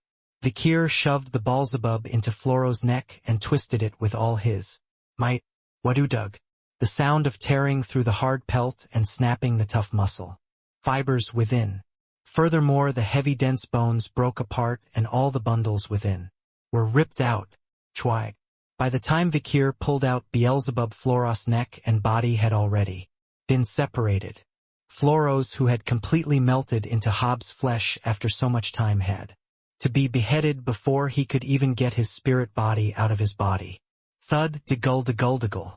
Floros' head rolled on the floor. A bizarre appearance with Hobbs' face and Floros' face mixed together. For a being who had caused both an imperial civil war and a two-dimensional race war, his words were quite hollow. Vikir stared at the sliced demon on the battlefield. Although there were still a large number of poisonous soldiers remaining on the battlefield, they had lost their leader and were dying out on their own. The ragtag group stomping each other to death were like straw men to Marquis de Sade and Major General Orca. As soon as the Tachka alliance gained momentum and launched a counterattack, the poisonous soldiers crumbled. A struggle of all against all, it was the demon's value of life. The remnants of the Leviathan's forces, too, had been forced to do as they were told. In the language of solitary beings with no concept of kin or companions, one man with a brain tried to rally the poisonous soldiers who still constituted the overwhelming majority. Bite the troops after retreating. Regroup. Cook. Thomas, the second son of the Leviathan family, rolled on the ground with an arrow in his neck as he led the remaining troops in retreat. Bianca's arrow followed by Tudor spears and Sancho's axe. Piggy's enemy. I will never forgive you. I will not let one of you go. The fall of the Leviathan. Starting with the death of Hobbs de Leviathan, who was like a symbol, the display of extreme poisonous dark master rapidly collapsed. The giant poisonous soldiers begin to lose their minds and go on a rampage. And the minions are rapidly weakening. Vikir looked down upon the scene and realized that the long war was coming to an end. Hoo-hoo-hoo. If it weren't for a muffled mockery from the ground. Where Vikir turned his head was the head of Floros. Like Andromalius before him, Floros was still alive with only his head remaining. But Vikir hadn't let his guard down. Demons kill. Always on the edge of action, a hunter always ready. Floros spoke in a humorous tone to Vikir, who was immediately raising his killing intent. Relax, you can't kill me anyway. What nonsense, there's no point in playing to the opponent's tongue when the game is already won. Knowing that one must be careful with demonic tongues, especially Floros, Vikir saw no reason to stop his sword. But Floros' words that followed were enough to make even a man with steel veins and a furnace heart stop in his tracks. The moment you kill me, the age of destruction will arrive. Not one of those gathered here truly knew what the age of destruction was, except for Vikir. Floros continued to click his tongue, knowing that only Vikir would be the one to talk. Before battle, I twist my lifeline, the cord of my life, long and tight, and tie it to the rings of the gate of destruction. If it were to break, the gates would naturally open. The demon world, the oil world, the gate to polar hell. Vikir remembered well the day it opened. The coming destruction, the approaching apocalypse, the sum total of all these terrible things, the world of human and demons. Do you think you are the only one who laid a trap for the future? In fact, if that's the case, this one is one step above. A cold sweat runs down his face, his hands were trembling, even if only slightly. Floros is a demon who specializes in deceiving others with lies. Should he believe anything Floros says now?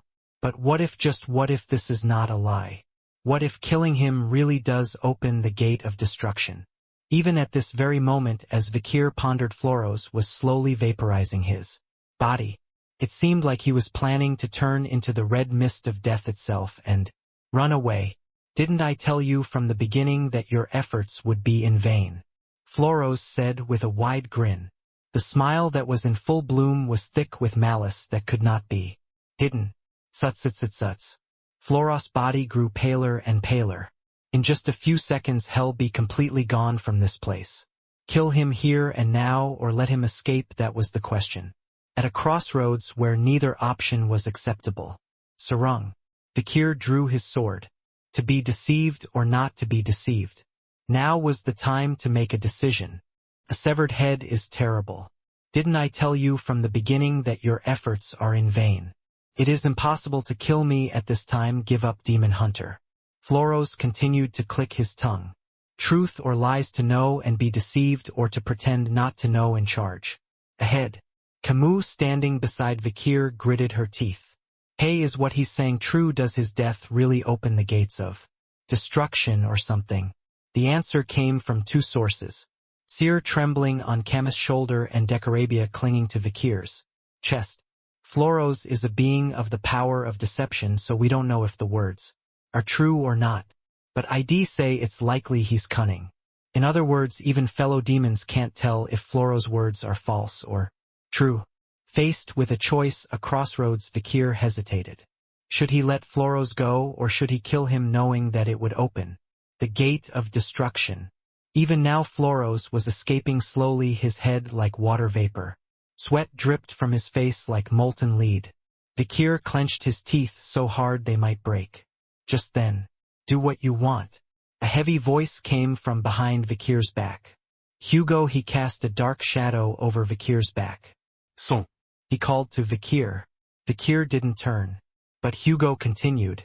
A father is responsible for his children even if they make the wrong choices. Vikir thought the words were very refreshing.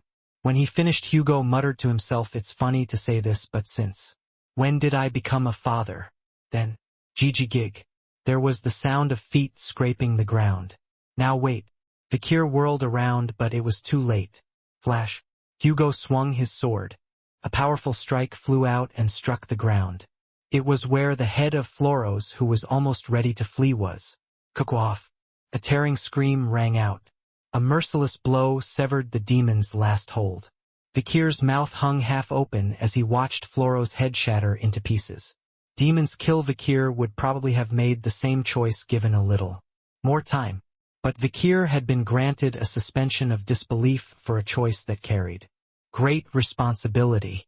By the hand of Hugo, a man he had never considered a father. It was as if he had unintentionally made a fool of himself. Vikir and Hugo's gazes meet. A gap where complex thoughts flow.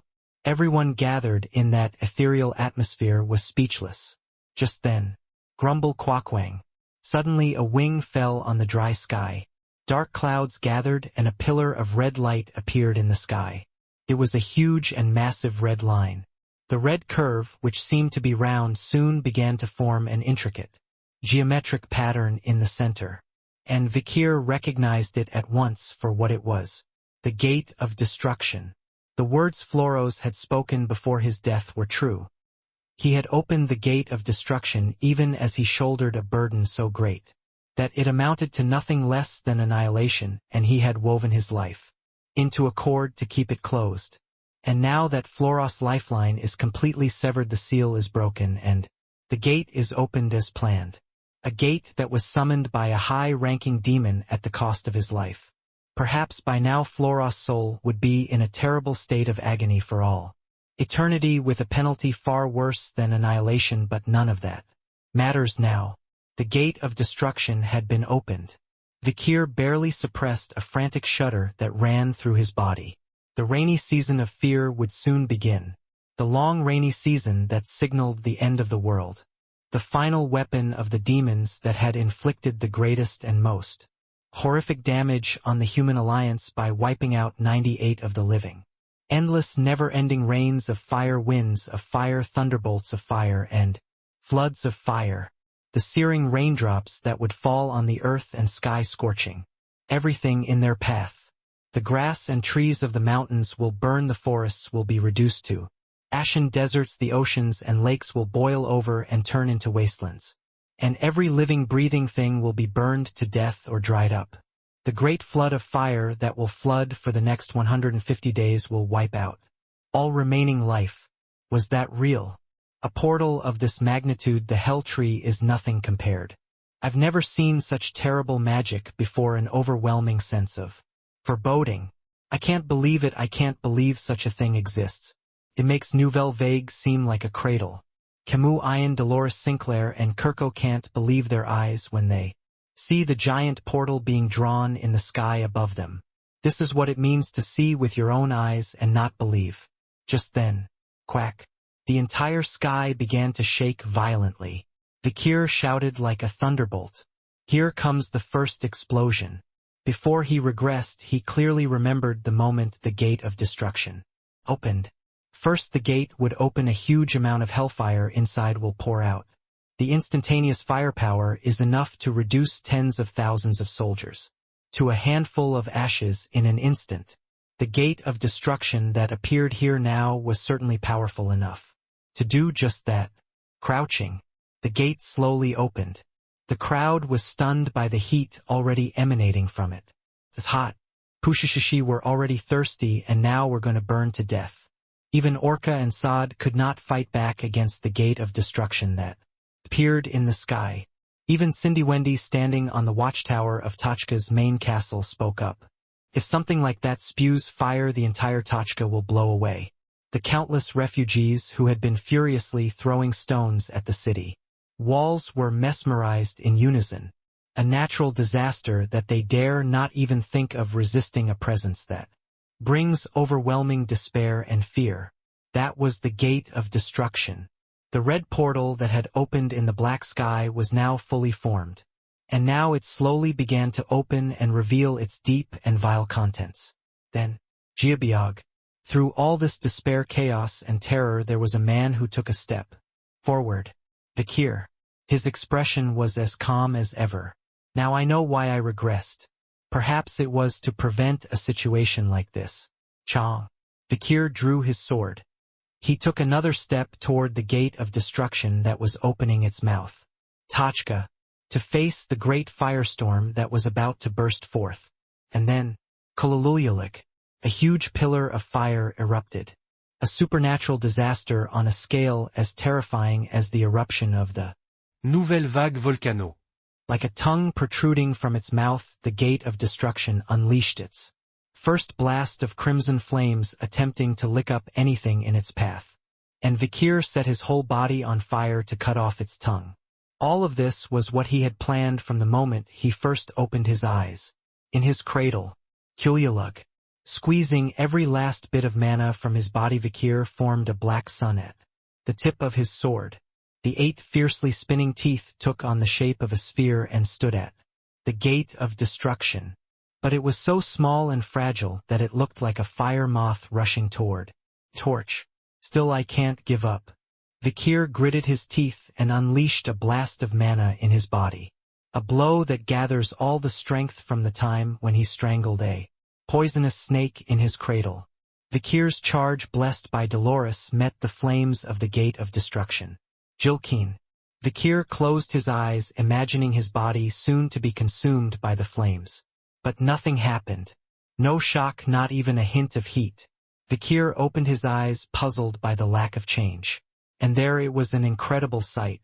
The gate of destruction, a feast of bursting hellfire, a windlit tachka. Something stuck in the middle of it all. Black teeth. 1, 2, 3, 4, 5, 6, 7, 8. It was holding back the flames from the gates of hell. No, not 8, but... Vikir fumbled for the number of teeth. It had one more than 8. 9. The 9th tooth was biting ferociously at the flames. 9 teeth resisting destruction. Baskerville 9th form. The enemies that exploded with terrifying momentum and the black aura prevented the apocalypse from coming to Tachka. It was certainly something Vikir had seen before. The grave of swords, the words of a once noble man who had crossed the threshold of death. Death Knight and the 9-teeth Baskerville the Supreme. A being who has crossed the line between life and death. An undead whose death has been postponed even though he has already died once. Since when did I become a father? Hugo. Hugo les Baskerville. The patriarch of the Baskerville family, the Iron Blood Swordman family, was there. He will never again have to live such a painful life of being hung by a thick chain during the day and having the rope pulled by him at night. Park Young-hee from Hound. Hugo le Baskerville. The iron-blooded swordsman Baskerville was there. The body that transformed into a Death Knight was covered in jet-black armor. Forged with the flames of hell, and the dark red aura was completely changed to black. The life that was pledged is drained like a tide. His skin turned white and bluish, and just as the horizon between life and death flipped, so did the black and white of his pupils. A pact to give life and draw power in return. In the final battle, Hugo pushed his entire Bodis mana beyond its limits and crossed the threshold of the 9th formation, which he had only seen from afar. For so long. Quaquaquaquang. The flames from the gates of destruction clash with the aura of a single Death Knight. Even the world-famous sword Bamung, which was at its closest point, was unable to withstand the rebound damage and slowly began to melt away. That Bamung, the sharp and sturdy sword, the core that was colder and sharper than anything else in the world, slowly hot, melting, breaking apart. Vikir looked at it and asked, unable to help himself, "Why did you do that?" The voice was slow and hot, melting like a steel blade dropped into a furnace. It was a heavy tone, but that made even the slightest tremor feel even bigger. It was the first time Vikir had ever asked a question he was genuinely curious about, hoping for an answer. Unreasonable paternal love, a false sense of responsibility, a bit of guilt. Belated atonement. What was it that drove Hugo to make the choices he did? Hugo didn't look back at Vikir's question, which left out a lot. As always, he simply marches forward, facing straight ahead. His broad back slowly dissolves into a blinding halo of light. Suddenly Vikir heard a small voice in his ear, distant and faint. "I don't know. Is there anything in the world that he doesn't know?" Vikir wondered. Subconsciously, he looked at the back of Hugo's head with a newfound sense of dread and unfamiliarity. He had crossed many lifetimes, and he was certainly older than his current father, but why he could not understand him, could not fathom the depths of his heart. The back which moves away to a distance that cannot be reached is wide and solid. It was black and murky, as if sinking beneath the surface of lava. And then, his vision cleared. He could see a black sky and a red portal. The initial impact from the gate of destruction had dissipated. The one who blocked it in front of everyone. The Iron-Blood Swordsman, patriarch of Baskerville and master of all hounds. And in fact he himself was a hound who had lived his entire life hanging on a thick chain. Hugo le Baskerville, he was 64 years old, burning white on the battlefield. The only way to describe it is that it was a very Baskerville death. Even Major General Orca and the Marquis de Sade were speechless at the sight of Hugo's exertion and oxidation. That was definitely the ninth form. Baskerville. Was that really possible? I can't believe it. King Corso, the old man, wasn't senile. It was overwhelming and spectacular. Hugo's last stand had everyone in Tochka gritting their teeth in disbelief. In the end, Fortress Tochka survived, and so did Vikir. Vikir stared at the white ash scattered by the wind. White charred ash, complete combustion that burned everything. It was impossible to tell if that was what Hugo had left behind, but somehow Vikir thought it was. But Hugo's sacrifice did not end the whole situation. Rumbling, the gate of destruction summoned by Floros with his life still stood firm. In the sky, only the firestorm that had first opened it had dissipated, but the rainy season of fear that followed had not. Soon tiny glowing red drops began to fall from the giant gate. Pater pater pater. It was fireworks, tiny sparks, the kind you'd see when iron clashes with iron. Soon they were falling in dots, then in clusters, then in countless numbers. It's a rain of fire. Someone among the refugees shouted. They were right. Countless drops of fire rained down from the sky, hitting the ground and scorching the surroundings. No one stood a chance against this searing shower of fire which fell in a searing trajectory. The apocalypse, it was surely casting its dark shadow starting here in Tochka. Screams began to come from everywhere. Refugees gathered on the ramparts fled down the stone walls, heads bowed to avoid the rain of fire. Tents, wooden poles, and anything else that could be burned fell prey to the flames. The ground was already smoldering with red ash. It's over, there's nothing we can do about it. Pushishishi, as expected, I was destined to burn to death. Orca and Sade also looked up at the red raindrops falling down and said with a sense of despair. Just then, Samua, the girl standing next to Tudor, caught the raindrops that fell on her face with her hand. There was no pain or despair in the girl's expression. There was only surprise and delight. Is this water? Tudor and Bianca turned their heads at the girl's words. It's not water, it's fire, we have to get away from it. Run under the stone wall now. But Samua is still dumbfounded. No, big brother, it's water. After saying this, Samua wiped the raindrops off her face with her hand and held it out in front of her. Moist water, it was clearly an ordinary raindrop. What?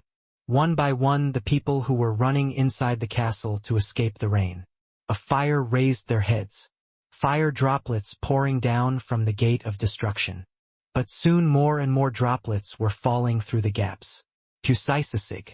Fire and water droplets meet in the air and turn into white vapor. The red flames rising from the ground began to fade in power. Soon the rain from the sky began to grow thicker and thicker. Swaya. It was all water. It's raining, it's really raining. While water, it's water. Water drops are falling. People looked up at the sky with their eyes wide open. The gate of destruction and the thick dark clouds that hung over it. Whing. A gust of wind from the southeast pushes the dark clouds this way. Quackwackle, quackle, quackle. The raindrops, which had turned into a torrential downpour, were creating a raging torrent down the steep walls of Tochka Fortress. It was a torrential downpour, sudden and maddening, powerful enough to overwhelm the rain of fire falling from the gate of destruction. Camus, Ian, Dolores Sinclair, and Kirko opened their mouths to speak as they watched the sudden downpour. I've never seen anything like this before. Even in the rainy jungle, we've never seen anything like this. Oh my God, it couldn't be this timely. This will solve our drinking water problem. The climate on Earth is constantly changing. The rainfall was so heavy that everyone else was speechless. Of all the refugees gathered here in Tochka, there's probably not a single one of them who has ever experienced rain of this magnitude. Kulyalug Pusisising. The scorching gate of destruction began to cool. A torrential downpour that would have dampened even the rainy season of fear. Waves of floodwaters swept away the fires that had just begun to ignite on the ground. Everyone back inside the fortress. Major General Orca ordered. Tochka is a plateau made of solid rock that is not subject to erosion. The land is so high that it is naturally not subject to flooding. The terrain is made up of huge boulders and sand between them, so the water drains away quickly. A fortress that can withstand any major flood, avoiding fire and water. It's like an ark from mythology. Oh. Dolores was muttering to herself when she suddenly realized something. Only here will fire and water escape, and only here will true salvation be found. It was a false myth she had created and spread. And the being who had earlier instructed to create that myth. There will be a great flood soon, so prepare the ark. Hold on, all I can say is to hold on. Just wait and everything will work itself out, I promise. A person who has made a home here in Tachka for a very long time. Even in a situation where drinking water was running out and demons were running rampant, a person who endured everything alone and waited, and who promisait salvation. Vakir. He stood at the very front of the fortress, peering through the gate of destruction. Pusisising. Most of the raindrops evaporated before they even got near the gate of destruction, but the ones that followed, falling and falling, pushed through the heat and pushed forward. The gate, scorching hot from Floros mana, was cooling rapidly under the torrential downpour. Vakir turned his head. He could see a star in the southeastern sky. 7 stars, commonly called guiding stars. It's a special constellation visible only from a specific direction that has guided countless people throughout the ages. Now, however, the constellation of the guide star was made up of 8 stars. Gualulung. Vakir stared at the 8th star, which shone unusually brightly through the pouring rain. Poseidon. All that hard work rolling around in the Nouvelle Vague was finally paying off. The rainy season of fear that lies ahead, a 150-day shower of fire. And the torrential rains that began to fall almost simultaneously, a 150-day flood. It was essentially a declaration of the end of the war, completely cooling down the furnace that would open the gate of destruction. The gate of destruction cooled and eventually ceased to function. The wave of mana has dispersed, and the summoning circle that formed the door is also fading. The age of destruction is no more. Vakir gazed down at the corpses of the poisonous people, all of whom had been swept away, and the plain below, which had turned into an ocean. Then he gave his final command. Tutor. Tutor responds to Vakir's call, raising his spear. As if he's been waiting for this moment, Vakir speaks immediately. We need Don Quixote's armada. Everyone who heard the words could not help but think the same thing. The destination is Imperial Capital, a symbol of the empire where the emperor resides.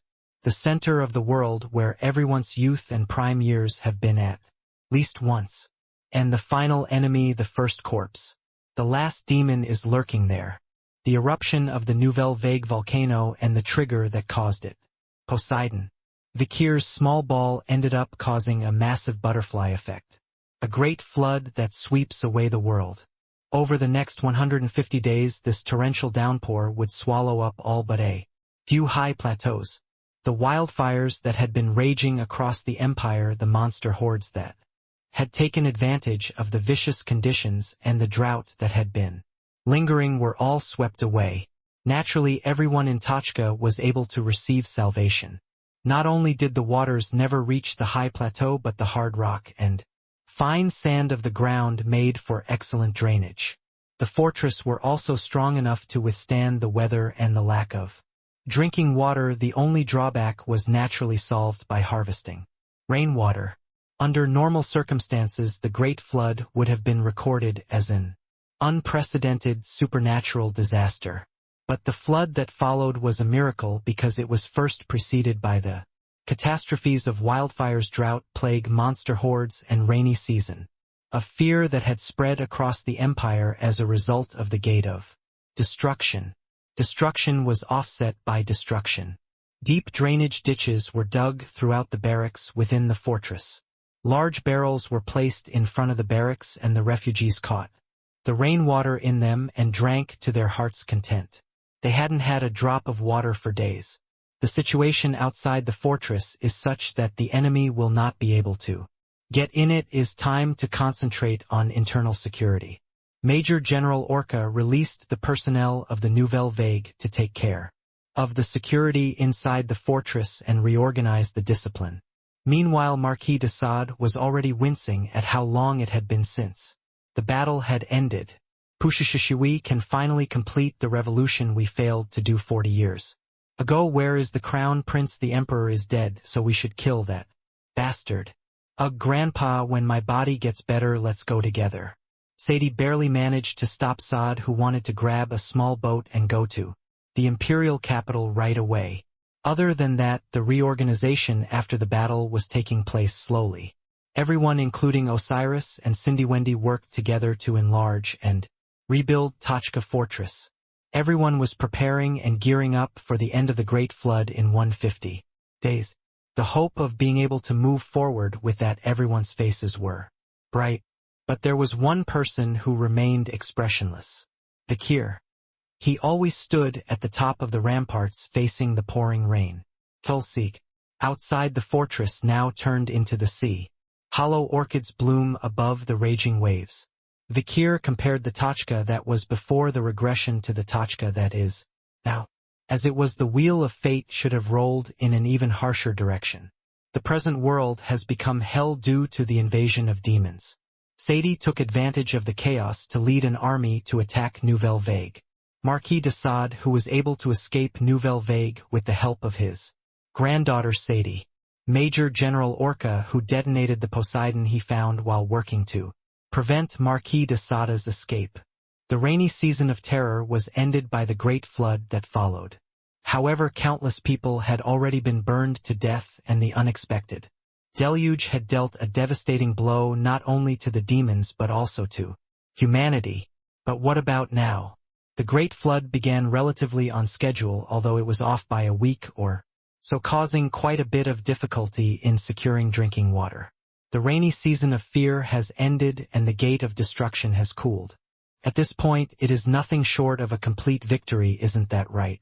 Human, Decarabia said in a self-congratulatory tone. But Vikir shook his head silently. We haven't won yet. We've won the big local battle, but there's still one more to go. Are you talking about the first corpse? Yes. Vikir nodded, looking out over what had become a vast expanse of sea. Decarabia's eyes widened in wonder. I see, so that's why you were the first to restore Don Quixote of the Spear.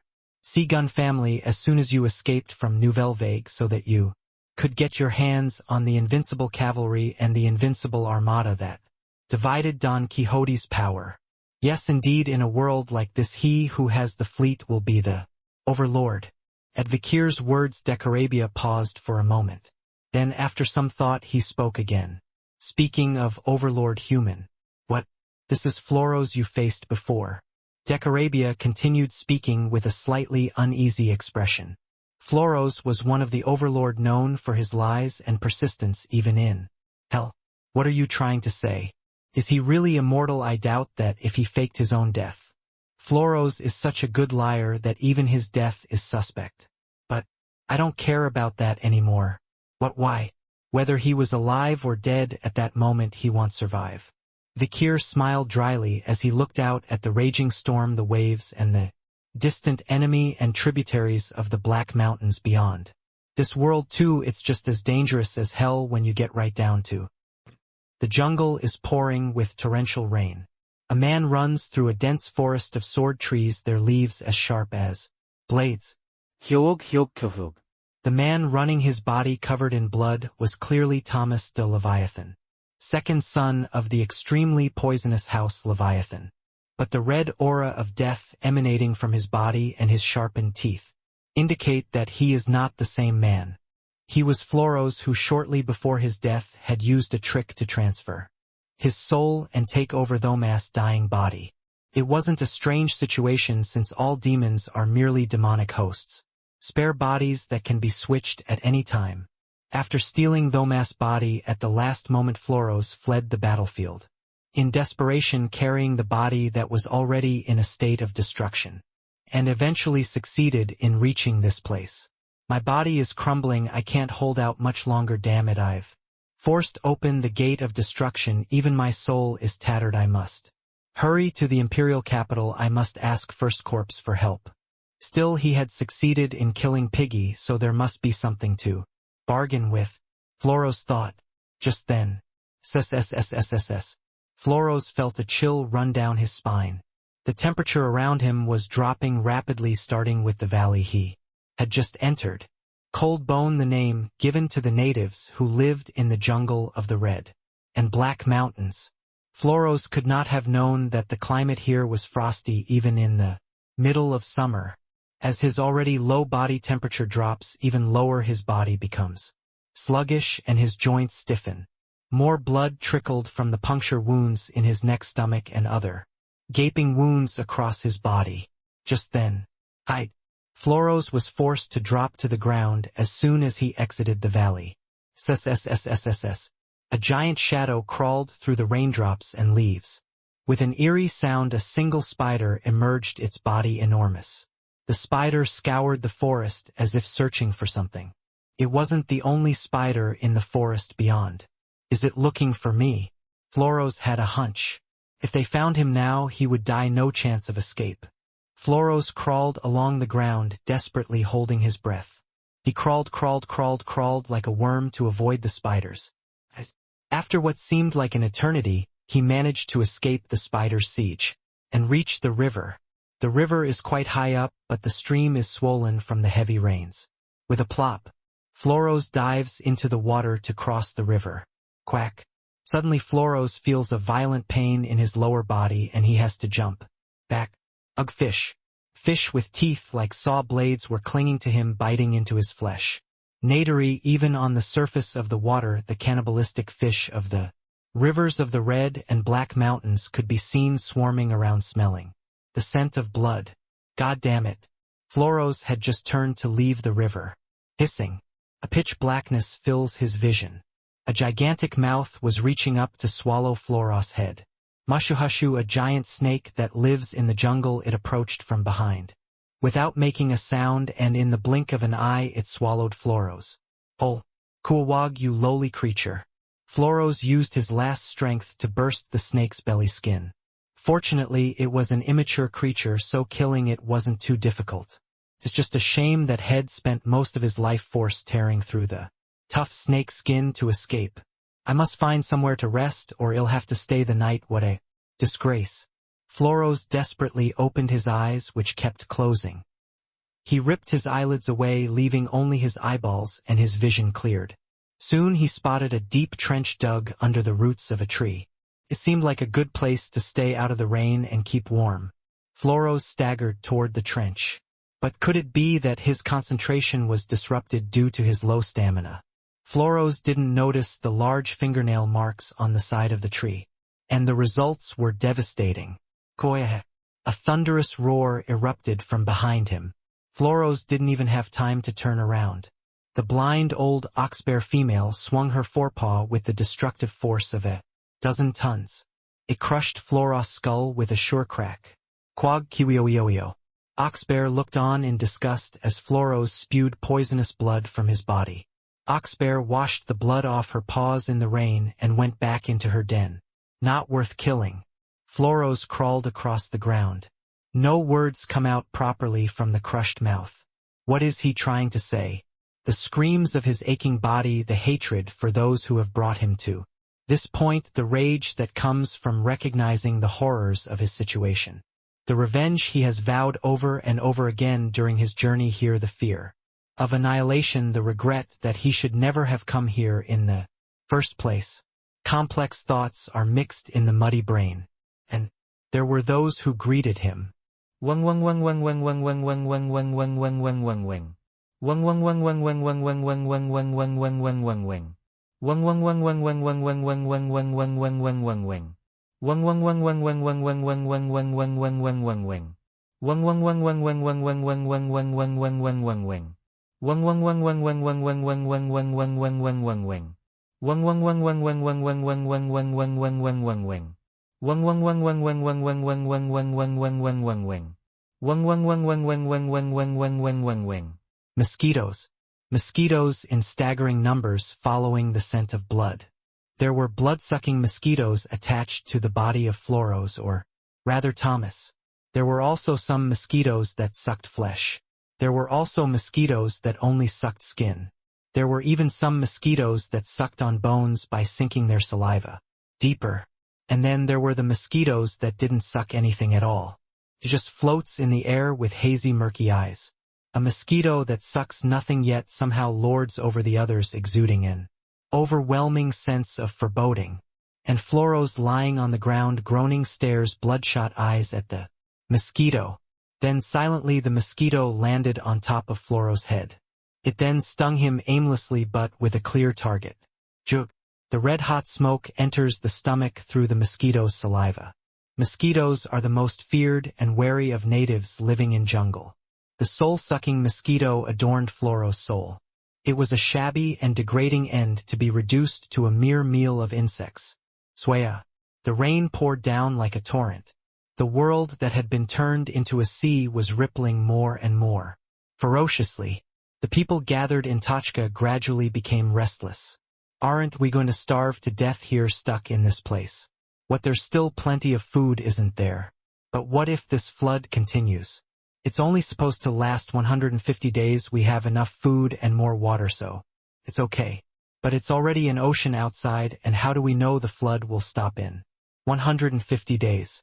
Well, Don Quixote's eldest son is on his way to pick up the armada, so that's why we're all waiting. The rumors among the refugees weren't false. In fact, Tachka in the highlands is one of the most secure fortresses in the world and a completely isolated, deserted island. Is that why Vikir was still gazing longingly out to sea today? Squash. The waves crashed against the solid walls of the fortress on the high plateau. The white bubbles that broke the water were like a field of flowers. Vikir sat on the ramparts in the pouring rain. The cold rain pounded against his body as if cooling hot iron. Then, raining again today, what a pity. A voice came from behind Vikir. It was Camus. She walked to Vikir's side soaking wet too. It's pouring like crazy. Camus said as she watched the water cascade down the ramparts. This would have been a disaster if it weren't for the sea of fire the demons created, but the two plagues have worked together to lessen the damage. I assume this is what you calculated in Nouvelle Vague before the volcano erupted. Mostly. Vikir nodded quietly. The math wasn't perfect, but it was close. But if the margin of error had been a little wider, something really bad would have happened. Vikir and Camus looked in the same direction. Neither of them said anything for a while. Finally, it was Camus who spoke first. I'm sorry about your father. At that, Vikir, who had been standing motionless, reacted. At most his shoulders shook slightly. The memory of that day is still fresh in his mind. Why did you do that? I don't know. The memory fades to white ashes now scattered in the rain. Hugo, who had been burned to death, was a hero to everyone in Tachka that day. But Vikir can't help but see him as a complicated figure. Vikir spoke after a long silence. I don't know how he crossed the threshold of the ninth form. It was a far cry from his previous life. Camus pauses at Vikir's words. Actually, he came to visit me a long time ago. Camus' testimony came as a surprise to Vikir. It was not long after the trial in Nakajanai, and he wanted to discuss with me a way to get you out of prison. Oh, and by the way, Sadie, I think he and that woman were holding hands back then too. The fact that Sadie and Hugo were holding hands was a bit of a surprise to Vikir. It seems that Hugo had more in mind for Vikir than he realized. The process of Cindy Wendy finding Sadie, who had disappeared, the process by which Ian was able to go to Nouvelle Vague to avoid summary execution, and Sada's ability to create a false identity and pass through the gate of Nouvelle Vague. It was all thanks to a helping hand that was just around the corner. Vikir's mind flashed back to the image of Hugo in the courtroom. The Baskerville's case is as follows: the crimes of rebellion, murder with intent to kill, and poisoning of the patriarch are grave and heinous, but the accused is of Baskerville blood and deserves to be treated as a nobleman. Therefore, we ask for a ruling of mitigating circumstances. Hugo sits backwards in his wheelchair, having made no objection to the sentence. Vikir was speechless. Camus continued the story. When we were talking about helping you escape, the topic of the Wraith Tree came up, and I couldn't help but mention the Grave of the Swords. Camus raised her hand. Suts. The Wraith Tree waved its long stubby branches in the air. I'm surprised the wraith tree reacted to Hugo. He must have read some memory from it. Vikir nodded silently at Camus' words. He had a point. There is something to be gained by those who step into the realm of the Supreme and continue to fight with the same heart as when they first held the sword. This is a realm that defies ordinary human understanding, empathy, conviction, faith, common sense, probability, and causality. No being who has not experienced death can ever set foot here. You will probably never attain this realm in your lifetime. For the realm of the ninth form lies at the threshold of death beyond it. If you're a true Baskerville, you'll come here at the end of your life. You will see it again someday. What Hugo saw was probably the figure of King Corso. What did he feel in his older brother's words? Vikir thought again. The sixth form, a state of mind that can only be reached by transcending all emotion. The seventh form, a state of mind that can only be attained by reclaiming emotions that have been abandoned. The eighth form, a state of mind that can only be attained by fighting through countless devastating battles, just like the first time you held a sword. The ninth form, an incomprehensible zone at the core of the highest realms that only those who have experienced death can ascend to. What must have been Hugo's mind as he crossed the threshold? At the edge of the threshold between life and death, Vikir thought and thought, and thought. At that time, thud. Camus tapped Vikir on the shoulder. Don't try to take it all on yourself. You've come all this way. Think of the people who care about you. That's right. And then there was a voice that agreed with Camus. Dolores, she appeared in front of the wall and offered Vikir her umbrella. These people here are all Vikir's followers, ready to follow him wherever he goes, aren't they? That's true, but don't I have an umbrella? It's for two people. Ignoring Camus' grumbling, Dolores continued to speak to Vikir. Don't worry about Tudor, he's a strong fellow, I'm sure he'll come back with the Armada. At her words, Vikir turned his head back toward the sea. The storm is raging, the waves are rising, and it seems as if no fleet could sail against it. Now that they had won the game, it was urgent, but it was a very frustrating and hopeless situation. I'm always watching from the watchtower, so you should go inside. I don't want you to get sick. Ayan, who had suddenly appeared, said to Vikir. Her superhuman eyesight, capable of seeing for miles, far surpassed Vikir's. And if Tudor came with his armada, she would be the first to see him. What is it, Barbarian? Why do you keep flirting with other people's men? Barbarian, do you want to be stripped naked again? Oh, it reminds me of the old days. You think that's still possible? Camus of Morgue and Ayan of Balak hadn't gotten along well then or now. Then, stop fighting, it's hard enough on the mind, brother. Sinclair appeared, having finished repairing the walls. Camus and Ayan narrowed their eyes at her, but Sinclair shrugged them off. She set down a cup of hot tea in front of Vikir and spoke. The next battle will be the final one. Why don't you have a cup of tea to calm your nerves? We're going to the Imperial Castle. I've only heard of it in literature. Besides Sinclair was Kirko, who was in charge of security. Kirko turned to Vikir. By the way, does this mean that everyone who lives in the lowlands is dead? We've gathered as many people as we can to Tachka to prevent that from happening, and we've already relocated those who couldn't make it here in time. And space to other highlands. I think we've done all we can. Sinclair answered instead. They had apparently been having this conversation all the way here. Just then, Ayan, who'd been clinging to Vikir's side, exchanging glances with Camus, jumped to her feet. Her good eyesight had seen something beyond the darkness and the churning waters of the storm. Then she cried out, They're here, it's the Armada. She was right. Soon through the churning waters and storm the great ships began to approach.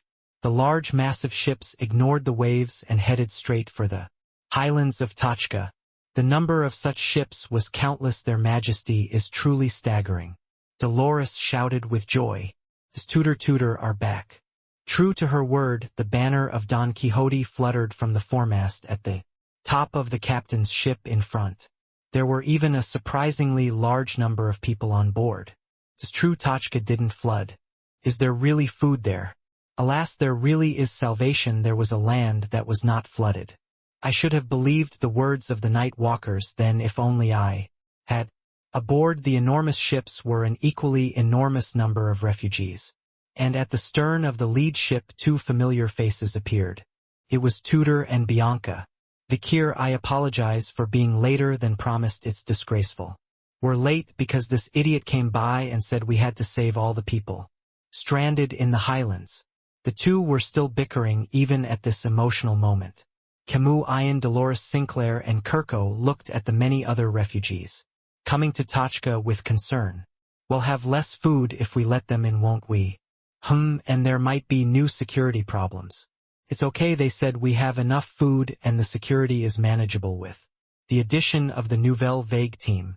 5 months maybe we've spent all our family's assets. I'm all for seeking justice, but I don't want anything to get in the way of the final battle. Then, it doesn't matter, I have to leave here soon anyway. Vikir finally stood up. It's time for the final round. Everyone's faces hardened. They too understood what Vikir was saying. Soon the final battle would be fought on the imperial capital. The final hour was approaching. The number and variety of ships Tudor brought with him was staggering. The longships with their small hulls and shallow draft allowed for small, fast maneuvers. The Carvey with 13 rows of oars and 26 oarsmen. The Sneaka with 20 rows of oars and 40 oarsmen. The Skade with a capacity of 100 combatants. The Draka with over 1,000 combatants, and so on. What's more, the crews of these vessels are veterans of Don Quixote's vast expeditions who know how to navigate the vast expanse of the open sea. Not only did they possess tremendous navigational skills as they navigated the North Sea where drift ice was floating, but they also had the courage and fortitude to rush to the center of the empire which became the sea. Chwag squash. Countless ships cut through the rough seas. The Baskerville, the Marg, the Quavadis, the Bourgeois, and even the survivors of the Don Quixote and Usher families. What's more, the Colosio Academy, the Themyscira Women's College, the Varangian Boot Camp, and the Magic Tower are all in attendance. Prominent figures such as Osiris, the 7 Counts, Respain, Adolphe Pope, Nabokov I, Cardinal Luther, Archbishop Mozgus Damien, and Principal Banshee were all standing at the forefront. And in addition to that, everyone who has been in a relationship so far gathers in one place and fires up their will to fight. The allied forces of Tachka went to the imperial capital aboard Don Quixote's ship, going inward, further inward, tracing the map of the imperial capital, which has now been transformed into a sea chart. Meanwhile, aboard the lead ship, Vikir stood at the stern gazing out at the endless horizon. Keel Juliog. Every time the ship rocks from side to side, you can hear the sound of the chains wrapped around Vikir's hands scraping on the deck. Beside him, Minpin and Chihuahua look worried. Oh no, deputy, there's over there. Vikir turned his gaze in the direction Chihuahua was pointing.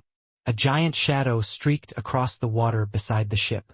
An enormous sea monster of some unknown nature could be seen passing beneath the water. It's a species that by definition shouldn't live here. I can see how the imperial capital must have changed.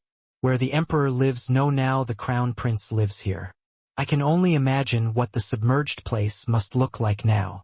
In the center of the empire, on the imperial capital, the last stand would be made, the first corpse, the protagonist who led the age of destruction, and the end of the many lives Vikir has crossed. The revenge of his fallen comrades was slowly coming to an end. Wying. A strong sea breeze blew and inflated the sails. The ship began to fly over the waves. Keel Juliog. The sound of chains scraping the deck again. Vikir tightened his grip on the chain in his hand. Minpin beside him turned to the end of the chain and stammered a question. By the way, deputy, I've been wondering before, what is that? He didn't ask because he didn't really know what the thing at the end of the chain was. It was a coffin. What Vikir was carrying was a large, heavy coffin. No telling who was inside. Don Quixote's invincible armada. As far as sea battles go, it is the Empire's most powerful force. Darkness loomed ahead of the countless ships as they sailed across the blue waters of the large expanse of sea. Vikir at the bow of the foremost ship was lost in thought as he faced the strong sea breeze. Infinite darkness enveloping the world, this must have been one of the first corpse's abilities. The normally clear imperial capital sky was now shows neither moonlight nor Starlight. Only. Quaquang splash. There is nothing but a tidal wave of enormous height. We're going to capsize, Bianca says worriedly. But Tudor, standing beside her, merely snorted. Don Quixote's ship would capsize in a tidal wave of this magnitude? No way. It was true. The invincible armada lived up to its name and sailed through the tidal wave, without a single ship running aground. The massive ships were linked together by thick chains so that the whole was one, and one was the whole. Yonhuangi, a tactic of connecting ships with chains. Vikir's strategy had multiplied the invincible armada's breakthrough power. Seeing it, Camus nodded in admiration. It's a good method as long as you watch out for fire attacks. With the rain pouring down like this, there's no need to worry about being attacked by fire. Exactly, it's the best we have at the moment. You are my boyfriend after all. At Vikir's reply, Camus smirked and punched Vikir in the arm. Just then, Vikir's expression changed as soon as Camus got closer. The smell. Camus was greatly embarrassed by Vikir's unexpected remark. She quickly sniffed the scent on her body. What is it? What do I smell? I wash every day. Hey, I just finished brushing my teeth. I'm meeting my boyfriend, but I don't know or should I have at least sprayed some perfume? I was already worried because it didn't seem like it would be a good idea to carry perfume into the battlefield. Hey, maybe I was sweating when I did gymnastics in the morning. Not that smell. Vikir dismissed Camus, who blushed bright red. The smell of a demon. Half a unique faint smell. Then Camus' expression hardened. That's strange. Right now Seer only accounts for a very small amount of my body, so it shouldn't smell that much, right? It's not coming from you, Vikir replied in a low voice. In the past, Camus had shared half of her body with Seer during her reign as the corpse queen. Vikir had smelled the scent of the other half of the demon once before and had it imprinted on his nose. And now a similar scent was being carried on the sea breeze, straight ahead from the direction of the imperial palace, which is considered a key area in the imperial capital, the center of the empire. Camus too could soon smell what Vikir was talking about. Indeed, it was a thick, intense scent that could be felt even from a distance. It's an anomaly, not the usual demonic scent, Ayan said, jumping down from the watchtower. She had spent so much time in the Hell Tree slaying countless demons, monsters and fairies, that she had become accustomed to smelling this type of scent. It's definitely a different aura than I'm used to, much more ominous, but just as unstable, different from the level of strength. Dolores, who had emerged from her cabin below deck, was equally grim. It's similar to what I felt with Camus, but it's also different. Where Camus felt like she was half human, half demon, this feels like there's only half demon left. Sinclair, who was organizing the anchor lines, agreed with everyone. After being bathed in demonic dragon blood in the Hell Tree, she too had a feeling. Buzz buzz. Vikir heard Beelzebub's cry as it slumbered on the inside of his wrist. And the exact same cry was coming from behind the deck. Kirko. Asmodeus, the magic sword, was emitting the same cries as Beelzebub from the strap around her waist as she stared at Vikir wordlessly. Vikir turned to the Decoravia clinging to her breastplate. Do you know anything about the first corpse? Am I a knowledge vending machine? Don't treat me like that, Saint. Over there. Dolores, who was next to him, became angry at Decaravia's words but was stopped by Camus and Ayan's dissuasion. Calm down, it's not wrong. Haha, in the Tachka siege you were practically a holy water vending machine. That's too much. I worked hard to protect yourself from behind. This is why healers lose money. If I do well, it won't be noticeable, but if I don't, it will be noticeable. Calm down. If it weren't for you, Tachka would have fallen long ago. That's right, holy power is a strange thing. I've never seen it before. Dolores, Sinclair, and Kirko also chimed in. But all the while Vikir was focused on Decaravia's answer.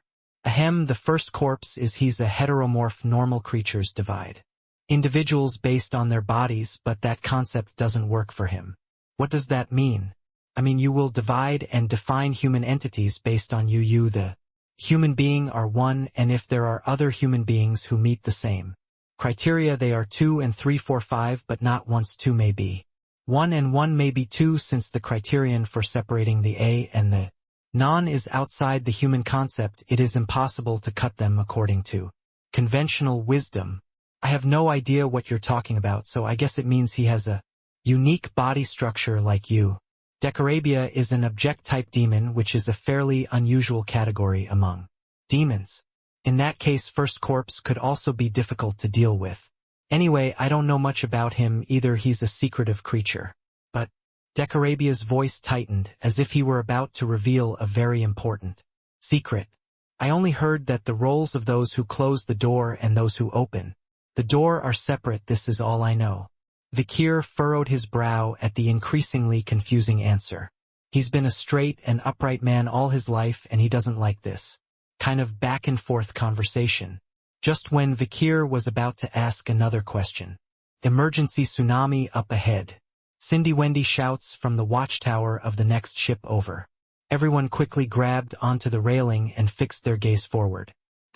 The water surged with tremendous momentum.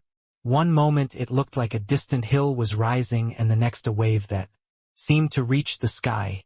It felt like watching the entire skin of the sea surface peel off. Tudor was getting pretty nervous too.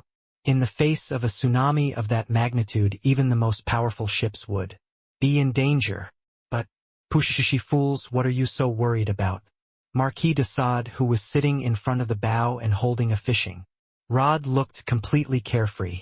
He tilted his head sharply and turned to Tudor and Don Quixote's knights. Have you forgotten who you are with? They all shook their heads.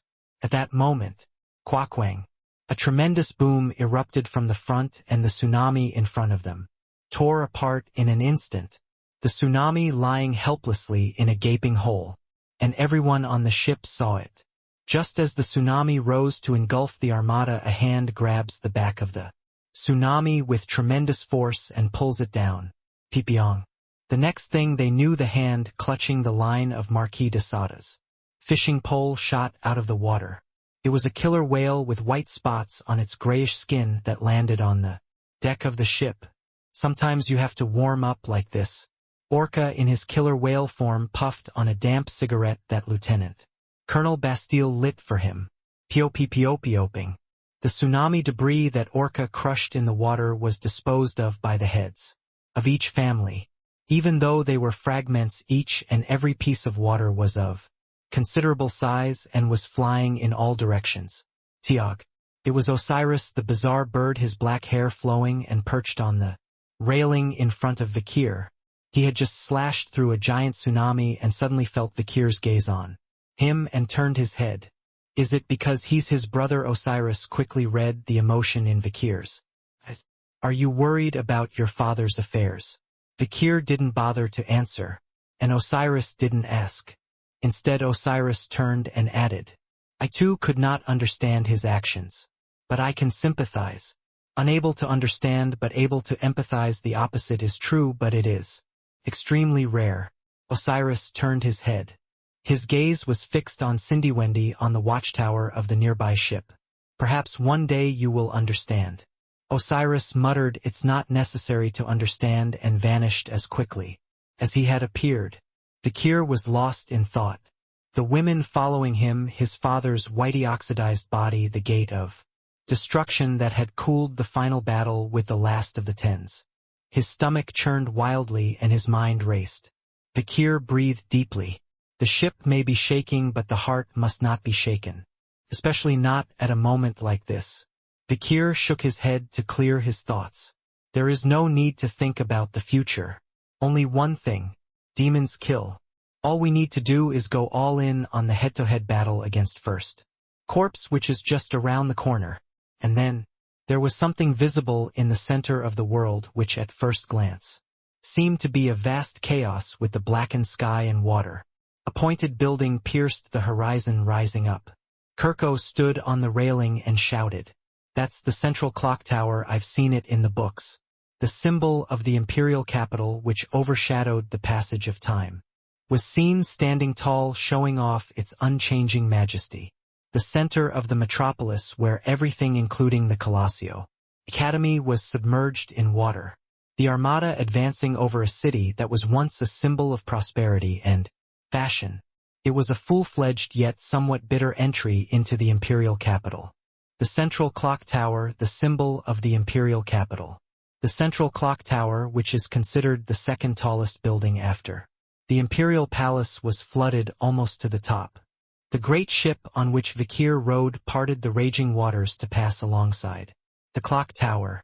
Suddenly Vikir muttered to himself, "I think we've been through this once before." Beside him Camus nodded. "Yes, it has. Right. Yeah, when we were 8 years old we got into a fight and my clothes came off and I was in a lot of trouble and you—" "No, not that. Oh yeah, like at the festival when we were fighting all over the place here in the imperial capital and we wore masks. Oh, come to think of it, that was also the time I think my clothes came off at the end." Not that either I'm talking about the smell of demons. Vikir was feeling the increasingly intense demonic energy directly on his skin. Then, "Is that the imperial palace? I can see something." He hears Ian shout from the watchtower. Then he saw a flash of golden light on the horizon. A radiance that shimmers like the aurora in the night sky. It was clearly like a symbol of the imperial palace. The tallest staircase in the world and the golden palace built atop it. It looks like a replica of the castle on the clouds where the gods in mythology reside. What had truly been a celestial castle in the clouds before the great flood now towered like a solitary castle on the sea. The imperial palace, it's really here. I didn't think there would be a demon in there, Dolores said with concern in her voice. She sounded quite nervous, but there was no hint of skepticism or guilt in her tone for turning against the emperor. Perhaps it was because life after knowing Vikir felt so much longer and more complete than life before knowing him. And it was the same for Sinclair, a classmate at the same academy. "Wow, is that all gold? What a waste of a building. I'll have to strip it all off." Sinclair's eyes sparkle as she examines the palace's exterior. The rich hat atop her head was already rattling. Meanwhile, that's the imperial palace where the emperor lives. Kirko gazed at the imperial palace on the horizon with complicated feelings. Even the guards of the Nouvelle Vague in the deepest depths had always been taught to be loyal to the emperor. However, the emperor in the palace above and the guards in the prison below never actually see the emperor. For the emperor, the Nouvelle Vague is a quarantine zone that exists only on paper, and he never sees it with his own eyes. They could live a lifetime and never see each other. So Kirko had only vaguely imagined what the emperor was like in his daydreams, never imagining that she would ever meet him in person. But now they stood in front of the palace. The rain was pouring down in torrents and the waves were crashing fiercely. But the palace was getting closer and closer. Just then, "It's another tsunami. It's bigger this time, and there are more of them," Cindy Wendy warned. Scanning ahead with her telescope, she warned all the ships behind her. "Another tsunami. For an unusual weather change, it is strangely frequent. Pushishishi, look at the magnitude who's creating this." Orca and Sod both frowned as they watched the massive masses of water rising and falling before them. A series of waves of that magnitude would capsize any ship before it even reached the palace. But, is this the place for this body-great hero to step out? Despite his youth, Tudor's eyes shone as he skillfully led the invincible armada, not fazed in the slightest. His eyes sparkle as blue as the vast expanse of the sea, guiding all in the darkness. One outskirts divide. Tudor's command came through the storm clear to all ships. And then, pakong, pakong, pakong, pakong. The sound of breaking chains could be heard everywhere. The large sailing ships on the outskirts of the fleet fell out of the annular system. Everyone's heads turned. Tudor shouted out loud. "The outermost ships consist of nothing but abandoned ships. There are no sailors aboard, only gunpowder and breakwaters." And now that they were out of the way, the fleet's forward speed increased by leaps and bounds. Now that the heavy obstacles have been removed, the speed has increased. But won't the lighter weight make it unstable? The waves are so strong. "Why do you think I dragged all this stuff up here in the first place?"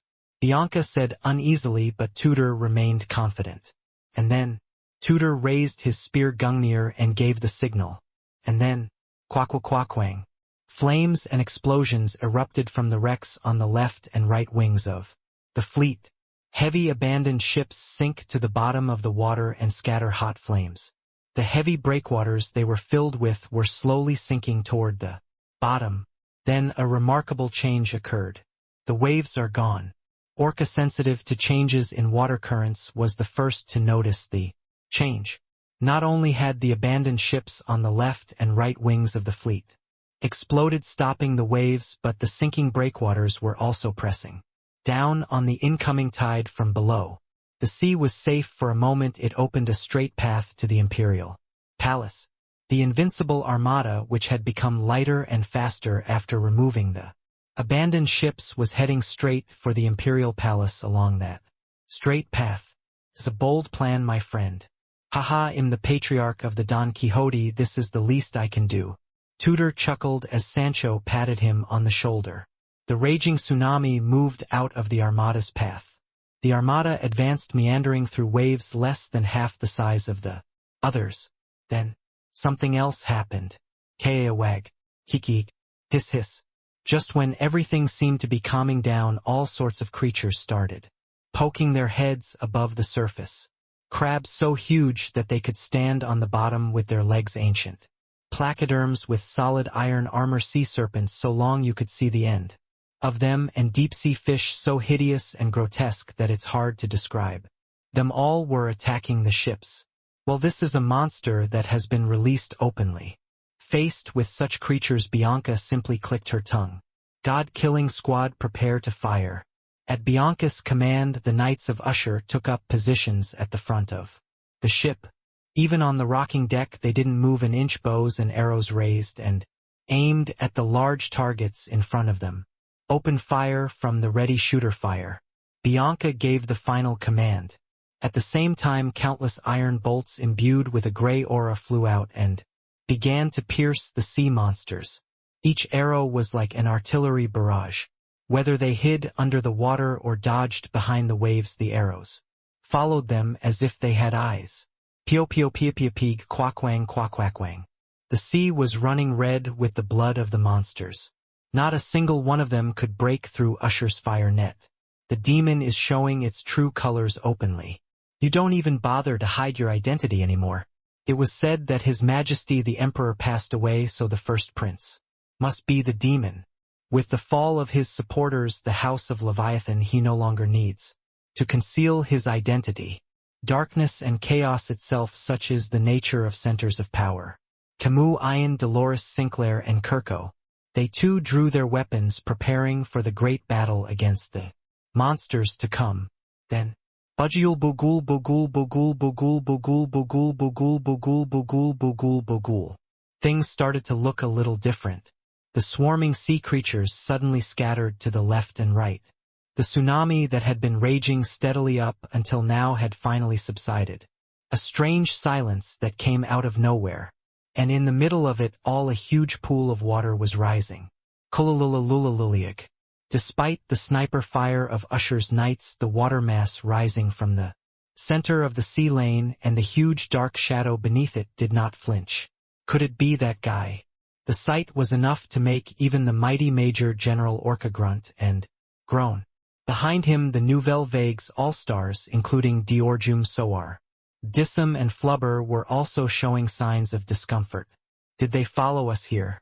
No, it looks like the demon brought them here. Well, it's bad luck in many ways. A being that originally lived somewhere else, completely unrelated to the imperial capital. The most feared enemy of Nouvelle Vague's guards. They battled for supremacy of the deepest ocean. Now that the Nouvelle Vague is gone, it seems to have made the imperial capital its new territory. Chwak. Eventually, the last gatekeeper of the imperial palace pulled its body completely out of the water. 8 tentacles surrounded the surface of the ocean like a mountain range. In the chaos where sky and sea were indistinguishable, 2 eyeballs glowed as yellow as the sun in the inky darkness. Kraken. One of the 2 monsters said to have been born together when light and darkness were created. At this point, the worst creature you could ever hope to encounter. Who says that the first life came from the sea? In this worldview dominated by creationism by God, few would agree with the above proposition. However, many people agree with the statement that the last life perishes in the sea. Quackwang. The final battle against the demon began with a naval battle.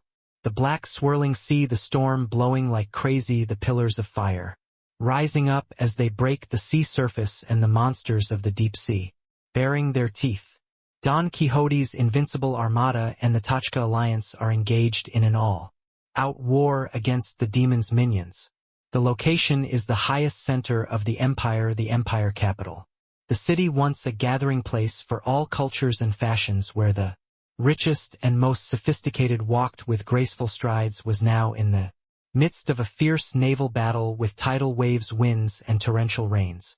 And in the midst of all this great chaos there was one great chaos, the biggest, heaviest, and most vast of all. A monster that appears most often in sailors' epics. A terror that no one has ever seen but everyone has heard of.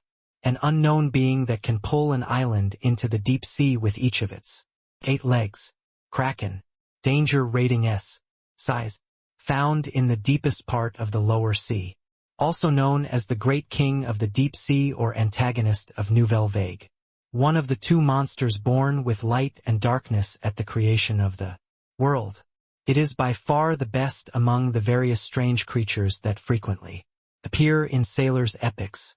It lies alone at the bottom of the ocean floor, too cold and dark for anything to live, but once it begins to move it changes the landscape of the 6 oceans. No one knows why this terrifying creature, which belongs in the depths of hell, is living in the oceans of the human realm. Huge and round, its head resembles a rocky island from a distance, with countless attached oysters, barnacles, and seaweed. 8 tentacles, each one a tributary of a mountain range. 2 enormous circular eyeballs burn a fiery yellow as they feed on the darkness of the great deep. Kraken. One of the 2 monstrous creatures that resulted from the separation of darkness and light in the creation of the world.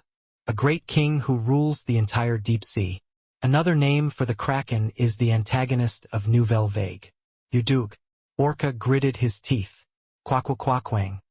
He swung his club with all his might, meeting the Kraken's tentacles as they fell toward the ship. Not even the mightiest orca could fully defend against the Kraken's tentacles. Even the barrage of artillery from the Knights of Usher pales in comparison to the Kraken's overwhelming size and defense. How long had it been deposited over time? The Kraken charged tens, hundreds, thousands, tens of thousands of layers of armor of oyster shells, barnacles, and coral shells encasing its entire body. Pioping. A hole opened up in the Usher family's fire net, and countless monsters began to pour in. As they tore through the netting of the bombardment, they tore holes in the ship's soul or clung to the railings to pull themselves up onto the deck. Several ships in the Invincible Armada were already showing signs of sinking. But the Allies were no slouches either. Diorjum, Soarb, Dissum, and Flubber stepped forward. Leave it to us, that's a demon of the deep who used to raid our Nouvelle Vague regularly, and he owes us a debt of gratitude. We've fought him a few times before. See that scar over his eyeball I made it for him about 10 years ago. My God, I never thought I'd see you here again. Diorjum created a whirlwind of strikes and began scraping the oyster shells and barnacles off the Kraken's body. Wagajigajig.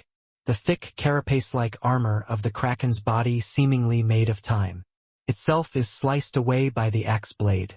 The living ones shattered with a burst of fluid, and the dead corals beneath them crumbled lightly.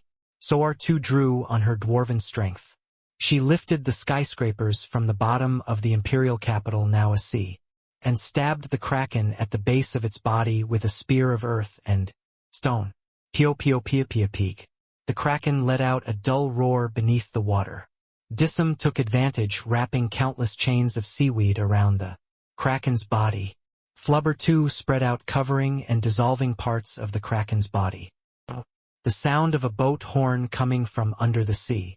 This must be the roar of the Kraken in pain. The water boiled over and an earthquake began to rage. Pyoyog. Vikir sliced through one of the tentacles, falling toward the ship with a single blow. Black blood splashed, leaving a cold, sickly taste in his mouth. Just then, "My friend now," Tudor shouted from behind him. Vikir turned his head to see a ship driven by Tudor himself. A ship with a large pointed spear at its head was charging furiously towards the Kraken. Quakwang. Tudor's small fleet had managed to sever one of the Kraken's tentacles. It was a feat not even the mighty Orca or Sod could accomplish.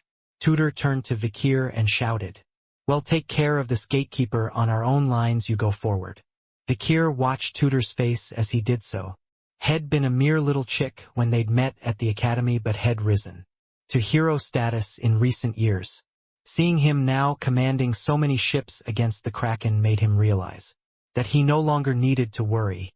With a little more time he could be as great a hero as Tudor was before his regression, or even greater. For in this life he survived, not died. And Sancho and Bianca's presence alongside Tudor only strengthened Vikir's conviction. "Vikir, I need you to follow me. You said there's no time, well, do something about it." Finally Tudor closed the conversation with a tremendous shout. "My friend, go and become a myth." At the same time the Invincible Armada and the Kraken engage in another ferocious battle. The sky and the waters are turned upside down in a frenzy of thunder and fire. Tidal waves and earthquakes. Morg's magic, Quo Vadis' holy shields, and bourgeois supplies continue to burst forth. The Hounds of Baskerville were also tearing at the Kraken's massive body with all their might. Soon Vikir is in a small carved boat. He plans to sneak through the gap in the Kraken's line of sight and march on the palace. Then, schwag. The Kraken's body suddenly flipped over. One of its giant eyeballs turned toward Vikir. In addition to its two visible eyeballs, the Kraken had hidden a third giant eyeball in its tail. Kugagagugu. Then 8 legs stepped back from the front and faced Vikir. The severed and charred legs swung wildly at Vikir, aiming for him as they were. Vikir gritted his teeth and drew his sword. Quaquaquaquaquaquang. The surface of the water behind Vikir shattered with a loud crash. Octagon. 8 legs. 8 gigantic legs jutted out from the sea floor, blocking the Kraken's tentacles. Baby madam, how had she gotten this far? Leaving her children behind, she followed Vikir alone, and stepping over the clock tower of the imperial capital where they had once glided together, she drew out her 8 legs. Pio pio pia pia piag. As soon as she emerges from the water, she stamps down on the Kraken's legs. The Kraken was very surprised to see another creature as large as him, let alone the venom spreading through his body. Suddenly, as he struggled with the madam, another barrage of allied artillery began to rain down on his back. The Kraken was forced to turn around again. Naturally, Vikir was out of the way. "Thank you." The first words out of Vikir's mouth were his first acknowledgement of indebtedness. His friends, who would have been jumping around in joy if they had heard those words, didn't actually hear them. Next thing you know, Vikir's boat is racing furiously downwind, fueled by the southeast wind.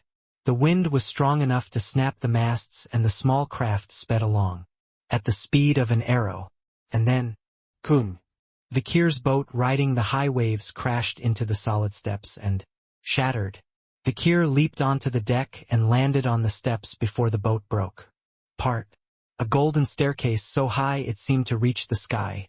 Though it had been flooded by the sea halfway up, it still stood tall and majestic. Above it was an imperial castle that was usually hidden by clouds and was not visible. Tiag. Vikir stepped onto the stairs leading to the imperial palace. Drrrr. The sound of a coffin being dragged on chains. Vikir climbed the stairs dragging a coffin. And Kirko, seeing Vikir's backside shrinking in the distance, scratched his head in desperation. "What is that coffin? Who's inside?" "Come to think of it, I think he's been carrying that coffin since he came out of Tochka." It was Sinclair who answered the question. Dolores spoke up in a tone that suggested she was puzzled as well. "I was wondering the same thing last night." Me too, so he said it's the souls of all his dead comrades." Ian nodded in agreement. Then for the last time Camus' eyes narrowed. I have a bad feeling about this." If a great mage of Camus' caliber had a bad feeling, it was a bad one. Ian, Dolores, Sinclair, and Kirkos' gazes were demanding to know why. Finally Camus opened her mouth to answer their questions.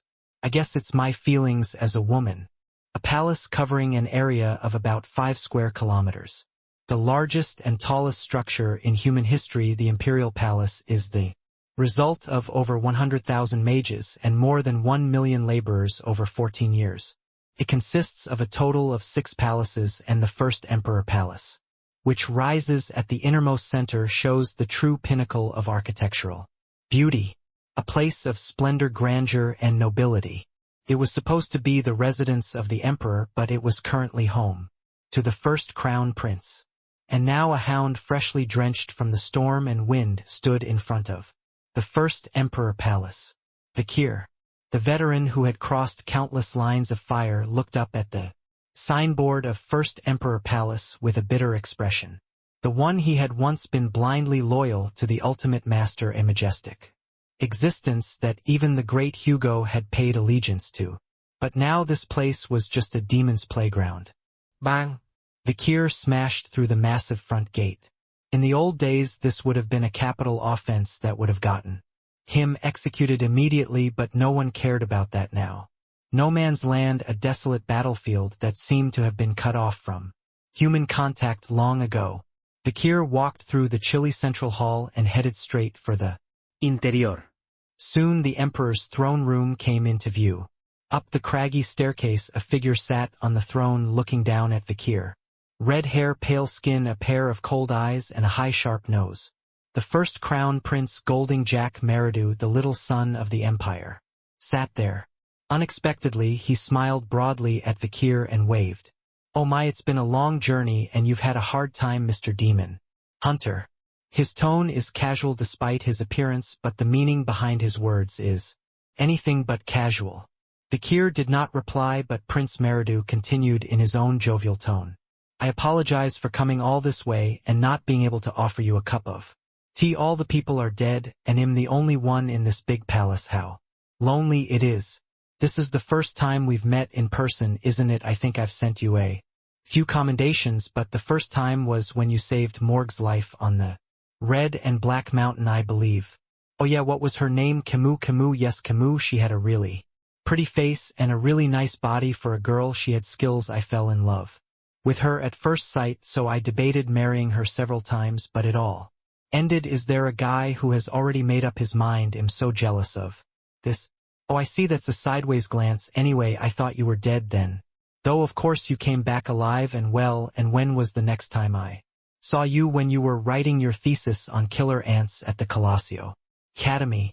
Ugh, I tried to meet you in person back then, but I was turned down, probably because you were undercover or something. Right. I wanted to go to the Colosio Academy to check in person because I thought he was that friend of the Baskervilles, but I was so busy with work that I forgot. If I had known it would be like this, I should have gone and at least forced myself to meet you, right, huh?" Vikir raised his hand to cut the crown prince off at the continued chatter. "Tiong." Vikir pulled the chain and set the coffin on the floor. The crown prince smirked at the coffin Vikir carried. "What's with the coffin? Did you come prepared to die or something? It's old-fashioned. You're a bit old-fashioned for your age, you know. I came to end the war." At Vikir's words, the crown prince's mouth corked up in an amused expression. "End the war? Oh, you mean the civil war? Geez, why do you all keep looking for my brother when he's already missing?" "Yeah, well, I've heard about the Leviathan family. I'm sorry to hear that. But the second prince that the other factions are pushing for is long gone. I'm the only one with legitimate ancestry, so who becomes the emperor? Why don't you come under me? It's better to be a public figure than to be a traitor, and the stigma of being a usurper is a bit much, don't you think?" The crown prince's words were bizarre. They were so far removed from reality that they felt foreign. The lines that didn't fit the situation or the mood seemed to go on, and unlike the symptoms of schizophrenia. Vikir finally bared his teeth in response to a series of questions. "I have no interest in quarrels between humans. Oh, a declaration of neutrality, but isn't it human nature to eventually take sides? Yes, that's what humans are, and that's why they can't be demon dogs." Vikir's words were decisive. With that last line as a turning point, the black and white masturbation in the crown prince's eyes changed colors. His voice too began to take on an eerie tone. "Ho, okay, I've had enough of this bullshit for now. Oh, but one more thing, the kraken is a rare creature, that guy is a rare species that is hard to find even in the depths of the world. Originally I was planning to make it into a spirit beast, but I just released it into the sea. Did it fight that spider? Wow, that would have been a great picture. It's rare to see a battle of that magnitude even on the mainland. When did that tiny spider get so big? Did it absorb the poison and fraud that were signs before destruction? I never thought it would grow bigger than its mother. The crown prince showing his true colors, but still chatty. Vikir, of course, had no intention of joining in the chatter. Fourth form spewed out like breath. Quack-quack-quack-wang. Vikir's blow smashed through the throne. What the hell, did you really come here to fight? But the crown prince was undeterred. He clapped his hands in genuine panic and tried to calm Vikir down. Okay, let's have a conversation. Demons kill. Demons kill, right? I get it, just calm down for a second, I've got something interesting for you to talk about too. The crown prince was still chatty. Finally he brought up something that made Vikir stop in his tracks. I called you. Vikir's eyes widened slightly. The crown prince, not missing a beat, spoke up.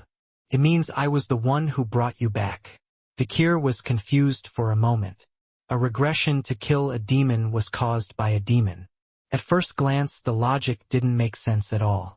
But the crown prince seemed to be sincere. The reason I wanted to regress you to meet with me was because I have something to ask you. Something to ask. Yes.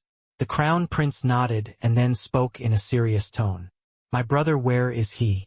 Vikir's eyes narrowed at the question.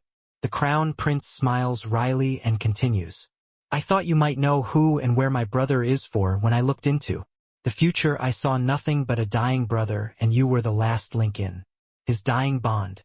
And there was only one scene in the future that brought you back, me waiting in the imperial palace and you dragging the coffin. You clearly said I brought your half-body, so I waited patiently so that you would come here.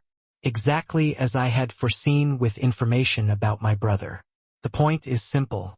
Andras realized that his brother and Vikir were linked by a bond. He foresaw that if he brought Vikir back he would one day bring information about his brother to him. That was the beginning of all this. A strange superpower that allows him to see the future. All descendants of the imperial family descended from the first emperor, who was a prophet and astrologer, have this kind of uncanny ability. I'm pretty sure that's what Hohenheim of Magic Tower told me when I played against him in the old university league. So there was a good chance that what the crown prince was saying now wasn't a lie. Vikir thought to himself. He's a good person. A strange sound flashed through Vikir's ears. It was a voice he had heard many times before. It was a voice that brought back memories of his pre-regression days. And the moment Vikir heard it, the crown prince's expression changed drastically. Yes, the blood of the first emperor boils in my veins. Oh, I see it again. My brother's future, my brother's words, as he lay dying miserably. I can tell you are definitely related to my brother. Who is it? Where is it? Just tell me that. The crown prince repeatedly asked. But Vikir didn't answer the questions. Why should I answer your questions? What is it you really want? You're a fool. There's no reason for me to seek out my brother. Bullshit. I already know that your body is not a typical structure. It's impossible to take his word for it. The crown prince sighed heavily at Vikir's retort. You're right, I have two bodies and it is my task to unite them. Of course I didn't expect you to just cooperate with me, so I had a reward in mind for your cooperation. Then the crown prince spoke up.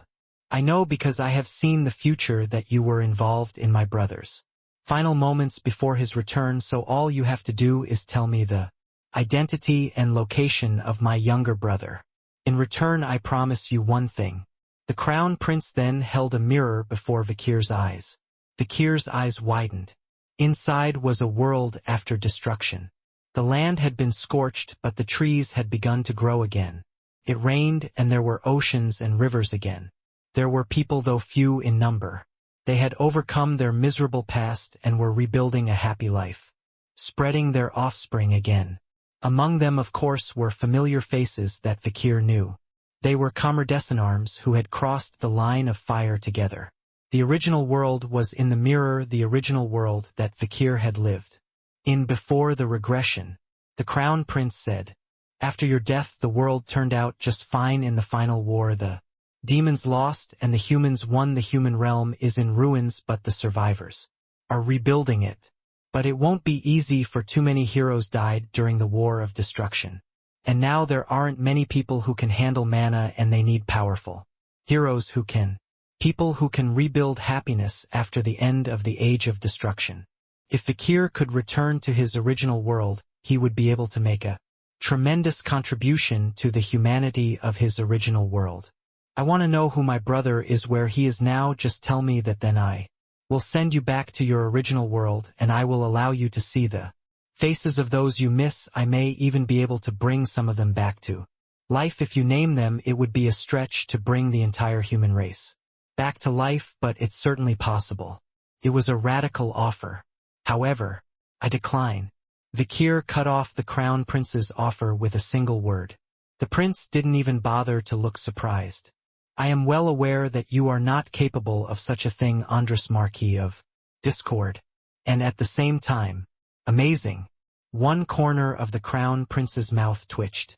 And then, a black flame engulfed the Crown Prince's entire body. Every trace of human skin had been burned, revealing the hideous malice that lurked within. First Corpse Andres, also known as the Marquis of Discord. His white-feathered wings are sacred. At first glance he has the head of a raven, the eyes of an owl, and the lower half of a wolf. In his hand he held a single flaming sword. A destroyer always full of dissatisfaction. A being that hates all that is in harmony, loves disorder, and joins with chaos. Cha. Vakir immediately took out Beelzebub. But, why are you so wary? There is no need for that. Andres was still smiling. I'm just showing my true self so we can have a real conversation. We can't have a conversation if we're hiding things from each other, right? We both have our own goals and they don't conflict with each other, so put the sword down. At this point Vakir had to admit he was feeling a bit dumbfounded.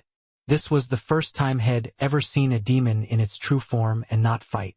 A lesser demon hunter might have been fooled. But despite Andres' kindness, Vakir is not fooled. The reason is that he has memories from before the regression. The Marquis of Discord. A demon who rode the battlefield with terrifying force, decapitating countless. Alliance et Rose. Even though it was wearing a kind smile in front of him now, it was basically a demon, and the most terrifying one at that. While Vakir was pondering these things, Andres sighed and opened his mouth as if he was tired. This is the first time I've ever shown my true form and not fought, but I can't help it since I want to talk and am at a disadvantage. Now can we continue what we were talking about earlier? Andres' eyes glowed. As I said before, the world has settled down a lot since your death, and I can return you to your original world and maybe even bring back some of the people in your memories. However, there is no way to bring back the dead. Even a demon can't defy providence. Vakir's attitude was equally steadfast. Demons kill, that's the way it is. Hounds hunt, they don't talk to their prey, that's how he was taught. So the conversation ended here, and from then on the only thing to talk about was the sword. Flash. Vakir unleashed the full force of his sword from the very beginning. Baskerville 8th form, his teeth clashed together, creating a bright sun. Quasigigic. The solid jade throne was shattered like tofu. The words were quite hollow for a place that had been the residence of a supreme being for the past few decades. So if it comes to this, is there nothing we can do? Andres swung his flaming sword. A blast of hot flame shot out, aimed at Vakir. Thwack. Where Vakir dodged, a deep crack appeared and it began to melt away. The Baskerville 8th form and the flames of Andres clashed fiercely. The atmosphere was shredded and glowing cracks of mana were forming everywhere. It's a shame it was half the truth. Andres smirked as he thrust the tip of his sword into Vakir. Half-truths and half-lies were the demon's standard tactic when it came to seduction, and Vakir knew it well. You guys are basically beings who came to this world to use humans as food. It's absurd to make a deal with something like you. Do you think so? I'm actually the opposite, right? Vakir frowned. Then Andres spoke up as if it were obvious. Demons can actually make humans prosper for the greater good. Bullshit. It is not you misunderstand our purpose. Andras hadn't given up trying to convince Vikir. Do you know the animal called chicken? Who doesn't know chickens? They are one of the most familiar domesticated animals to humans. Andras asked again. You humans breed, slaughter, and eat chickens. What do the chickens think about this? Are they happy? Can't be. No, they will be happy if you look at it from the perspective of the entire species, not just one individual. Andras continued. Chickens, for example, were much smaller and weaker animals before humans improved their breed and probably would not have survived and become extinct. If they had stayed that way, being small and weak, most of them would have been hunted to death by other animals as soon as they emerged from their eggs. But since humans chose chickens as domesticated animals, their population has grown exponentially. They now outnumber any other bird in the world. From a species-wide perspective, isn't that a pretty efficient choice? What are you trying to say? Vikir's sword sliced through the air again. Andras dodged it and moved closer to Vikir's ear. Aren't humans also weak, hard-working animals, and how many things make their lives so painful? War, wild beasts, famine, drought, floods, wildfires, starvation, disease. And then there are the quarrels, the rivalries, the fights, the battles, and the hardships of trying to find a place to live, of raising children, and of breaking your back to take care of your old parents. A bottomless, never-ending race where the one you want to breed with is always snatched away by a better-looking, better-financed competitor, and you have to fight tooth and nail to do well in all the tests and assessments society demands. But is there always happiness at the end of the race? No, there isn't. Were you born into this world because you wanted to be? No, you were birthed by your parents into this harsh, lonely world. You are a pitiful animal, forced to be born and forced to die. Andras jumped back with a start. He sat back down on the shattered throne and spread his arms wide. At least the lives I mentioned before are better. Most human beings die shortly after birth. Do you know the infant mortality rate of the Empire? It's over 80 in this world, where the average adult lifespan is in the mid-30s. Most of the babies, even if they are born safely, end up going from orphanage to orphanage, and even then war, disease, and starvation kill them before they reach the age of 10. Did you see the reality of the orphanage where Dantalion was located? It is said that volunteer work at the orphanage is a required course at noble schools. Darkness was gathering around Andras. Vikir felt an unusual slant and slashed them with his sword. But the black mist swayed in the wind, enveloping Andras' body even more thickly. Humans are pitiful animals indeed, sad beings who have the intellect but can only recognize deficiencies with it: lust, appetite, greed, jealousy, anger, sloth, arrogance. The wandering ego, unable to fully satisfy any one need, can only feel inferior, indebted, and defeated in an unequal and unjust society. Occasional happiness is nothing more than a temporary resolution of those dissatisfaction. An animal forced to be born and forced to die. Life is hard when you're young, hard when you're old, hard when you die. Always hard and burdensome. So I propose. Andras chuckled. The overwhelming majority of humans die of poverty and starvation before the age of 30, or even before the age of 10. Wouldn't you be happier if humans were reduced to demonic livestock instead? Nonsense. You may think so, but do you think the children suffering in the orphanage, or the children who died in the back alleys before they were even allowed to enter the orphanage, think so? Andras continued, blocking Vikir's blow.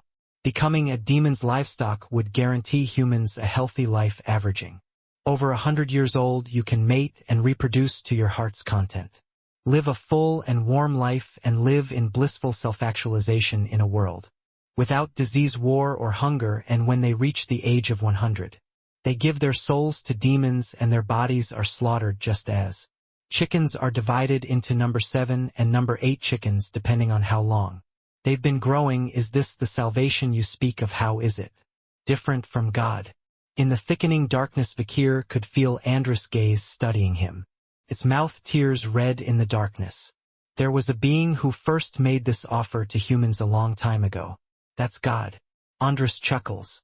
Of course that God is far more evil than I am. Slaughter was done the same way as slaughter, but it did not give the promised happiness and peace at all. Even humans who aren't fully grown are captured at will right well since.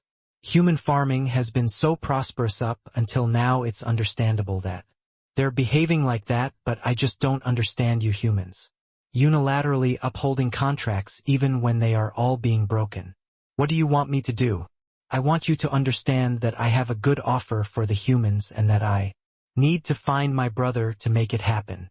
After Andras finished speaking, his face changed to that of the first prince, the emperor's eldest son, the rightful heir to the throne.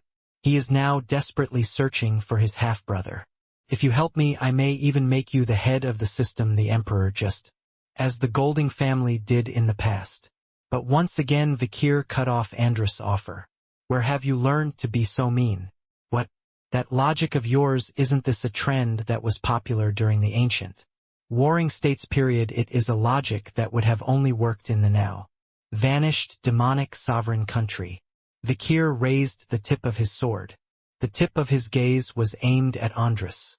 Human development desires and upward instincts cannot be confined in a livestock system. No matter how hard you try, they will eventually break through like an awl in a pocket. That's what humans are. The magic sword Beelzebub shoots out an aura with its awl-like tip. Boom! The throne completely collapsed. Andras emerged from the cloud of dust, wings spread wide. Demon kill. Gee, that's hard to say. Vikir's sword and Andras crossed fiercely in the air. Vikir brushed away the sparks and flames from Andras' sword, thinking to himself, it's fortunate that there is no Asmodeus. The magic sword was Andras' signature weapon before the regression. How surprised Vikir was when he first saw it in Nouvelle Vague. Asmodeus is now in Kirkos' hands, which is a relief. Vikir burned all the auras at Beelzebub's tip. Andras too was drawing darkness into his grasp, dark enough to swallow. Vikir aura. Very well, if you want make a contract, it'll make you want to do it. Those words made Vikir tense up.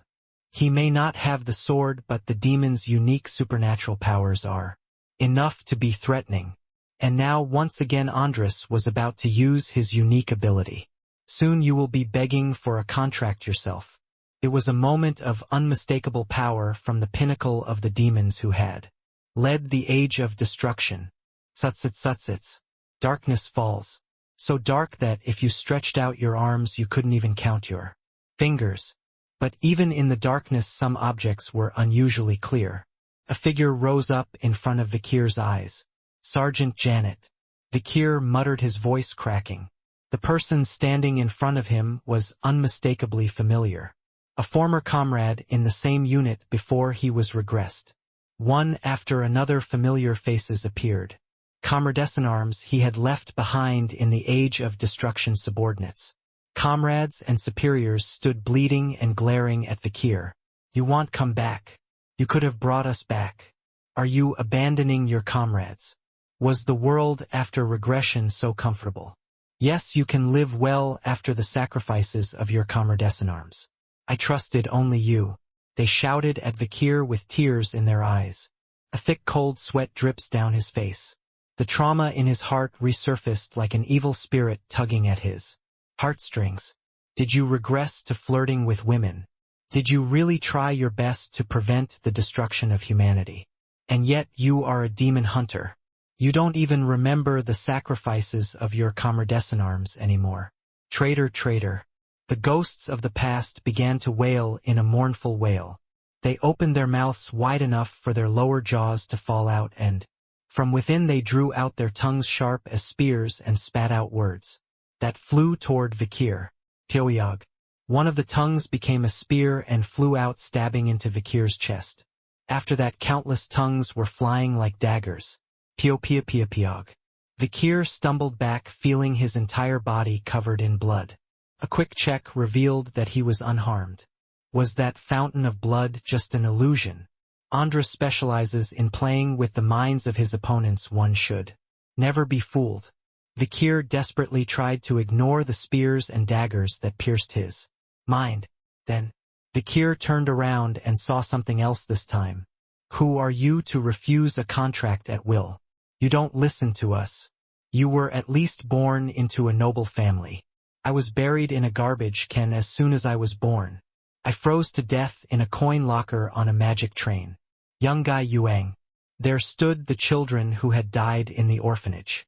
Children who didn't live long enough to live or who died as soon as they were born. Beings forced to be born by their parents. They were casting resentful glances at Vikir. And there was one girl standing at the front of the group. Brother no Mr. Nymphet. The one who had died so long ago, the one who had become his first sense of guilt since the regression. Nymphet turned to Vikir. You speak well of the human desire for development and upward instinct. Are you qualified to say something like that? Vikir opened his mouth without realizing it. But Nymphet didn't wait for it. Sticks out like an awl in your pocket, ho ho ho, you mean my tongue. The ghost with Nymphet's face chuckled hysterically, then spat out a long, spear-like tongue from its mouth. Puck. Nymphet's words lodged in Vikir's chest were sharp and cold as hell. Just like this world. Then the remaining comrades from the age of destruction and all the children who had died in this world surrounded Vikir. How dare you, you unworthy bastard! Hang him, throw stones. Kill him, we must kill him. At the same time the daggers continued to strike. Peeg pioyog. It was not only piercing his mind but also his body. It's not a metaphor or analogy, it's really hurting. Vikir drew his Beelzebub long and sharp. Quaquaquaquang. Baskerville 8th form. The stage reached through extreme practical experience. The final destination of the living. After this it is the realm of the dead. It is a realm beyond the reach of mortal life. Vikir bared his 8 teeth, scattering the darkness around him. But the stings of the tongues continued to fly, embedding themselves in Vikir's body.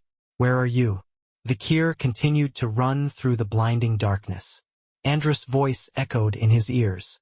You will die here, but if you accept the deal even now I can make it all go away. The voice sounded so sweet and soothing.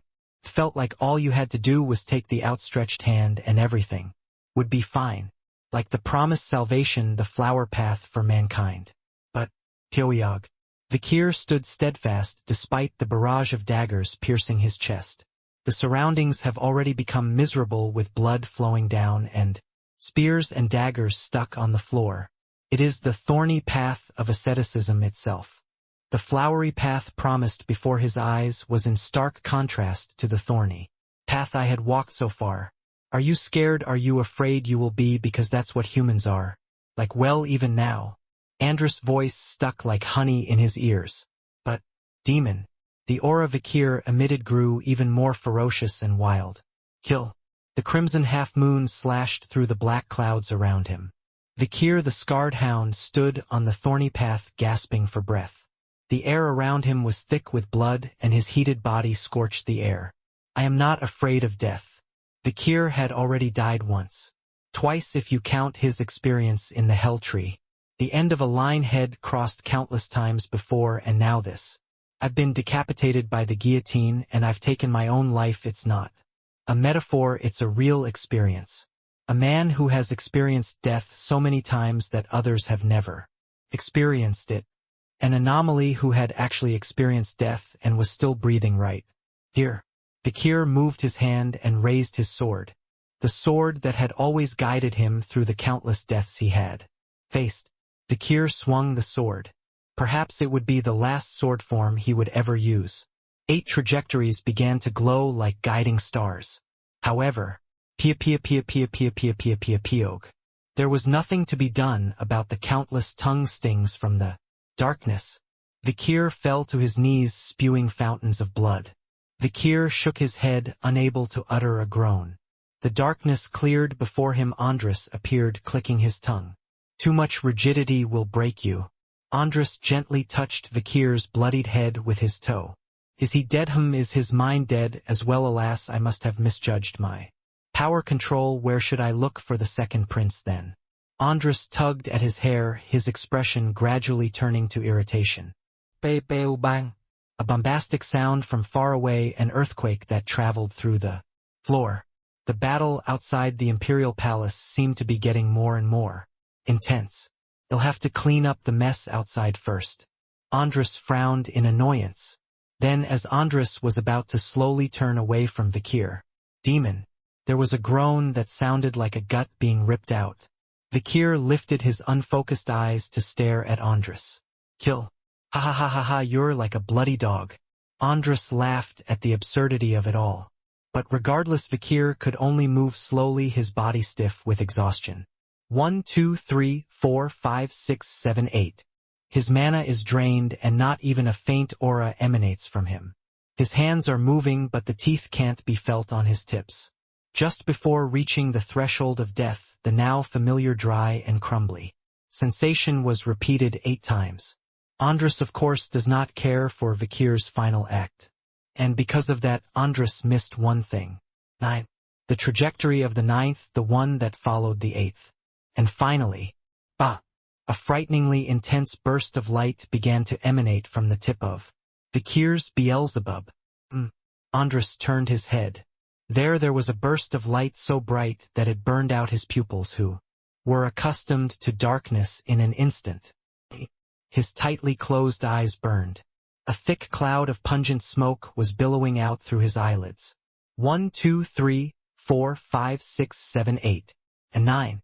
When Andras opened his eyes, the tiny dots of light had transformed into a gigantic ball of light that filled his entire field of vision. Only those who step into the realm of the Supreme and continue to run without resting with the same mindset as when they first picked up the sword will gain something. King Corso once said of the 8th form, "You will probably not attain this in your lifetime, for the realm of the 9th form lies beyond the threshold of death." The 6th form, a state that can only be reached by transcending all emotions. The 7th form, a state that can only be attained by reclaiming emotions that have been abandoned. The 8th form, a state of mind that can only be attained by grasping a sword and fighting through a series of desperate battles. And the 9th form, an incomprehensible zone at the core of the highest realms that only those who have truly experienced death can ascend to. Vikir was staring blankly at the 9 glowing trails beyond his fading vision. Across the swirling darkness, he heard the voice of King Corso, a voice he had once heard. This realm defies normal human understanding, empathy, comprehension, faith, common sense, probability, and causality. No being who has not experienced death can ever set foot here. It looks like you have a lot of regrets in life, but you're not old enough to have even contemplated death yet. You are not yet ready. Words that, at the time, he didn't understand. But now, for some reason, it seemed to make sense to him. As an anomaly who had experienced death so many times despite being alive, he had witnessed countless other deaths that he had missed at his fingertips. And a certain realization that came unexpectedly at the crossroads of life and death had opened a new gate, one that lay somewhere beyond the other side. Vikir stretched out his hand and peered into the world beyond the gate. For a brief moment, a fleeting glimpse, a dot of light scattered into countless fragments. The upper level of the supreme realm seen in such a short period of time. The landscape he saw with his mind's eye was burned into his retina, leaving a mark. And as he absent-mindedly moved his hand along the trace, it soon became the trajectory of a cluster of living stars. Flash. Finally, the 9th tooth began to fully reveal itself. The realm of the 9th form lies beyond the threshold of death. A voice crackled into the distance. The realm of the Supreme, glimpsed in the briefest of moments, left a mark on his retina, as a result of drawing the scenery there in the air like a hand-drawn ink. Painting 9 teeth were created, which was said to be absolutely impossible. In life, the trajectory of a cluster of living stars. Flash. The Baskerville 9th form was revealed. Kahag. Blood spurts from Andras' mouth. The 9 teeth that tore through the boundary between life and death instantly tore Andras' body into tatters. Vikir stood still, a dazed expression on his face. At first glance, it seemed like he was just standing there mesmerized. But Andras' eyes showed something else entirely. Cool. A crimson aura rises with terrifying momentum. A dog of death with a black body, bright red eyes, and an open mouth. Yes, I've seen death a few times, so maybe it's possible to cross the line between life and death alive, but I never thought I'd get there. Andras muttered in surprise. But there was still an odd ease in his hand as he drew the sword at his waist. Gurgling. Flames roared up the hilt of the sword which looked like it had been molded from volcanic ash mixed with water. Kazanbai, one of the 7 demon swords, crashed down on Vikir's head. Beelzebub parries the vertical fire strike, deflects it, and immediately strikes back. Kong tang kang quagajijigajig. Countless sparks of fire and shards of aura scatter in all directions. Good thing there's only one sword, Vikir thought as he parried Andrus' sword. Andrus, who had originally carried 2 swords, Kazanbai and Asmodeus, before his regression, now wielded a single sword. It was much easier to deal with a master of dual wielding when he only wielded one sword. TCH, is it still difficult with a divided body? We have to become one properly. Andrus rolled his eyes and adjusted his stance. Vikir exuded a crimson aura and gathered all 9 teeth into one place. Kerr. Black Sun, the star, grew even heavier and more massive. A black, enormous sphere of destruction that sucked everything in its path into its center and crushed it from within. Andrus chuckled in disbelief. Awakening at the last moment in the final battle and fighting the final boss. Unknown, isn't that a cliché? Stories sell for a reason. That's true.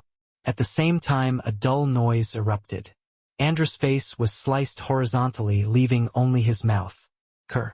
Vikir's sword bent at an odd angle in midair and returned. Andrus regenerated his face in an instant, then spread his wings and fell backward. Quack-quack-quack-quang. In the blink of an eye, dozens of blows were exchanged. Flash. Andrus unleashed 1,000 flames, melting the surrounding golden pillars. Vikir swung his strike through the dripping ceiling and pillars. Andrus also struck down his flaming sword and confronted Vikir. In what seemed to be the final battle, Vikir suddenly felt someone standing behind him. The same warmth head felt on the battlefields of Tachka. A comfort he didn't want to admit. Then a small voice echoed in Vikir's ear. You've grown up. The voice sounded so clear, like it was right next to him. At the memory, Vikir felt an unexplained emotion welling up in his chest. This intense, vomit-like emotion was directed at his father Hugo. It was something Head spent his entire life through 2 lifetimes denying, suppressing, and eradicating. And it burst out like an explosion, carrying the aura of the tip of the sword. Quack-quack-quack-quang. A straight line is formed by the movement of a huge swirling black sun. Black lightning. It soon splits into 9 trajectories, each stretching forward. 9 teeth, each piercing, grasping, tearing, cutting, slicing, dismembering, crushing, mincing, and mashing. The perfection of Baskerville's swordsmanship tore the world apart. In the grave of swords, King Corso's demonstration of the ultimate level of killing intent unfolds. It is a level of swordsmanship unheard of even in the age of destruction. Even for Andrus, the pinnacle of predators, this was his first time experiencing it. What kind of nonsense? A slash that goes beyond 8 directions and tears through all 9 directions. Andrus struggled in the midst of the torrent that crushed his entire body. But the outcome had already been decided. The winds whipped around and the fragments of his aura were oxidized with intense flames. Pajig. The sword broke. Kazanbai, one of the 7 demon swords, was burning bright red and crumbling to pieces. Andrus' body was the same way. Lava boiled from cracks all over his body. His wings were tattered and his 2 eye sockets were blackened and withered. Vikir realized it was all over. Though it had taken all of his strength, he had gotten what he wanted. Once and for all, the life of Andrus, the Marquis of Discord. Thud. At last, the last enemy, Andrus, fell to his knees. Vikir held out his magic sword Beelzebub for the final word. Demon kill. The immutable logic of death and rebirth. The ideology of demon hunters can be said to be dogma itself. However, there was one more absolute thing that did not change. Can't help it. That is the malice of demons toward humans. It's like that smile on Andrus' face at the end, even though he's exhausted. All his power. What did they say about stories that sell for a reason? Andrus' blackened, dying eyes once again emanated a darkness that was almost unbearable. Couldn't agree more. Even Vikir could not help but pause at the strange composure of Andrus, who was showing signs of extinction. The protagonist awakens at the last moment and faces the final boss in a known fight. In the end, the protagonist overcomes through the power of love. And friendship. The villain's final struggle must also be present, right? True. Despair. The concept of emptiness does not work. Hoo, I don't play such shallow tricks. The ominous darkness emanating from Andrus' eyes grew darker and darker. Suddenly Vikir saw Andrus' current form overlaid with a memory from the past. It was the last of Andrilphus, the third corpse, and Floros, the second corpse. Both of the demons he had slain before had been willing to pay with their lives to open the gate of destruction. At a heavy price, of course. Not so, Andrus said. I too have no choice but to open the gate of destruction with my own magic. And life. Enough of this nonsense. I know that the gate of destruction can only be opened once. There is already information obtained from Seer and Decarabia. The gate of destruction can only be opened once in this life, even by the most powerful demons. Since Floros has already failed to open and maintain the gate of destruction, this time there is no way the gate of destruction can be opened in this world anymore. I'm sorry, but the gate of destruction has already been opened by Floros. And he has failed to keep it open because of this torrential rain and the great flood that is now falling.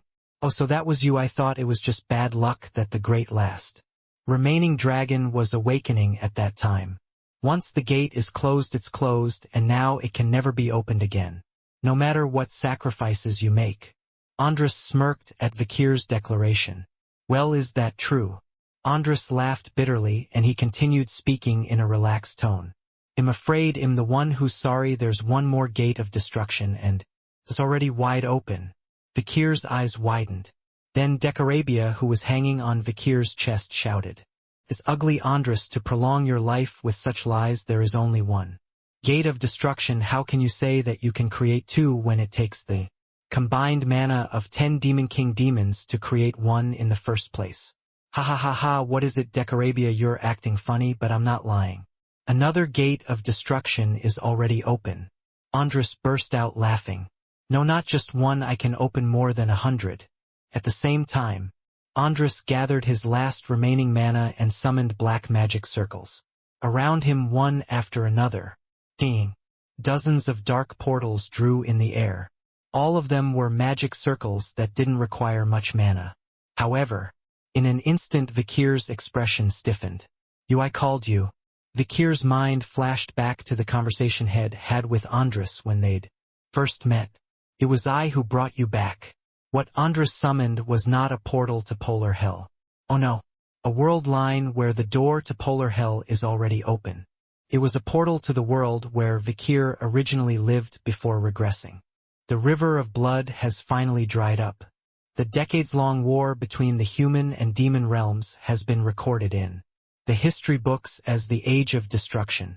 And the day the human world's victory was carved into stone. A head was hung on the main gate of Baskerville House, a house known for its iron-blooded swordsmen. Name Vikir van Baskerville. Crime, internal communication. Vikir van Baskerville. The illegitimate son of Hugo Lou Baskerville, the patriarch of House Baskerville. A shadowy figure with countless blood on his hands for years behind the scenes. The Hound of the House of Baskerville. A severed head is speechless. The world in which the dog's neck hung was still suffering from the aftermath of the war. The imperial capital was destroyed in half. The Red and Black Mountains were devastated by fire and water. The Colosio Academy is in ruins. Dozens, perhaps hundreds of hell tree that soared into the sky. Leviathan, Don Quixote, and Usher are still shrouded in red death. Baskerville, where only smoke rises. The fallen Quo Vadis. The fallen bourgeois. Morgue struggling alone. In Tochka, dead bodies dried up due to the depletion of drinking water. Broken angel statue. A crumbling clock tower. The Nouvelle Vague vanished without a trace. How can he forget such familiar scenes? How can he forget this wasteland reddened with the blood of so many fallen comrades? Vikir shuddered as if struck by lightning. Indeed, Andrus had not opened the gate of destruction. However, it was no different from opening the gate of destruction. A world beyond where the gate of destruction is already open. the world that Vikir lived and died in before he regressed. The portals to it have been thrown wide open. A world line where the gate to destruction is already open. It's the gate leading to that place. This wasn't just Andrus' ability alone. Emperor's blood. Golding Gerald, the first emperor of Rock, the great empire that united the continents, was said to have the ability to see the future. The first crown prince of the Golding family, who inherited the bloodline of the first emperor, also possessed the power inherent in his blood. The combination of his host's ability to foresee the future and his own ability to open a gate gave Andrus the ability to jump through time and open a gate to the past or future. In other words, he has the power to interfere in parallel worlds. While this ability was quite limited in many ways, it was still a tremendous power. Unlike the other 10 corpses, Andrus chose a host with the most power he could muster. The result was that Vikir was standing here now. Andrus smirked.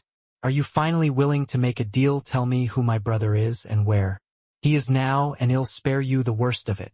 You're not planning on destroying this world either, are you? Are you planning to bring only misfortune wherever you go? Isn't it necessary to protect at least one of the world? Vikir frowned. The original world where he had died. The gate of destruction has already been opened and the destruction of polar hell has descended. Suts. There was a bridge between that world and the current one. It was only a bridge, but it was still indirectly connected to hell. The rains of fire will flood. Countless demons would cross over. It was clear that countless human beings would perish once again. However, in the last life, humans were victorious. In any case, the age of destruction is over. Yes. Although 99 of humanity perished and Vikir himself was executed at the end of the story in a plot left by the demon, humanity was not wiped out as a result. The Great Flood came later, ending the rainy season of fear. All of the 10 corpses were either dead or disappeared with their magic power. Wasted. The 1,000 fires that lit the world were extinguished and the remnants of the monsters were hunted down. Everything must be righted. All the vile things that crossed the gate of destruction eventually vanished. As a result, the humans, once as numerous as grains of sand on a white beach, were reduced to a handful, but a victory was a victory nonetheless. So even if you created a portal to the other world, there are no flames and monsters to cross over, Vikir said through clenched teeth. Before the regression, humanity avoided the apocalypse thanks to the sacrifices of countless heroes. It was a vision he saw clearly before his throat was cut. But Andrus merely laughed in disbelief. Do you really think so? What? Do you really think the destruction is over and you humans have won? Andrus goes beyond ridicule and bursts into laughter. And underneath that unpleasant smile there was a hint of composure and malice that could not be hidden. Soon several more portals opened around him. Suts. A portal with an eerie aura. A mirror-like transparent membrane appeared in the darkness. The world beyond the portal became a little more visible. A wider land and a higher sky came into view. A moment. Vikir's eyes widened in shock and disbelief. His pupils fluttered as he saw a world he didn't recognize. After Vikir was executed, the world was becoming more and more cruel. He sees a great fire rising from the plateau where the surviving humans had gathered. The roar of giant monsters that were thought to be extinct can be heard.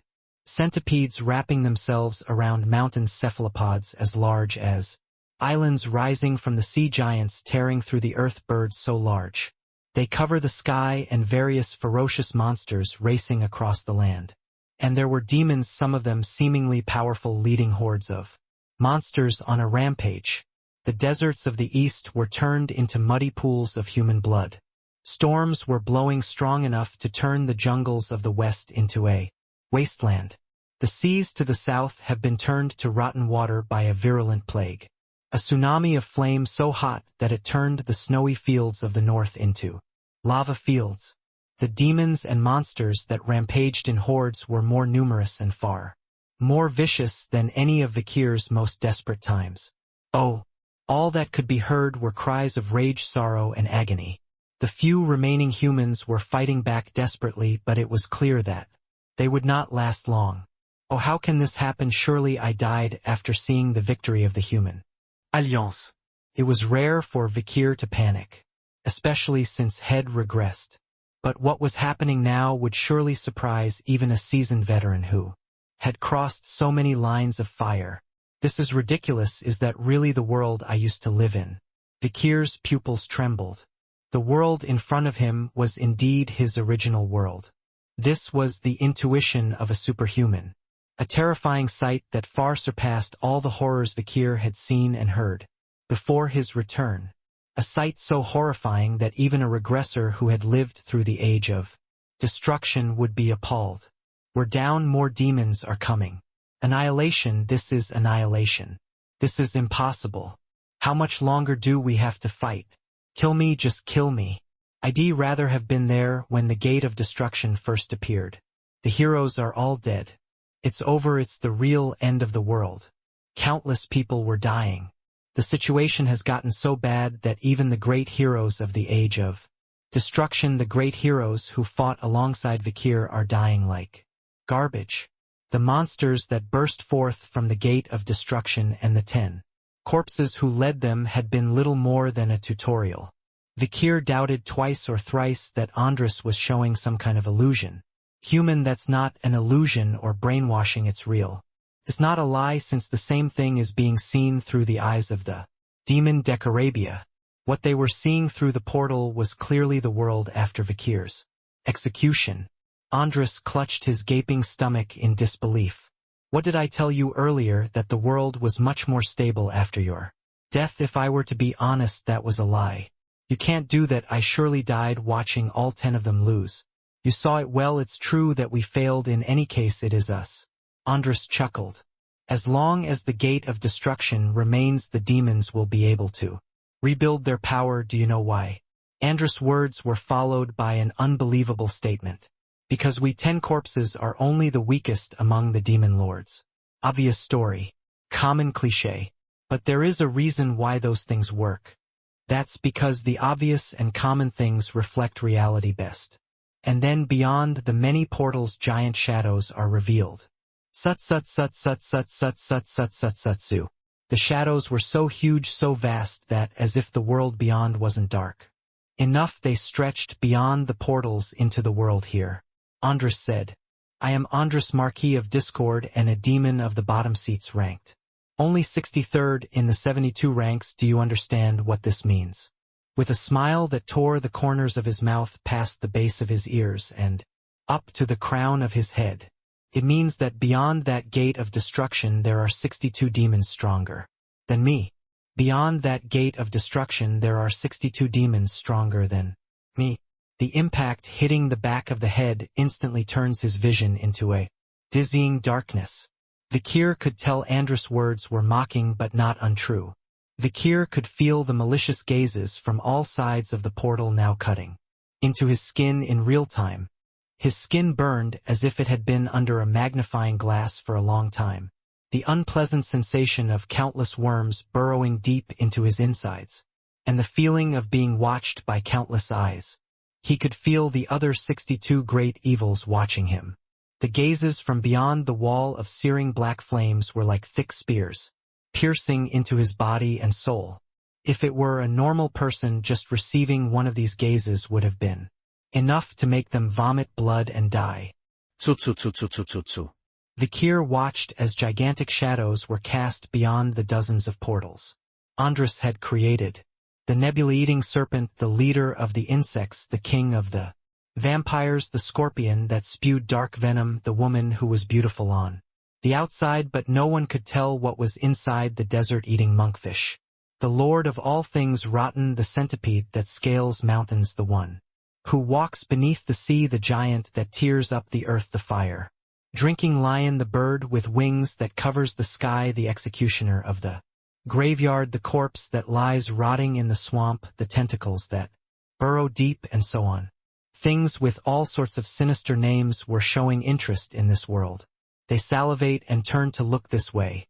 A world where the gate of destruction has not yet been opened, where there is Still so much to destroy and ruin. Vikir gritted his teeth.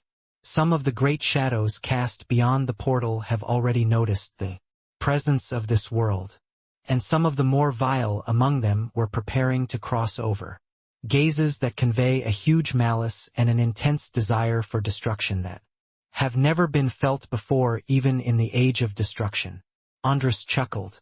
The 62 demons of the otherworld are absolutes that not even I can stand. Against and among them are noble ones that I dare not even fathom, whose shadows on the ground cannot even be kissed. Vikir looked out over the great portal at the forefront. A single shadow loomed over the army of demons. It emanated a nostril-bursting stench. The name Baal can be seen written on the flag in the language of a long extinct demonic sovereign. The shadow of evil it cast was thicker, darker, and more ominous than any other. You seem stronger and more evil than all 10 corpses I've ever faced combined. Even Decarabia hanging from his chest trembled. This is the mother of destruction, the mother of the 72 demons. When she crosses over, it will be the end of all things, the end of this world. She is the one and the all and the one. Vikir suddenly realized the meaning of Decarabia's words. Are you confident then that you can bear the wrath of your own people, that you can take the wrath of one who is one and all, who is all and one with your whole body? The answer will be kept secret forever by covenant. A line of dialogue between Belial and Decarabia during the battle at Bourgeois. It was a warning to the remaining 62 demons beyond the portal, perhaps preparing for reinforcements after the age of destruction. Andras spoke. The construction of the gate of destruction, it is the building of a bridge, over which the 72 demons of polar hell will cross with the armies they have recruited from their respective realms, and our row of bottom seats is the pilot who has crossed over to do just that. You thought the war was over after you died, but you were sorely mistaken. We, on the other side of the world line, have just finished our work and fallen back. Now the remaining humans in that world are facing their true destruction. Against the remaining 62 demons, you should be glad you died before then and were brought to me. Andras looked at Vikir. Then he opened his mouth, emanating darkness and a foul smell from his eyes. It is not too late. If you tell me who and where my brother is, I can close this door now. I don't want to send upward what I can finish in my line world. Interference is complicated enough. I know it's not your world, but don't you think this one is nicer to you now? And do you want it to be destroyed like that one, which is wrong anyway? Andras conjured numerous illusions into the dark mists of his own creation.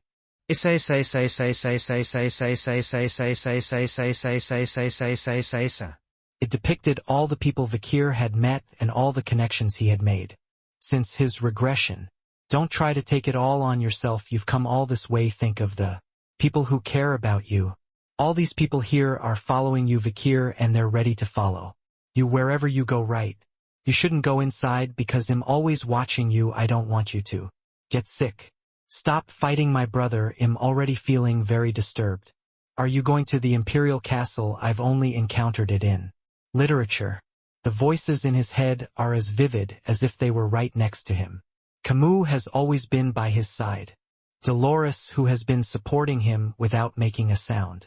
Ian, who not only saved his life but also crossed life and death with him many times. Sinclair, who chose to stay by Vikir's side despite her own conflicts and worries. Kirko, who turned his back on her homeland and followed Vikir into the terrible war ahead.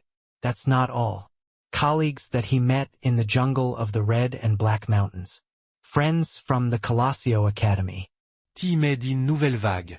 The triplets Highbrow, Midbrow, and Lowbrow, who met in Baskerville as enemies and became trusted allies. Osiris, the eldest son, who was always distant and cold but now seems like an older brother who is not good at expressing his emotions. The 7 counts now bonded in their own way. And Vikir's feelings for Hugo that he still can't explain. And the countless other faces that stare back at him. The darkness of his vision swells. The visions surrounded Vikir, animated as if they were within reach. Now you have no other choice if you wish to close the portal except my offer. Andras continues to wiggle his tongue, knowing full well that Vikir is in no position to defeat them. But Vikir is not swayed at all. I could kill you and close that door. Are you still dreaming the portal I have created cannot be closed by anyone? But me it is not like the gate of destruction. Have you seen the holes in? Your clothes close themselves. When I die this portal will remain open. Forever. Andras continued to urge Vikir on as if he were full of energy. But Vikir's demeanor remained steadfast. I don't make deals with demons, I only kill them. You're insane. Do you really have no intention of closing this portal? Andras' threats were becoming more and more tangible. The ends of the 62 shadows slowly falling beyond the portal converged toward Vikir. But despite this, Vikir maintains his unwavering demeanor. No, I can close it.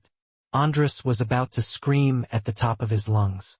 Just then, Andras, who was just about to say, "What can you do?" could only squeak out the sound of the escaping wind. Pug. A sword pierces through his chest. The sword pierced through his back and exited his chest, the back edge of the sword piercing right through Andras' heart, which was pulsing with mana from the portal. Andras' face instantly changed to that of the first Prince Jack Meridu. Kigajig. His head spins, slowly ticking like a rusty clockwork. The landscape behind him comes into view. There was a heavy coffin attached to an iron chain. Vikir had been carrying it on his shoulder ever since he entered the palace. Ever since he sailed from Tachka. The coffin lid heavy with the sense of duty, guilt, anger, and hatred for the demons that the old demon hunter had carried in his heart all his life was now wide open, and the being that lay within was now driving a sword into Andras' back. The crown prince's eyes widened as he recognized the face. The owner of the hand that held the sword hilt. He was Piggy. Just Piggy with no last name. An inferior student at the academy, a frail friend who had always followed Vikir. But somehow the brilliance that radiated from his eyes right now was enough to overwhelm Andras, who stared back. Andras stammered into the crown prince's mouth. Golding Ralph, Golding Piggy Ralph, and no Andras. The second crown prince is one of the two branches of the imperial bloodline. At the same time, the first of the 10 corpses, another heteromorphic Andras. And a heteromorphic Andras stood there. First crown prince and second crown prince and the beings of this type. Gathered in one place. First corpse Andras. Danger rating S. Size. Found in serpent's womb deep within the gate of destruction. Nicknamed the first corpse. One of the 10 plagues, the natural enemies of mankind, incomprehensible and unkillable. Both worlds will become dark. 10 Commandments 101. It was the emergence of a true first corpse. It will swarm like a swarm of flies. The 10th corpse, the inferior second son Andromalius. Boils will be rampant because of disease. The 9th corpse, the 1,000 faces Dantalian. Livestock and herds will perish. The 8th corpse, king of the dead seer. They will sweep away like a swarm of locusts. The 7th corpse, wailing wall Decarabia. Lice will boil in your body and in your barns. The 6th corpse, the worthless one Belial. Take the life of the firstborn that year. The 5th corpse, the unicorn of the abyss Amdusias. A horde of reckless frogs shall rise. The 4th corpse, the reckless knight Cimeres. There will be hail. The 3rd corpse, the ice duke Andrealphus. I will turn water into blood. The 2nd corpse, the lying panther Bifloros. Both worlds will become dark. And the 1st corpse, the Marquis of Discord Andras. The 10 disasters that were cast over the royal family and the ominous beings that caused them. Now with them all destroyed, there is only one remaining, the Marquis of Discord Andras. And that Andras is inherently a being of 2 bodies. The 2 separate bodies have now come together to face each other. They were Jack, the reigning heir to the throne, and Piggy, the rumored second in line to the throne. Vikir stared at Piggy's face as he stood there, his expression stern. Why had Piggy turned away from the academy and from all relationships with others in the past? Was it simply a matter of bullying, harassment, and alienation? No. Vikir had suspected this from the beginning. Piggy is a much stronger friend than I thought. He's not the type of person who gets lost simply because of bullying or loneliness. Perhaps Piggy's reason for leaving before the regression was because he questioned his lineage. Vikir made his own guess based on what had happened in the past. Piggy, isn't your blood supposed to be black in color? Ha, it's always been this way, ha, it's been like this since I was a kid. Actually, the doctors said it's because I have a lot of iron in my blood, but it seems like it's gotten a little darker since I've been in the hell tree. It was a guess that was related to the phenomenon in which Piggy's blood distorted the causality law when he was trapped in the hell tree. Piggy died once in a previous fight with a demon. 3 days after his death, the heavy lid of his coffin was lifted and he opened his eyes. The moment Piggy opened his eyes, this was the first thing he thought of. The reason you woke up first is because there was something you had to do. First, Vikir's words were still ringing in his ears as he exited the hell tree. The weight and warmth on his shoulders. Never look back, from now on you go alone. In the cunning and malicious trap within the hell tree where everything was trying to deceive and harm him, the only thing that pushed his back was the rough scarred palm. Then raising his head, Piggy locked eyes with a gaze from beyond the portal. Please go where you are comfortable. It was a decapitated head displayed on a tall pole. What I will do. Piggy lowered his gaze and looked at his hands. Black blood trickled down them. The handle of the sword piercing Andrus' heart was clearly visible. Yes, you didn't Floros kill him, huh? He was the most suspicious of the candidates, so I told him to be extra careful. The second corpse, Floros used the water source to dig a trap in order to get another form of Andrus, or to destroy it before it awakens and becomes a threat. What the hell did you come here for to close the gate? Andrus said through gritted teeth. Suddenly Vikir had a point. It was the information about Andrus that Decarabia had told him in the past. Ahem, the structure of the body is heterogeneous. Normal living beings tend to divide individuals based on their own bodies, but that doesn't work for him. What does that mean? In other words, you will divide and define human beings based on you. There is one human being named you, and if there is another human being who meets the same criteria, there is 2 and 3, 4, 5, but not once 2 can be 1 and 1 can be 2, since the criterion for separating the A and the non is outside the human concept. It is impossible to cut them according to conventional wisdom. I have no idea what you're talking about. You mean like you have an unusual body structure? Whatever, I don't know much either. He's a very secretive creature, but I only heard that the roles of those who close the door and those who open the door are separate. This is all I know. Decarabia is also an object-type, inanimate-type demon, so it has a very special body shape. But even Decarabia considered Andrus' form to be strange. One soul split into one body. It naturally led to rumors of the oracle spreading throughout the world. An oracle that caused the civil war in the empire, an oracle that turned the 7 great houses against each other. It was said that the first and second crown princes both descended from the blood of the first founding emperor, possessed the power of prophets, and that one of them would destroy the world and the other would save it. The reason for the civil war was to prevent the wrong crown prince from ascending to the throne, and the truth behind it was spoken by Andrus, who took over the body of the first crown prince. Fufufu, yes, I am the one with the power to open the gate, and the other. Andrus, you have the power to close it. Which of us perishes first will determine the end of this dark cloud. Andrus grabbed the sword that had pierced his chest and crushed it in his hand. Flames flew towards Piggy, but it was blocked by Vikir. Quack-quack-quang. Vikir gritted his teeth as Andrus' magic burned and melted everything around him. Even a crumbling body can unleash this much power.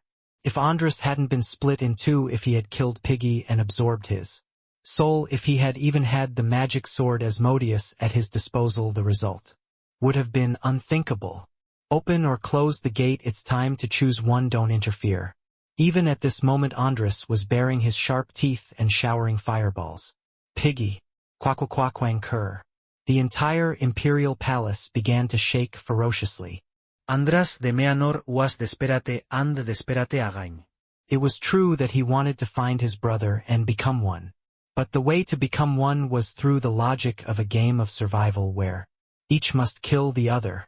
In front of him, Vikir couldn't help but think of the past.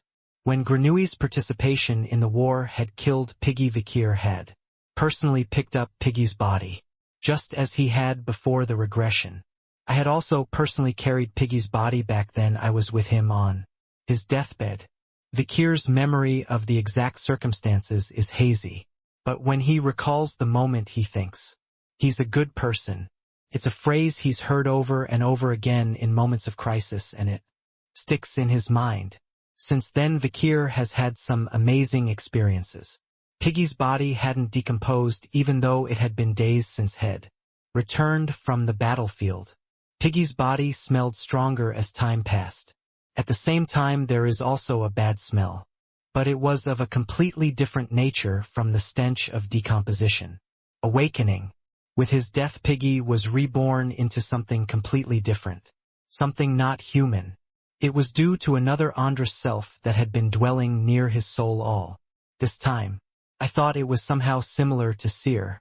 It was the way of demons hovered around their hosts waiting to strike when their minds or bodies were at their weakest.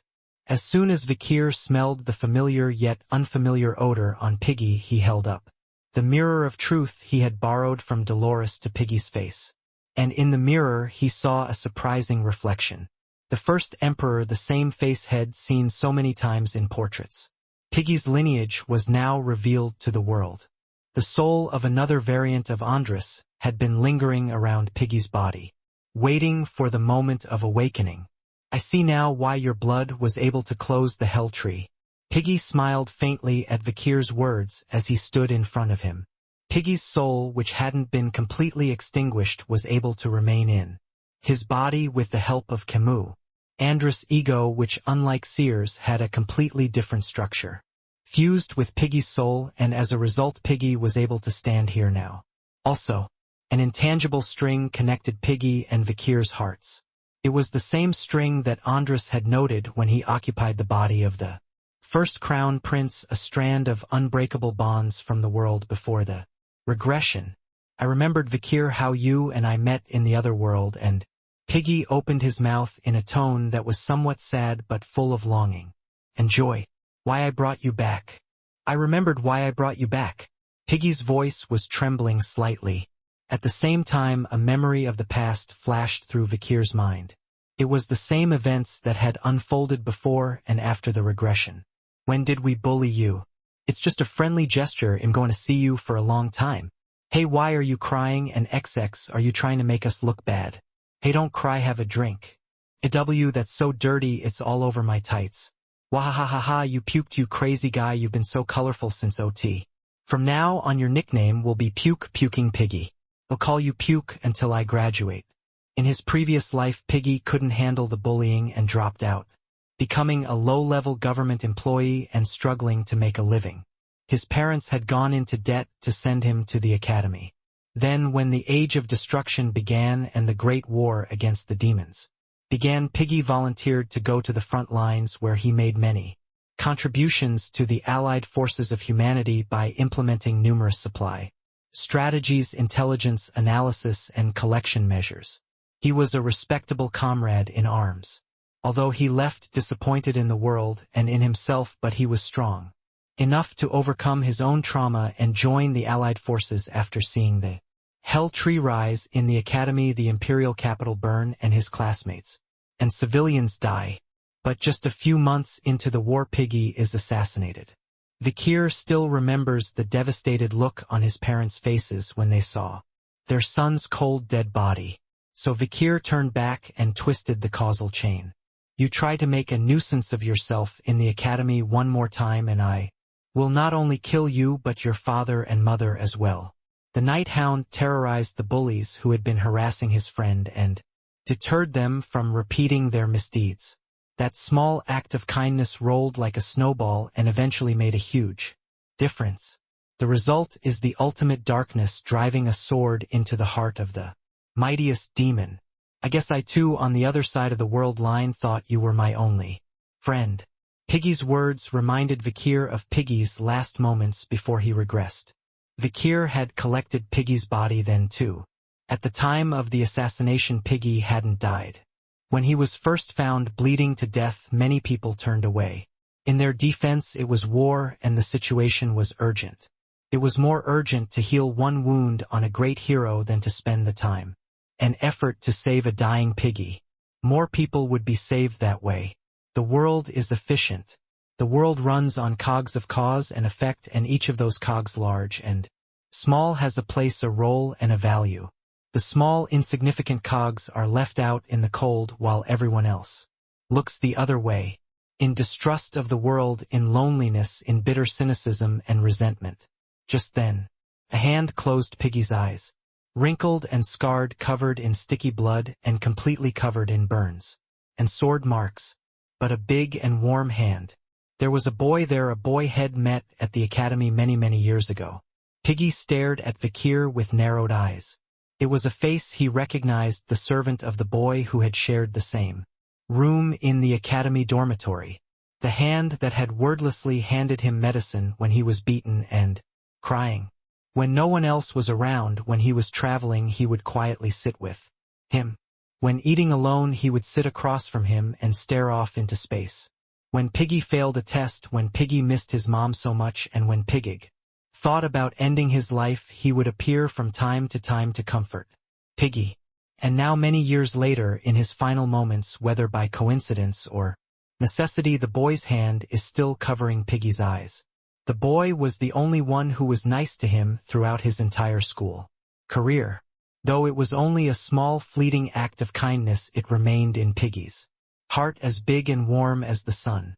Suddenly Piggy remembered the voice he had heard during his midterm exams at the academy. Now that he thought about it, it was definitely the voice of a servant boy. "It's okay now," the servant boy had said as he closed Piggy's eyes. It had a far greater effect than any other magic in the world, making the pain in his body and mind vanish in an instant. The pain of his birth, the guilt of his parents, the obligations of being a child, the burden of his studies, the loneliness of not making friends, the world that had finally turned its back on him, the pain of his body, and one word that relieves it all: "Please go to a place where you are comfortable." It was the consolation of a friend. And as Piggy heard Vikir's voice from beyond the time shift in a vision, he heard a vision that Vikir had often heard too. He is a good man. He remembers it clearly now. It was Piggy's last words to him, not from beyond the time axis but from his own memories. It was the same voice Head heard every time Head poured Piggy's blood into demons like Amdusias, Cimeres, Andrilphus, and Floros since his regression. Many people say that humans are black-haired animals. The humans I have experienced are animals that remember the kindness they received. The human Piggy looked at Vikir and smiled broadly. "You're a good man, Vikir." It was a smile that could light up the world. Even Piggy, with his distrust of humanity, his cynicism and bitterness, who had left the gates of destruction wide open without closing them, could not be as cold to Vikir as he was to this one man. It was impossible to turn away from him. Like the intangible link between Seer and Camus in the past, Piggy's residual thoughts became a strong, unyielding bond that connected him to Vikir on the other side of the world line. The tenuous hope that the parallel world might have a different ending. As a result, Vikir regressed. No, the parallel time axis was skipped by Piggy's arrangement, which led Andras to choose and summon Vikir. It was the result of a collaboration between Piggy from this world line, Piggy from that world line, and Andras of this type. A small, seemingly insignificant act of kindness to a stranger is the miracle that saves the world. And of course there were those who could not understand this improbable and unreasonable coincidence. Shout nonsense, how dare you fool anyone with such a ridiculous development. Andras Jack Meridu. He was awakened by hanging himself with an umbilical cord while he was still in his mother's womb, and he made a strenuous effort from an early age to get rid of Piggy from his natural birth, sending snakes to the cradle, deliberately forcing them into dangerous places, kicking them out of the family, etc. I didn't know that that lowly bitch would run away from the palace, but I should have just killed her right away, ugh. However, Piggy shook his head. Even if it weren't for you, I would have died of my own accord, with all kinds of distrust of humanity and hatred of the world. If someone had said to me, "You're a good guy," it wouldn't have happened. Piggy seemed to be imagining himself on another world line. However, on this side of the world I've come to know and understand a lot about. Humans, my family, my friends, and the people around me are all valuable and important. Tutor Sancho, Bianca Sinclair, and Dolores, his classmates from Colosio Academy, and the countless companions who joined forces with him in the Hell Tree, the comrades in arms of Tochka who shared his burning thirst. With their faces in his heart, Piggy stepped inside the coffin. And of course Piggy chose. I will close the gate. Andrus' two selves are divided into the one who opens the gate and the one who closes the gate. The gate that Andrus J opened cannot be closed by Andrus J, it must be closed by Andrus P. Conversely, Andrus P cannot open a gate that Andrus P has closed, it must be opened by Andrus J. The gate opened by Jack can only be closed by Piggy. The gate that Piggy closed can only be opened by Jack. In the end, it was clear that without either of them something irreversible would happen. Suts. The gate Andrus had opened was being closed by Piggy. Andrus screamed, but it was too late. Dengyong Geog Pioyog. The gate slammed shut, severing the bodies of several giant demons that had been slowly pulling themselves out of the portal above.